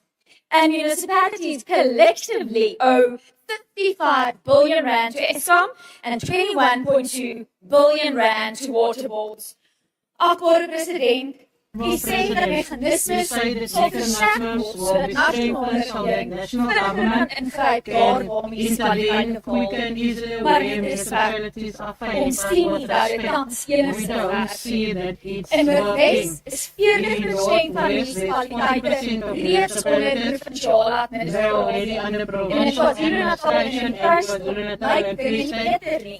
Inteendeel, in baie gevalle lyk dit slegter na die ingryp. Gedurende my tyd hier in NRB het munisipaliteite gesien wat eintlik onder administrasie uitkom. Ek het baie gesien wat ek myself in 'n metro wat onder nasionale administrasie plaas.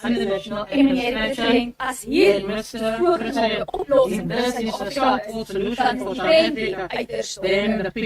The Freedom Atlas has said for many years, and reports have repeatedly confirmed this, the centralization of power and the forced amalgamation of towns into massive new municipalities does not work.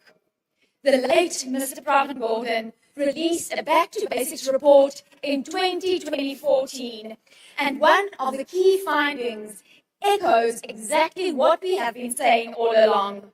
Big, multi-town municipalities fail because service delivery cannot reach the outer limits. Municipalities must be smaller, with fewer towns, and ideally one town per municipality. We do not need to reinvent the wheel, also net begin implementeer. We have just started to implement what we have. Mr. President, we are told to welcome the establishment of the National Water Crisis Committee. Forgive my lack of enthusiasm. Yet another committee, yet another failure we are addressing. I vividly remember the task team set up to deal with the municipal ESCOM debts. The answers were vague, shoulders were shrugged, and accountability was nowhere to be found. But it is a new year, so we can only hope.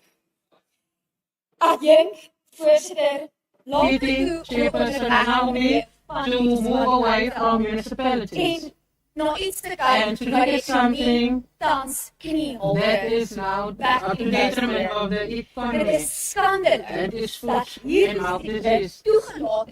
It's a shame that this disease escalated so to a national disaster. Farmers were warning that you must act quickly, and a multidisciplinary coordinated action plan should have been in place by now. Agriculture is one of the most important drivers of our economy. The livestock sector alone contributes over 40% of agricultural output and generated more than 172 billion rand in the 2022 financial year.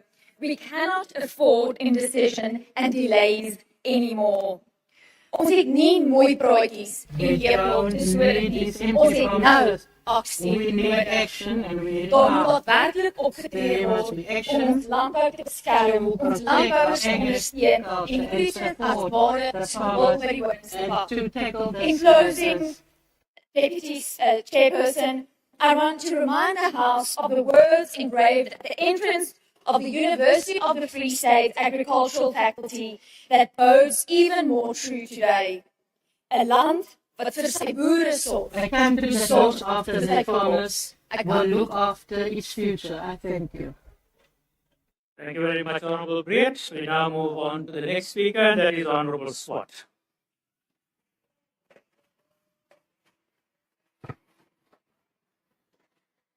Honorable Speaker, Honorable President, Honorable members, fellow South Africans, good evening. Last week, the President spoke about the country that is beginning to recover. The question, Mr. President, is whether we can translate economic recovery into lived experience on the ground, into jobs that last, safer streets, working municipalities, and a state that delivers value for every rand that taxpayers contribute. Honorable Speaker, when there is progress, it must be recognized. If we want to rebuild trust in our public institutions and restore confidence in our economy, we must be honest about what is improving and equally honest about what still blocks recovery from reaching ordinary families on the ground. Ons sien afbare president. We see, Honorable President, President, dat signs Suid-Afrika that se South Africa's financial position is busy stabilizing. We see better trust and a more positive market direction of our fiscal trajectory. We see that there is better, the lowest increase in decades were reached. In easy terms, it means that the can borrow money at lower rates, and that will take the pressure off the fiscus and the long term to the debt is being lowered. Every hand that we spend on interest is a hand that we can use to improve our taxes. Municipal power will install municipal infrastructure that will create jobs. So yes, Honorable Speaker, there are encouraging indicators, but as members of Parliament, our duty is to ask the harder follow-up questions. Will this recovery be felt in places like Beaufort West, in places in my hometown like Elim, in other rural villages, in townships, and in studying towns? Will this be felt by the young person who has sent out 50 CVs and received silence? Will it be felt by the pensioner whose municipal bills keep rising while the taps run dry and streets are unsafe?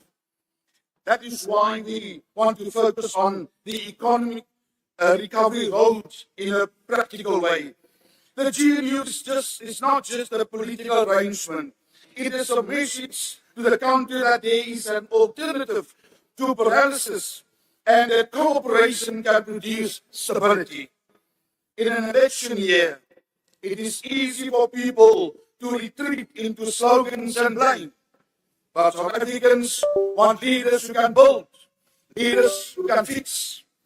They want adults at the table who can bring discipline back into the state, restore credibility, and deliver results.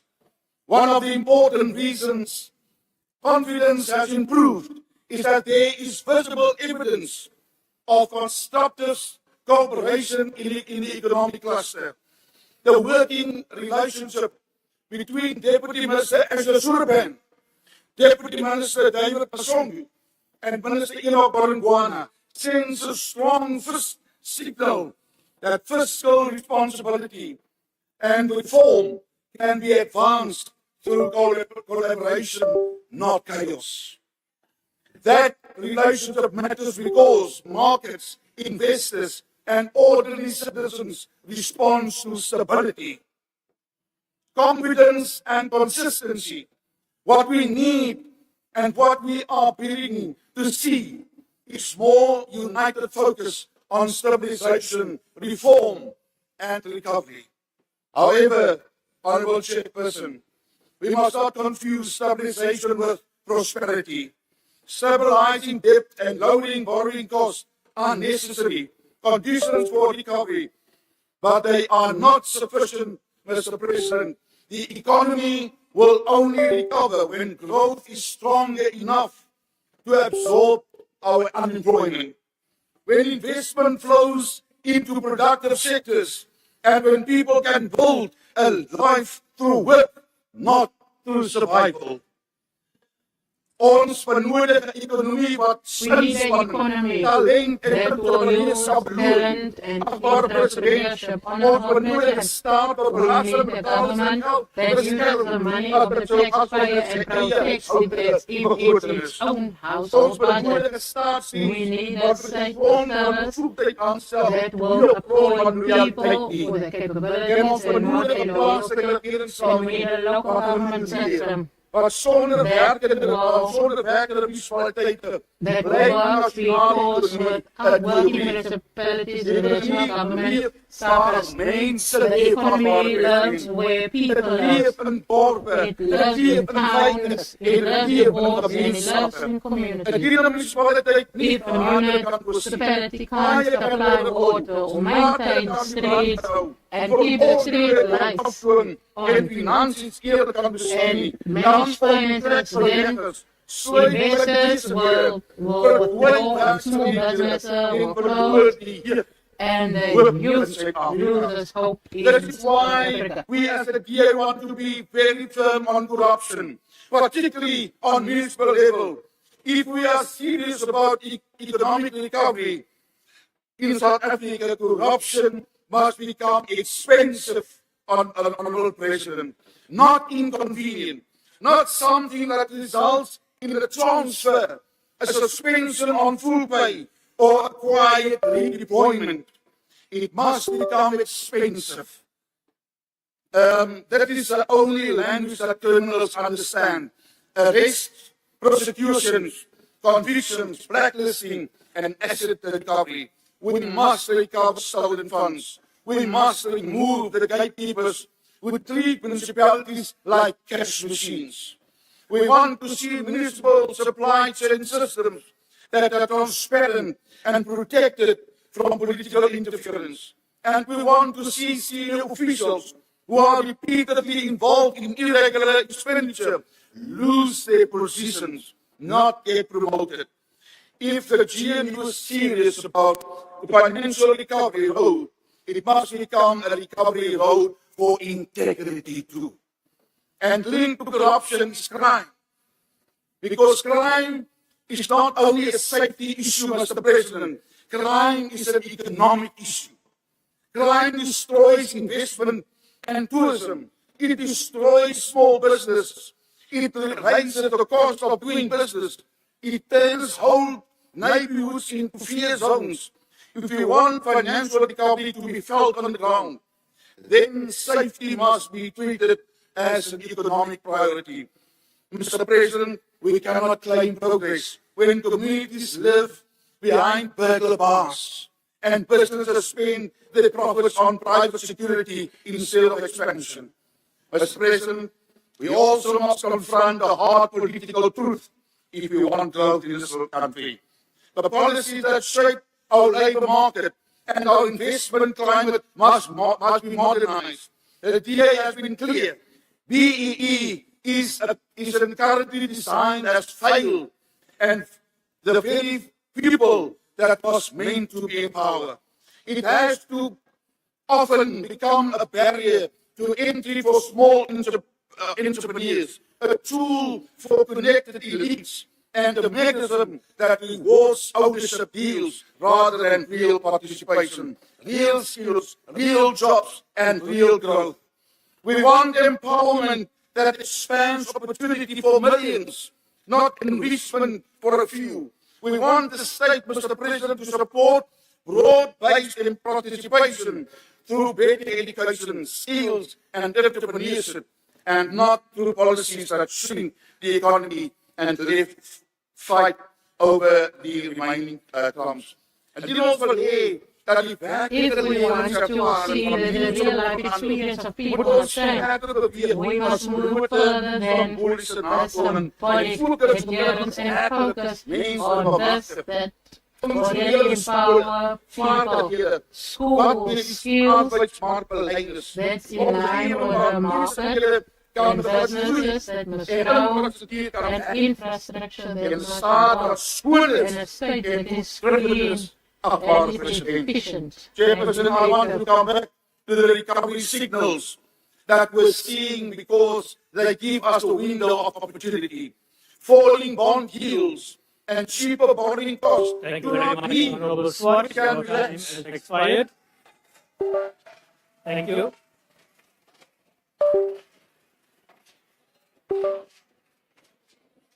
The next member to participate is Honorable Deputy Minister of Employment and Labour.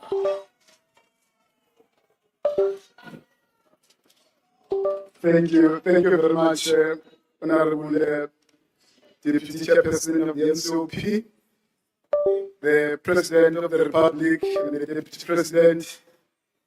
Mr. President, in the State of the Nation address, you have centered the Department of Employment and Labour's mandate to regulate the labour market and drive inclusive growth. It is therefore our singular focus to implement the President's directive to bolster enforcement and prioritize local employment.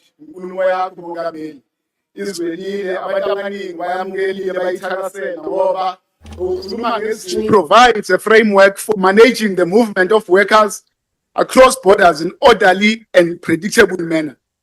This aim is to balance the attraction of critical skills needed for the industrial growth with the protection of job opportunities for South Africans. This is very critical at the current time in South Africa.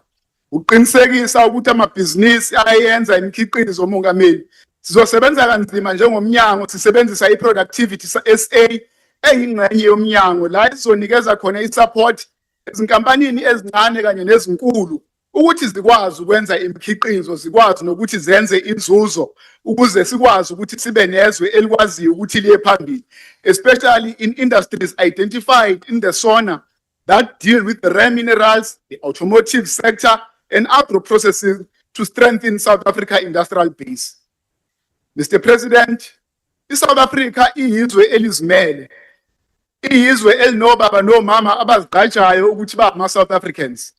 Sizukulwane samaqhawa afana nobaba Oliver Tambo, owayengumholi ka-African National Congress, Lillian Ngoyi, Mama Ruth First, Walter Albertina Sulu, Collins Chabane, Pravin Gordhan, Dumisani Makhaya, Moses Mabhida, Winnie Mandela kanye nabanye. President, basifundisa ukuthi inkululeko esayithola eSouth Africa kuzange kube inkululeko yamahala. Kwaba inkululeko okwachitheka igazi kwaba khona ababoshwayo. I-ANC yayiphambili emzabalazweni wokukhulula abantu base-South Africa.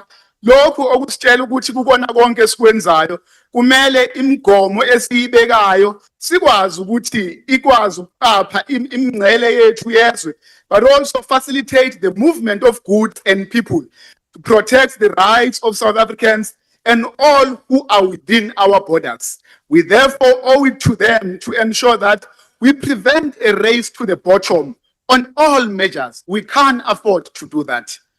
My President, investment that UIF entrusted to PIC were valued at 170 billion rand at the 31 March of 2025. As at 5 February 2026, these investments have grown by 32 billion rands to 202 billion rands, President. In less than a year, this is massive, President, and this is happening under your leadership, not the decade that others are saying 8 years is a decade. 8 years is not a decade. We must know that decade is 10 years. This shows us a good performance of mainly JSE listed companies. This is good. This is good news for the economy. 1965, at the founding of African Party for the Independence of Guinea and Cape Verde, Amilcar Cabral in the party directive made the famous quote, "Tell no lies, claim no easy victory," and we are not going to do that. We are not intending to do that, President. President, you spoke at length when we were delivering the SONA. You made a groundbreaking announcement since 1994 of 10,000 inspectors that are going to be employed in the Department of Employment and Labor. It has never been done since 1994, and it's done by you, President. We are going to ensure the department the strategic use of President's announcement of 10,000 additional labor inspectors. The additional capacity will assist in improving 300,000 workplace visits annually to about 1.6 million inspections, President. This is how far your intervention is going to go. But further to that, over 16.8 million people in the country will have their work environments and employment conditions improved. We'll also improve on the 150 million that is recovered annually in the form of penalties, fines, underpayments, and failure to register workers for social protection. Annually, currently, the department is able to return over 70 million rands directly to exploited workers back to their pockets from recovered illegal deductions and underpayment. This is really funds that average between 5,000 and 10,000. We are therefore working hard to ensure that the 10,000 inspectors are on the ground without delay, as it will increase the department's reach from the current 2,300 inspectors to 10,000 inspectors, which will make 12,300 inspectors. But maybe in passing, we must say it, one day as this House will have to answer to a crime that we are committing, allowing ourselves to be abused by the cult. Allow the cult to sit amongst us and allow them to abuse us day in, day out 2 hours. I think it's wrong and we shouldn't allow that. Others come here, they are claiming that they are going to win elections, but they have very, very disturbing concepts where they want us to vote using drums, nemgomo, and everything. What is that? What kind of leadership is that? Then you start to understand the challenges that we are faced with as the country. But I want to say to Honorable Zungula, the ANC doesn't hate black people. It's the very same ANC that has built houses, that has given black South Africans electricity, that have built roads, that have built houses for them, that has given them water, giving young people who are going to tertiary institutions NSFAS for free. They start from the basic education up until tertiary education without paying a cent. Thank you, Honorable Member. Your time has expired. Through this president and the African National Congress. Thank you very much, sir. The time has expired. Honorable Reddy. Thank you, Honorable Speaker. The rules are very clear that speakers must not mislead the House. The ANC has not given water, it's taking away water. Thank you very much. That's a debatable point. I now call upon the next honorable member, and that is the Honorable Dlamini.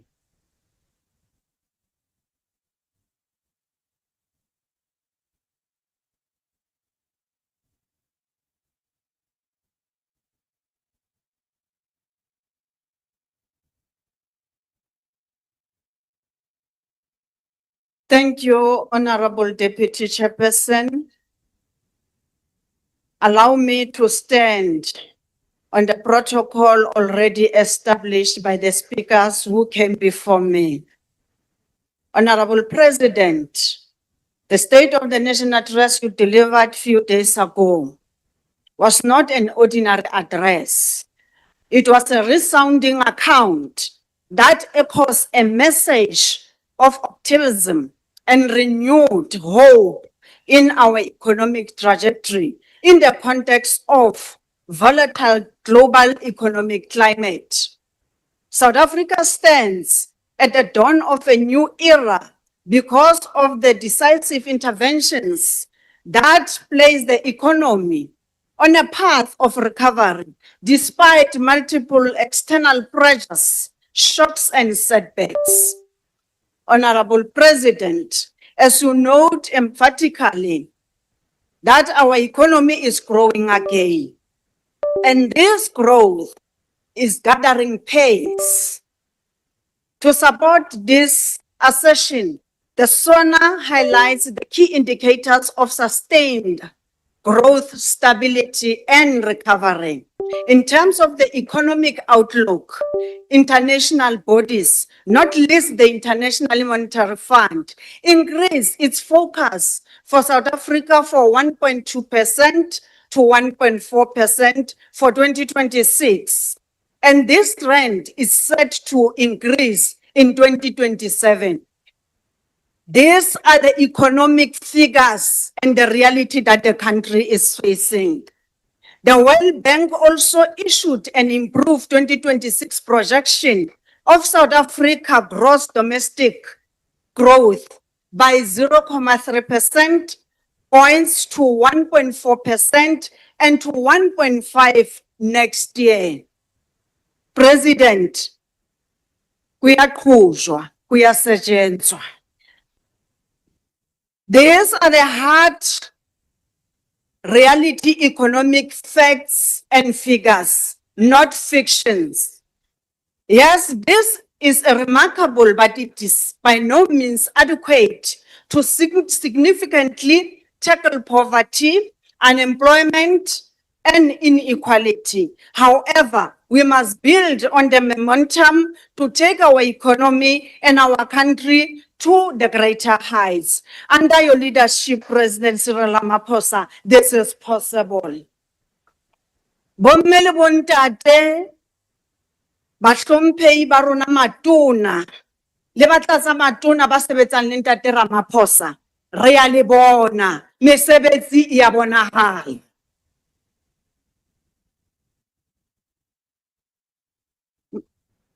Honorable Deputy Chairperson, the objective of speeding up economic transformation, inclusive growth and job creation remains a fundamental strategic imperative of the African National Congress, as clearly outlined and articulated in the January 8th statement of this year. This strategic imperative is aligned with the key priorities contained in the medium-term development plan, which elevates inclusive economic growth and job creation. The main drivers of sustainable economic growth include a vibrant, productive industrial base. Therefore, the investments in the manufacturing value chain remain an integral part of the accelerating economic development.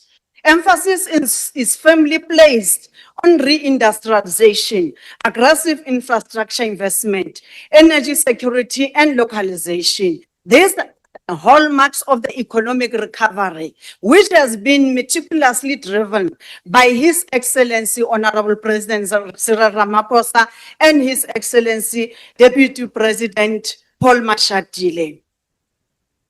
Our country is indeed on a path of recovery, and the days of economic stagnation due to major bindings, constraints in energy and logistics, as well as low investor confidence are receding. Major improvements in the electricity supply and logistics, such as Transnet as a state-owned entity, are expected to support industrial production as a backbone of economic growth. Honorable Deputy Chairperson, The approach to boosting local industrial base is driven through the localization initiative, which is anchored on a sectoral master plan in targeted sectors such as automotive, steel, chemical, agro-industry, and green technologies. According to the MTDP, the review report, notable progress has been made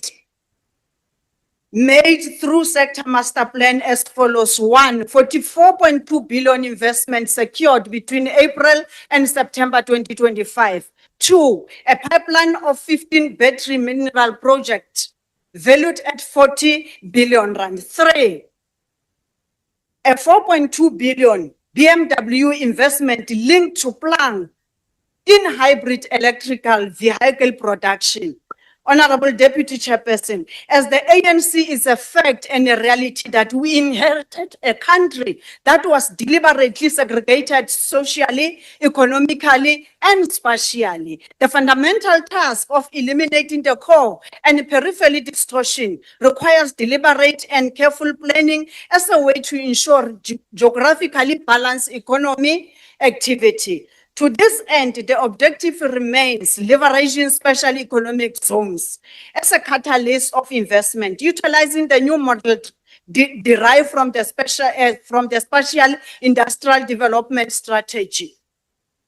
And indeed, President, we can confirm that the economic zones such as Uga, Dube, Tradeport and Swane Automotive SCZ have created approximately 27,000 direct jobs focusing on manufacturing, automotive and logistics. Yes, indeed, these figures are not enough because of unemployment that is very high in our country. But this is the work in progress. And these figures suggest to say, Honorable President and your cabinet, you are really to account to the people of South Africa, and we are happy as the ANC with that accountability.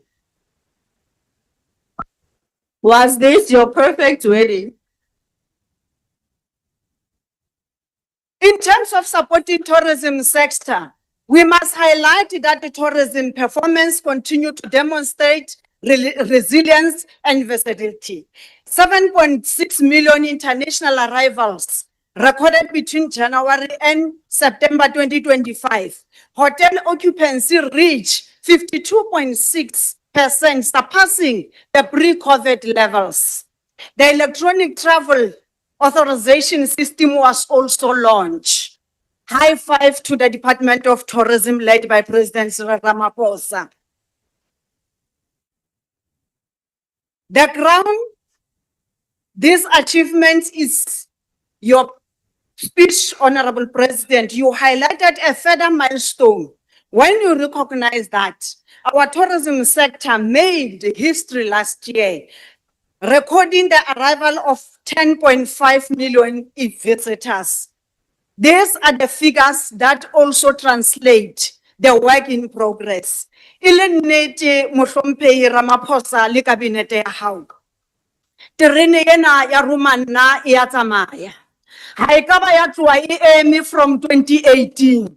Le ha jwale e santse e tsamaya. Tshwara jwalo ntate Ramaphosa le kabinete ya hao re a le bona.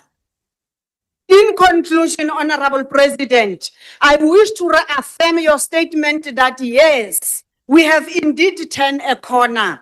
Now we must look ahead and move with speed. Certainly our economic prospects are less gloomy as it was the case in previous years.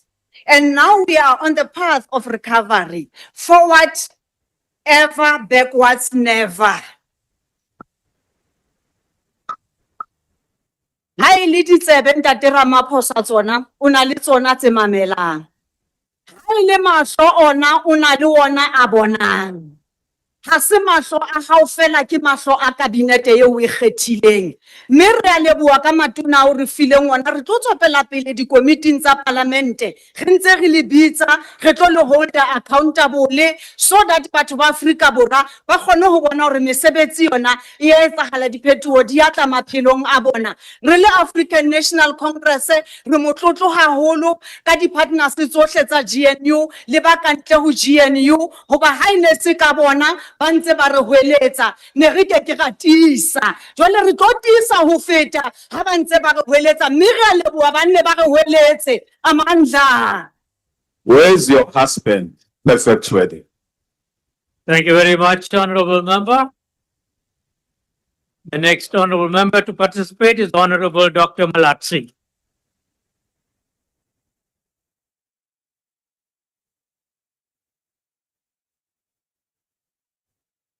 Thank you, Chairperson. Greetings to the President and the Deputy President. Greetings to the former President. Otto, Maafrika. Otto.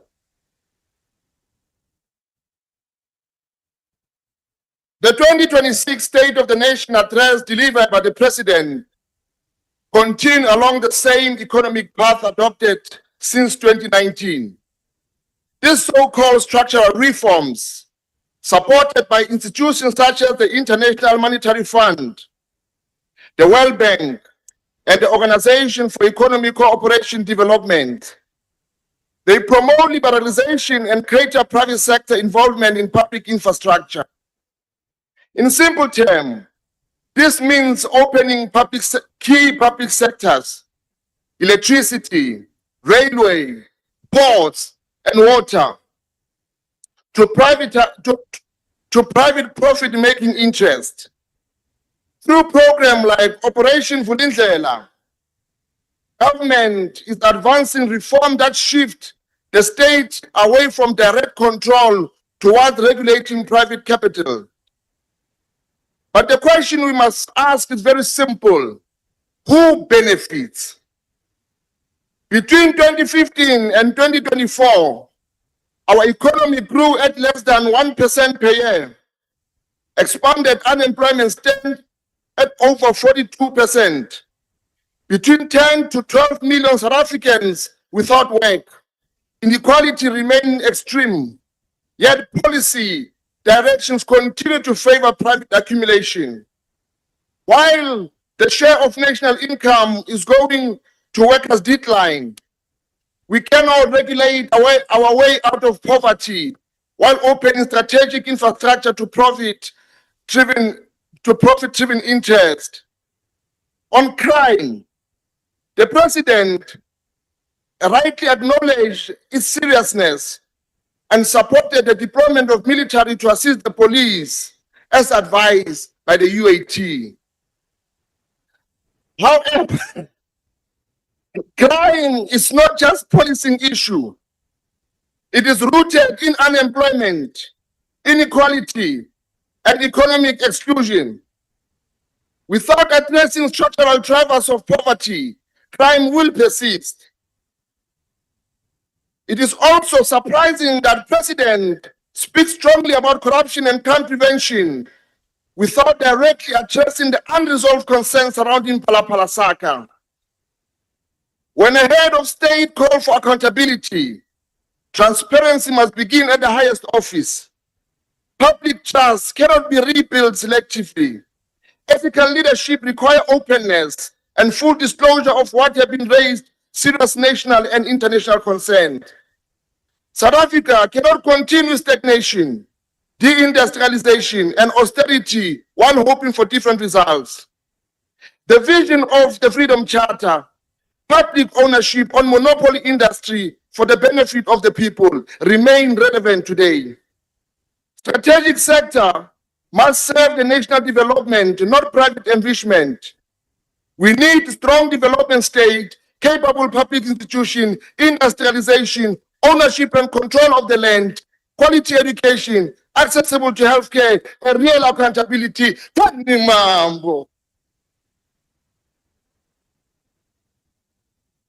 Thank you. The next person to participate in this debate is Honorable Mslongo.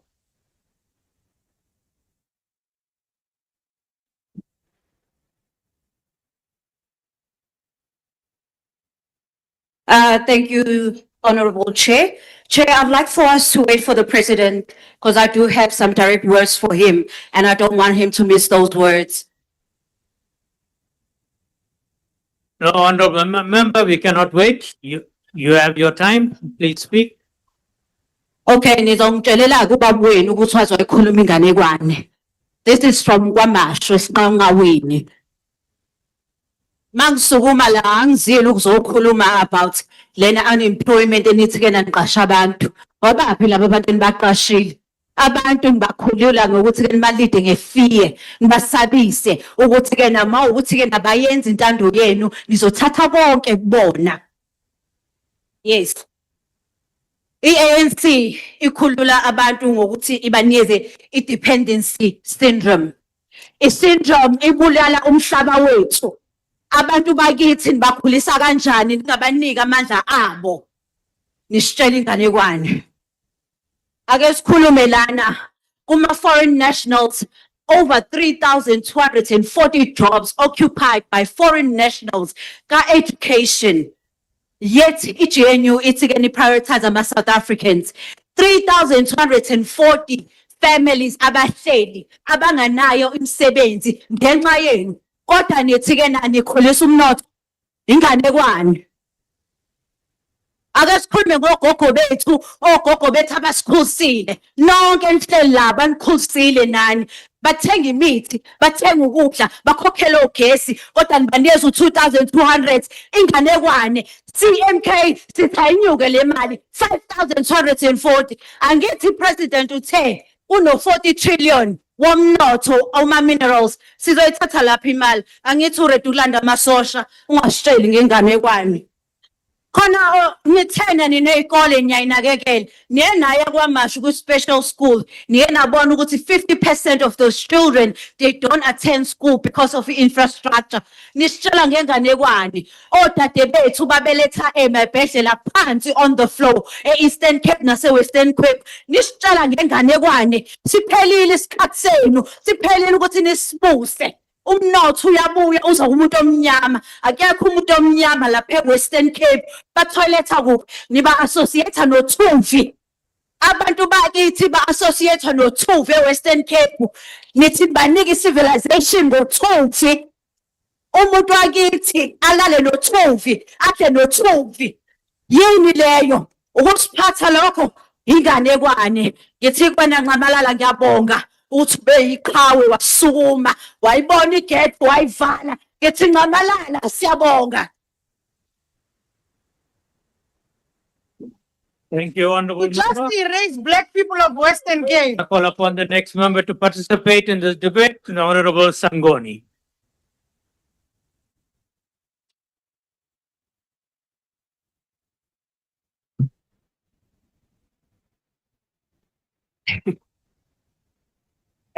Thank you very much, Honorable House Chair.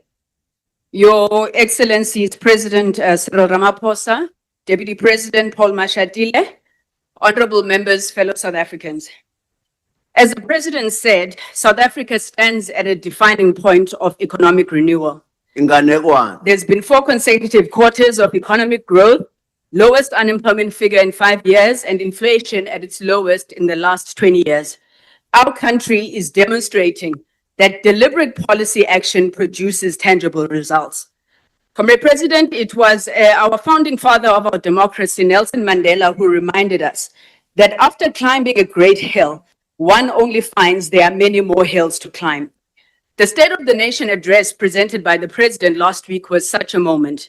It was a time to pause and reflect on the road traveled since 2018, when President Ramaphosa took office, to appreciate the achievements that had made, which at some point seemed impossible, and to confront with honesty and resolve the hills that still lie ahead. The successes outlined in the SONA were not accidents of history. Honorable Steenhuisen, we must also tell no lies and claim no easy victories. These successes reported by the president predate the GNU, and they are the result of deliberate action by the latter part of the 5th, 6th, and now 7th administration to reverse decline, restore institutions, and once again relay the foundations for inclusive growth. Today, South Africa stands on firmer ground than it did a few years ago. Yet, as Madiba warned us, we dare not linger. The question before us is how to sustain this economic growth to ensure it reaches every corner of our nation. Millions of our people still live with poverty, unemployment, and inequality. For them, the promise of democracy must be felt not in speeches, but in daily lives. So, Comrade President, therefore, you dare not linger. The long walk has not ended. We must position technology, the digital economy, and digital infrastructure investment as the primary drivers of inclusive and equitable economic growth. The urgency of implementation cannot be overstated. We have seen in word and in deed what focused reform and decisive leadership can achieve. The African National Congress acknowledges and welcomes real progress. High demand auction spectrum that raised 14.4 billion rand. Last year, Telkom generated more than 500 million to the fiscus in dividends. Mobile data prices have declined by over 50% between 2019 and 2023, easing costs for working families. 4G coverage now reaches over 98% of the population, and 5G is expanding. Thousands of public facilities, schools, clinics, government offices are connected through the SA Connect broadband program. These offer, Honorable Reddy, real solutions to unemployment, not the MK type of sending poor young children to be killed in the killing fields of Ukraine and calling it job creation. More than 50 data centers have been built and 50 billion in digital infrastructure strengthened. We support the commitment to fully digitize government services. We commend the work done by former Minister of Home Affairs, Honorable Mtswaledi, to roll out digital reforms at Home Affairs, including digital ID, as well as initiatives such as proposed in Operation Vulindlela's digital transformation roadmap and CETA's My Mzansi apps. These are not mere technical upgrades. They are instruments of dignity, efficiency, and economic participation. Parliament has also, through rigorous oversight, pushed regulatory reforms that ensure that data does not expire, but rather mandate rollover of unused data bundles. This is a victory that this Parliament fully owns, aligned with the call that data must fall and a tangible intervention in the cost of living. SONA underscored the transformative role of artificial intelligence and data analytics in strengthening governance, improving service delivery, and combating illicit economic activity. We must move with urgency. The global AI race is accelerating, and South Africa must be a rule maker, not a real taker. Our greatest risk is not a lack of vision, it's fragmentation. We must move beyond scattered initiatives towards a single coherent national digital strategy. Madam Speaker, South Africa has chosen the path of a developmental state. That's a state that does not retreat from the economy, but actively shapes it in the public interest. No nation has ever built a successful digital economy by abandoning its strategic capabilities. Countries that lead in connectivity do so through deliberate alignment between the state and industry. So South Africa, like China, must show the same resolve in strengthening our state-owned entities in the technology and communication space. Our state-owned entities such as Telkom, Centec, Broadband, and Fraco are not relics. They are instruments of transformation. With proper governance, adequate and committed investment, they can advance broad-based economic empowerment, affordable connectivity, and support national data sovereignty and local innovation. These companies must be at the center of our country's digital industrial policy. This we must do by building and owning sovereign technology, whether it is satellites or strengthening local cloud and hosting capacity. We must protect people and their data, deal with online harms, including cyberbullying, the invasion of deepfakes, misinformation, and disinformation. We must introduce fair taxation of digital multinationals and regulate social and online media, including podcasts. This is not about ideology, it's about equity. Honorable Mulder, the African National Congress will not retreat on BBBE, NHI, or land expropriation under the law. When we speak about equity, we do not speak about sameness, we speak of justice.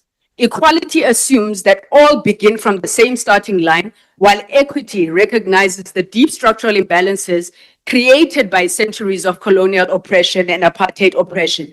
So for you to call for equal treatment in a profoundly unequal society is to ignore history and deny lived reality. We do not seek benevolence from any group, nor do we seek permission to govern or succeed. The democratic mandate on this country rests as its people, with its people as a whole. The Freedom Front Plus, by its own posture and policy positions, continues to foreground the protection of historic privilege rather than dismantling structural inequality. One cannot credibly invoke unity while resisting the symbolic and material steps that this government is taking to build national shared unity. The rejection of the renaming of Grafrinet. Thank you very much, Honorable Sangoni. Your time has expired. Thank you very much, House Chair. Thank you. The next member to participate is Honorable Minister of Tourism.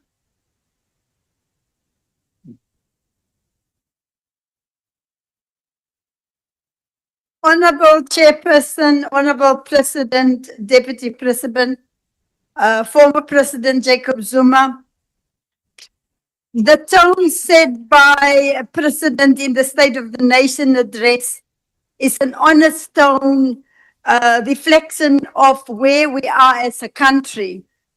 There are real green shoots. Amongst others, our country is being removed from the grey list of the Financial Action Task Force. We have moved beyond the era of debilitating load shedding.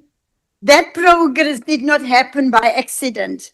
It required focus, reform, and collaboration between government and the private sector.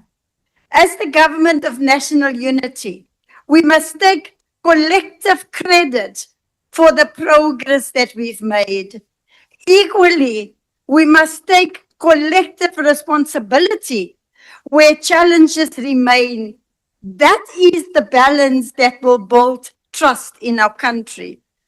While we are seeing an uptick in economic growth, job creation remains our most urgent task. It is the first priority of the GNU to drive inclusive growth and create jobs. That responsibility rests not only with government, but with business, labor, and every sector of our society.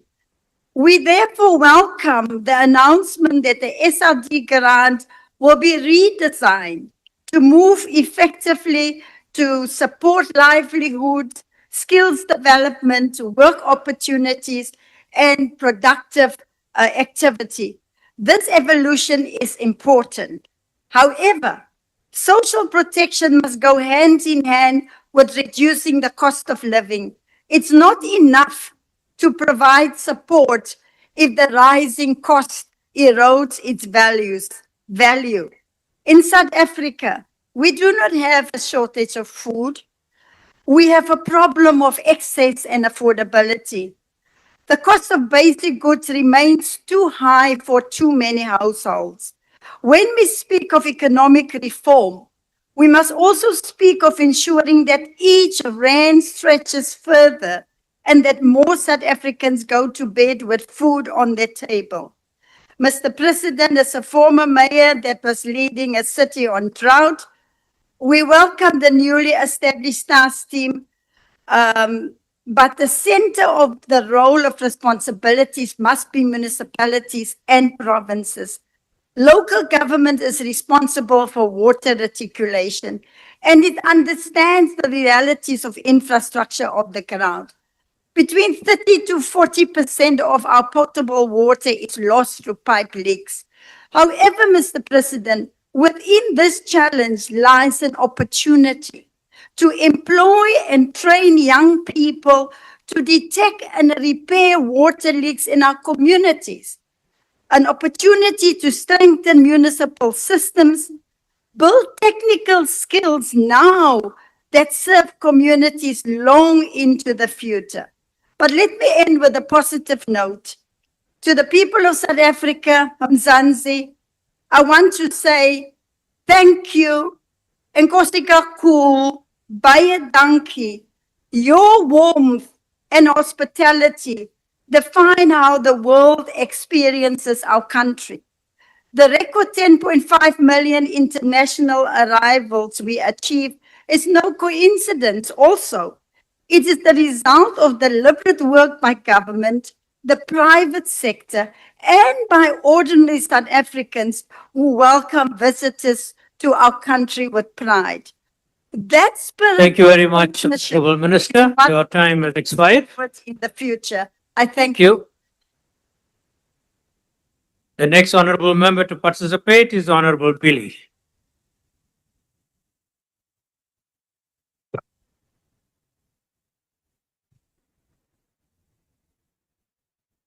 Deputy Chair, Mr. President, Honorable Ministers and Deputy Ministers, Honorable Members and fellow South Africans.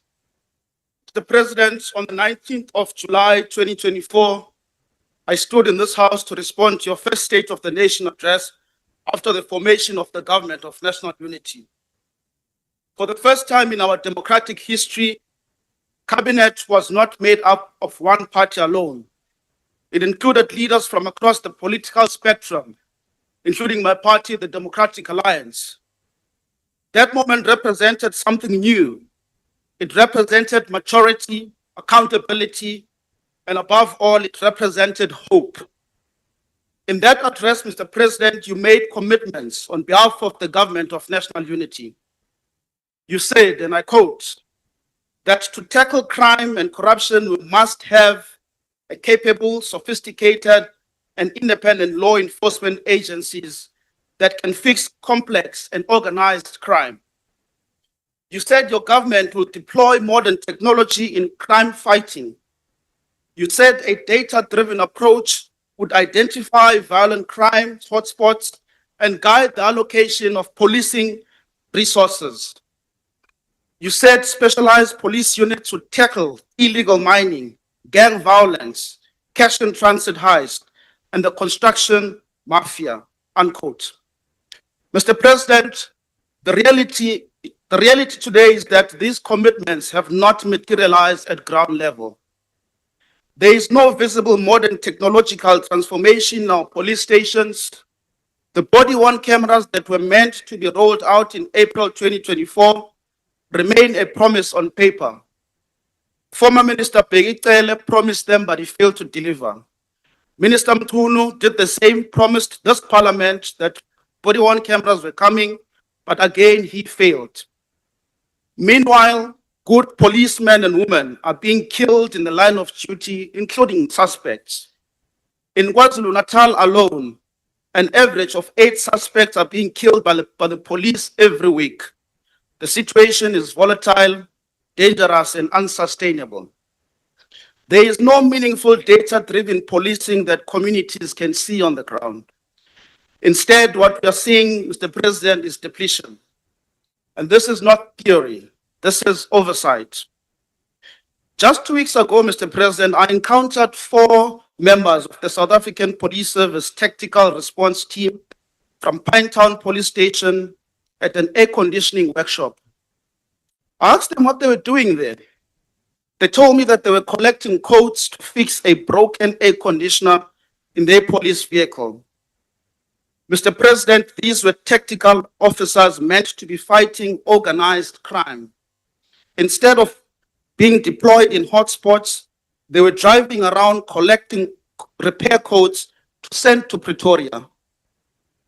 That is governance failure, Mr. President. Mr. President, the time is now to expand policing powers to competent local and provincial governments within constitutional bounds. This is the only real long-term solution to the problem, Mr. President. And this view is supported by the South African Police Service in KwaZulu-Natal. At a recent oversight meeting with the state leadership and the Provincial Commissioner, Lieutenant Nkanazi, were informed that the police were severely undercapacitated. He cited among some of the things that there were insufficient police vehicles, that there were shortages of officers. He said there were about 20,000 officers in the province to keep safe about 12 million people in the province. He said that there were stations that were not operating for 24 hours. There were shortages of bulletproof vests. There were outdated ICT systems. And more importantly, there were also insufficient two-way radios. Mr. President, honorable members, these are not sudden problems. These are systemic failures that developed over years because of neglect, poor management, and political protection of incompetence. These failures, Mr. President, were preventable. At another oversight engagement in Simonstown with the NCOP Select Committee on Security and Justice, we heard the Chief of the South African Navy, Admiral Mondelubisi, speak openly about years of underfunding that have brought our Navy close to collapse. It was uncomfortable. It was embarrassing to hear that we have reached a point where we struggle to patrol our own waters. Instead of confronting that reality publicly, the meeting, Mr. President, was abruptly converted into a closed session. But Lubisi was not embarrassing the country. He was crying for help. He believed Parliament was his refuge.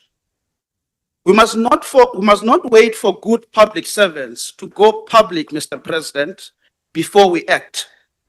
We must not respond with another commission. We must respond with action immediately when these things come up. Recently, at the South African Defence Force headquarters in Bloemfontein, again, senior generals detailed the consequences of the continuous defunding of our army. They spoke about domestic operational strain. They spoke about the pressure on our troops deployed in the DRC. They spoke about the logistical shortfalls. And now we hear of deploying the same defense force to support SAPs in gang-ridden areas. Mr. President, the DA supports this call. The DA has long called for decisive action against gangs, and this intervention is welcomed. But Mr. President, how do we deploy a force that itself is limping? How do we deploy an army that has been systematically weakened? Mr. President, this is not a sudden crisis. It is a result of executive failure. It is a result of years of shielding underperforming ministers. It is a result of a culture where accountability was postponed. We're launching criminal justice reform initiatives in the presidency before reverting SAP's leadership, before recruiting additional officers, before deploying the South African Defence Force. Mr. President, do you acknowledge that many of these failures are man-made? Do you acknowledge that they stem from political appointments and executive inaction? Are you prepared to say to South Africans, we failed? We failed to act sooner. We protected the wrong people. We allowed decline. Mr. President, I'm afraid South Africans do not want more task teams. They want consequences. They want ministers removed when they fail. They want political accountability, not golden handshakes. They want competence rewarded and incompetence dismissed. Let me say this clearly, Mr. President. The DA ministers serving in the GNU are working. They are stabilizing portfolios. They are restoring governance. They are correcting years of neglect. They are proving that accountability and delivery can coexist. The GNU will only succeed if accountability is applied equally, not selectively, not politically. And if you are serious about the criminal justice reform, Mr. President, reform must begin at the executive level. If you are serious about fighting corruption, those implicated must not be recycled. If you are serious about restoring public trust, there must be visible consequences. South Africans are tired of promises. They are tired of commissions that lead nowhere. They are tired of being told that reform is coming. They want to feel safe. They want police that are equipped. They want soldiers who are supported. They want a justice system that convicts criminals. Above all, Mr. President, they want a leadership that is taking. Thank you. The next honorable member is Honorable Mikalakis.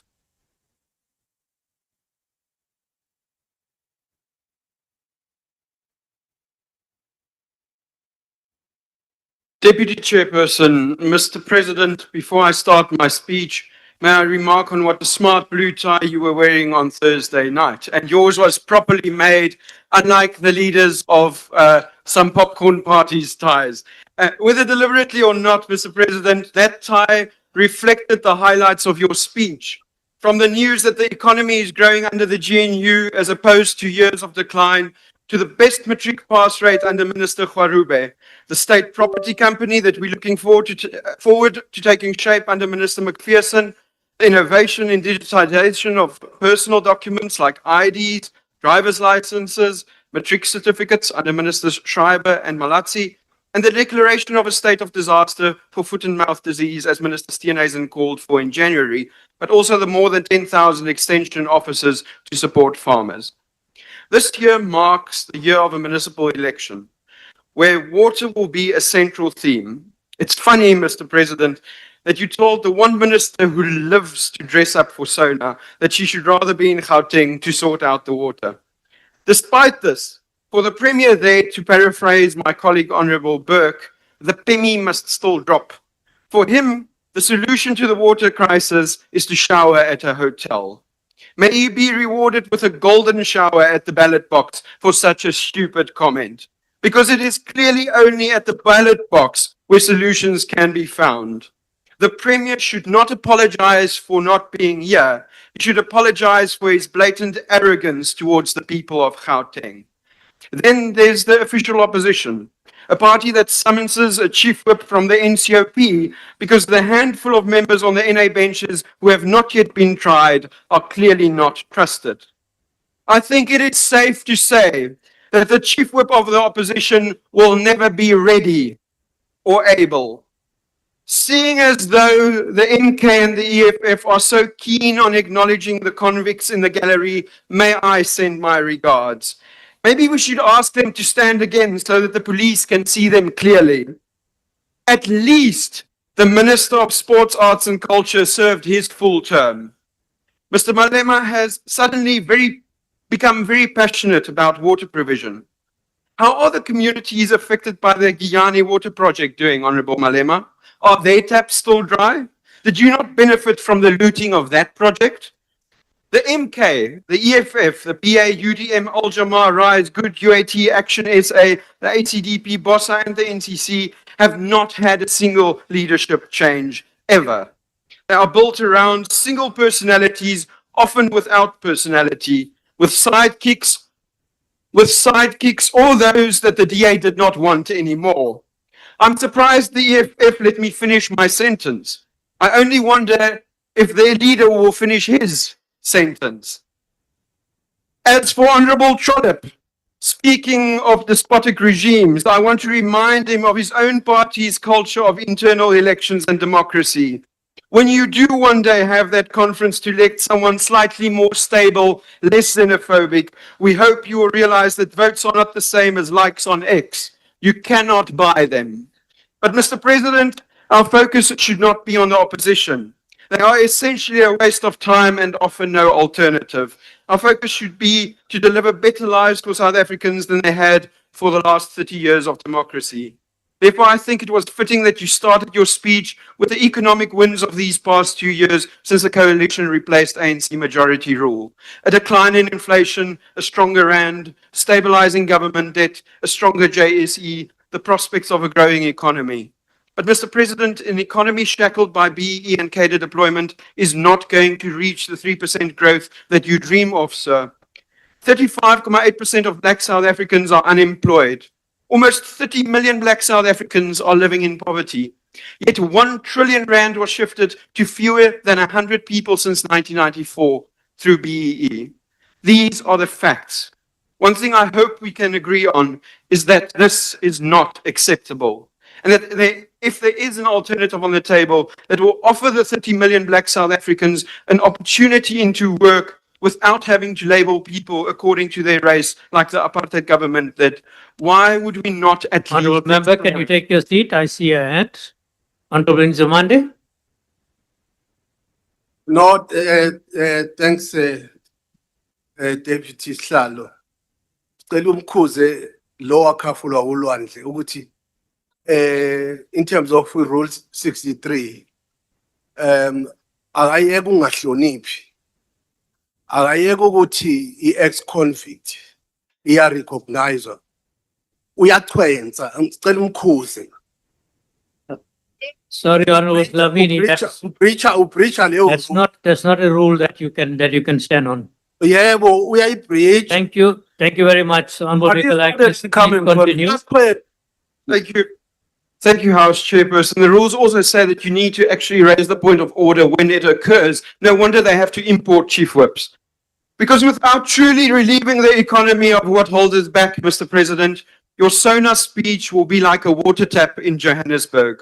One looks at it and one has hopes, only to be met by dololo actual delivery. Mr. President, I do hope that this year will be a continuation of the growth path that the country has now taken.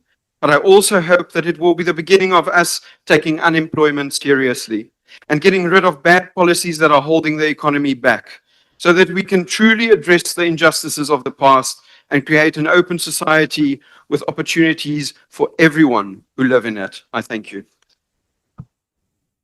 Thank you very much. Now go and sort out your Uber I'll Eats call upon delinquent. the Honorable Minister of Higher Education and Training.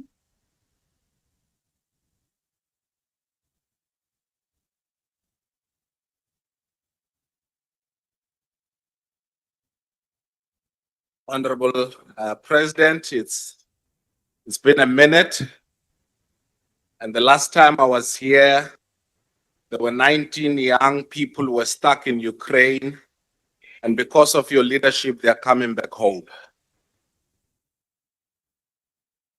And whilst we're at it, President, I want to congratulate the Honorable Desmond Royen, whom I once played tennis with.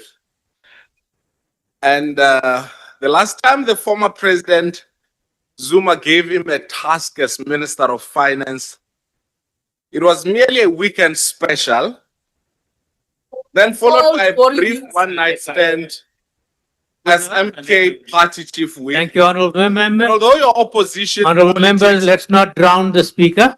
is about as unreliable as your backhand. Honorable Minister, can you take your seat? I see a hand. Honorable Minister, take your seat, please. I see a hand. Yes, Honorable Member.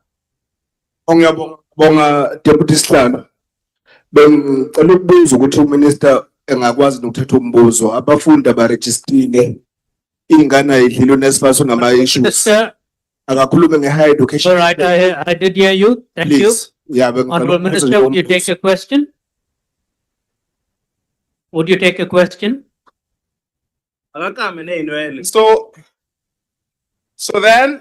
although your opposition, Honorable Van Rooyen, politics is about as unreliable as your backhand in tennis, they're still better than those of Honorable Judge Tope, and long may your opening for the debate of the MK party last long. But also the last time I spoke here, President, Minister Steenhuisen. Honorable Minister, can you take your seat? I see another hand. Honorable Speaker, I'm not sure what language this minister is using. He's speaking with a twang. Now let's hear what your comment. Here, so we can understand. I can't pick up his twanging. Please stop the twanging. You speaking with a twang. Sorry, Honorable Minister, please continue. Well, you can't pick up anything. You can't pick up anything politics or intelligent anyway. So you're saving yourself. And so I was saying that Honorable John, Minister Steenhuisen was simply Honorable John Steenhuisen, cooking for himself delicious, healthy meals and minding his own business. Honorable Minister, can you take your seat, please? I see another hand. Honorable Minister. Mouth disease. Honorable Minister, can you take your seat? I see another hand. Yes, Honorable Member. Ngithokoze mgcini sihlalo. Ngithokoza kwamambala into engizoyibuza ukuthi angicabanga ukuthi umthetho weParliamentini uyavuma ukuthi uDeputy or uMinister lo okhona osekanguMinister ezangakakami la akayukama ngoba into ayikhuluma nje ayisira. Thank you, Honorable Member.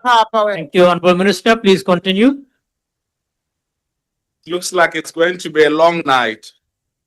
But as I said, that, and I agree with Minister Steenhuisen, that with all the things that have been happening in our country, we cannot afford complacency.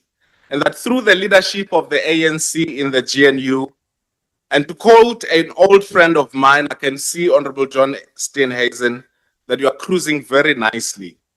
You may claim the easy victories, which Honorable Hillbilly here came to reject, but we will allow that, as long as you do not season them or pepper them with lies, because for us, the GNU is not about ministers competing, but about submitting to the collective responsibility of government.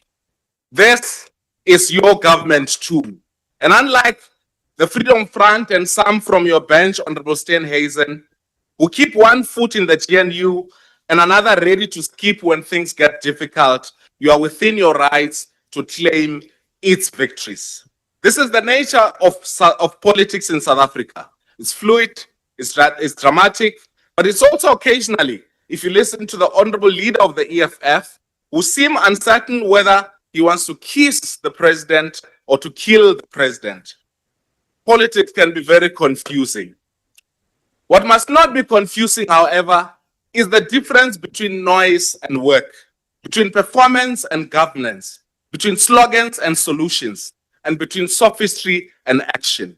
It is from that standpoint that I rise to support the state of the nation that you delivered, President, grounded not in sophistry, but in action, coordination, and delivery. Let me begin where the pain is real and immediate. On the evening of the State of the Nation address, I left the chamber not to rush to television studios or to issue press statements, but to meet students from CPUT who were protesting outside Parliament about the quality of their accommodation. They were anxious, angry, exhausted, but also very uncertain. And working together with the police, student leaders, and university management, were informed that the last of those students will walk into better beds tomorrow.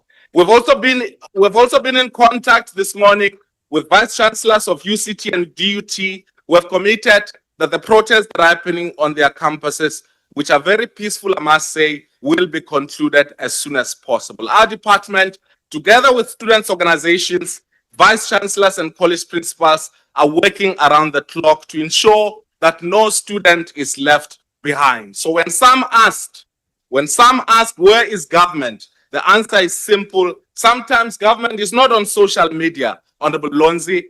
Sometimes government is in the corridor at midnight fixing problems. Student accommodation remains one of the most urgent challenges in the post-school system. We face a shortfall of 200,000 beds, and we will not resolve this challenge only with bricks and mortar. And that's why we're expanding access through a combination of fiscal infrastructure and digital expansion. Many universities are already rolling out digital and blended programs, and this work must accelerate. And similarly, plans are afoot to digitize CET and TVET curricula through the national online system so that we can meet the demand of our success in the grade 12 cohort. At the same time, we must significantly improve the quality of distance education, particularly at UNISA, whose more than 350,000 students are the backbone of our post-school education and training system. Our universities are under pressure, but we're working hard to ensure that we resolve this crisis. But also your instruction, President, that we must build specialized universities, including, of course, the much spoken about University of Ekurhuleni, whom we will ensure that we accelerate. Your instruction also around the transformation that needs to happen as it regards to sector education and training authorities will be taken forward. And we will work with NEDLAC to ensure that your instruction that 40% of mandatory grant to employers will be fast-tracked. Similarly, your instruction on TVET colleges remains unambiguous. Occupational trades leading to employment, modern workshops in partnerships with industry, quality lecturers, and effective workplace integrated learning must define the future of TVETs. We will mobilize all resources, partnerships, and energy towards full implementation of the dual system, President, that we instructed about. As Clement of Alexandria observed, Honorable Des van Rooyen, sophistry is a powerful art that makes false opinion appear true only in words. When rhetoric is not guided by philosophy or action, it becomes dangerous to all. And yours, Honorable Van Rooyen, is dangerous sophistry. Discrediting the president's intent while opposing the practical step taken to realize it without solution is sophistry. Sophistry is declaring that your party has readiness to govern while failing to govern itself. How does a party without a constitution propose to govern a constitutional democracy? Sophistry. With MPs coming in and out weekly, and with Parliament constantly introducing itself to new MK party members, how is stability assured? As a party where relatives substitute for one another like royalty, and where Nkandla ensures the batteries to the remote control are always fully charged. And I can see there was a shaky connection between Nkandla and here. The former president decided to come here. I attend MK, whether they are pushing the line that he wants or not. But how do you govern a country when you cannot even be a credible opposition? President, coordination is not incompetence. You've been accused that you are planning. You've been accused. Honorable Minister, can you take your seat? I see your hand. Of all of these things. But the important thing Honorable Minister, can you take your seat, please? Did it work? Honorable Minister, take your seat. Yes, Honorable Member. Ngithokoze Mcibisalo, bengibuza ukuthi ungqongqoshe angawuthatha umbuzo ngoba usakhuluma inganekwane. Honorable Minister, would you take a question? No. No, you can give the question to Honorable Manyi before he moves over to the EFF or to LTN. Honorable Minister, I see another hand. Could you take your seat? Traveling quite a lot. Honorable Minister, recently. I see another hand. Could you take your seat, please?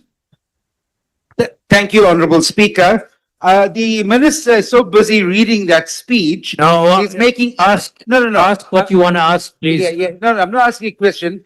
His point about Nkandla has got nothing to do. No, you can raise that in your debate. That is a debatable point, Honorable Reddy. You can raise that when your member gets a chance tomorrow to speak. Thank you, Honorable Minister. Thank you. Sorry, Honorable Minister, there's another hand. Could you take your seat, please?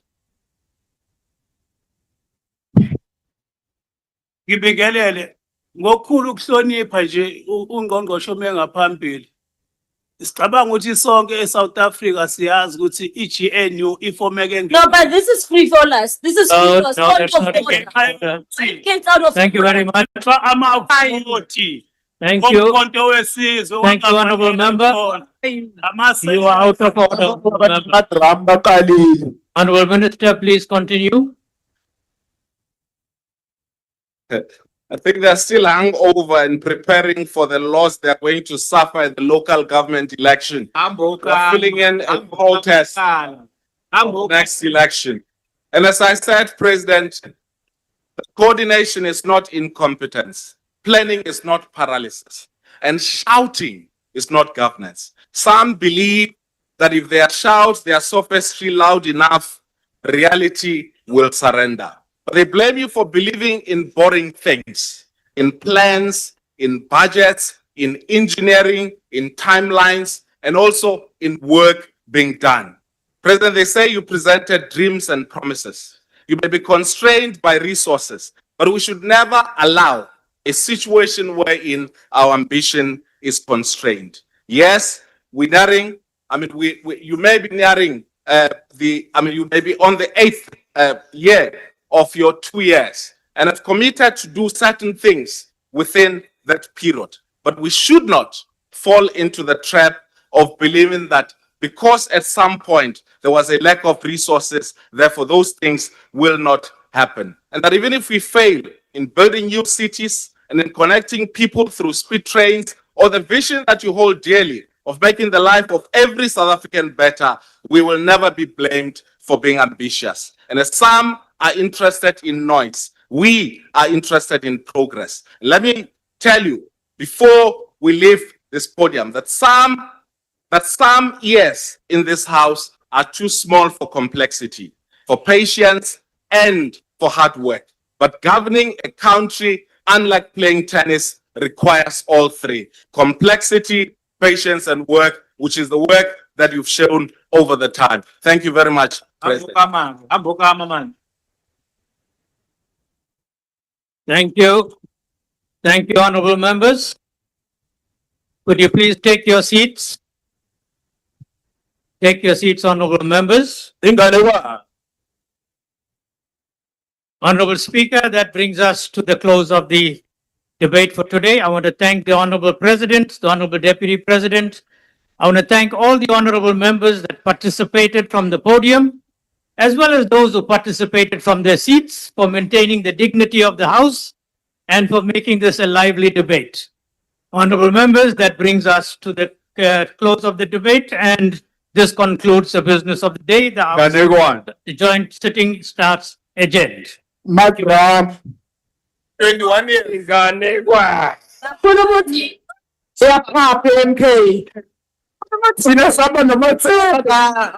Years of patience.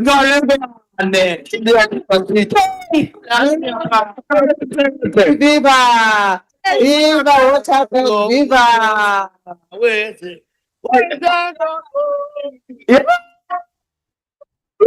ANC. Samba namotse Putin. Papa Nina! Samba namotse Putin. This is my president. Well, let's get Papa. Don't tell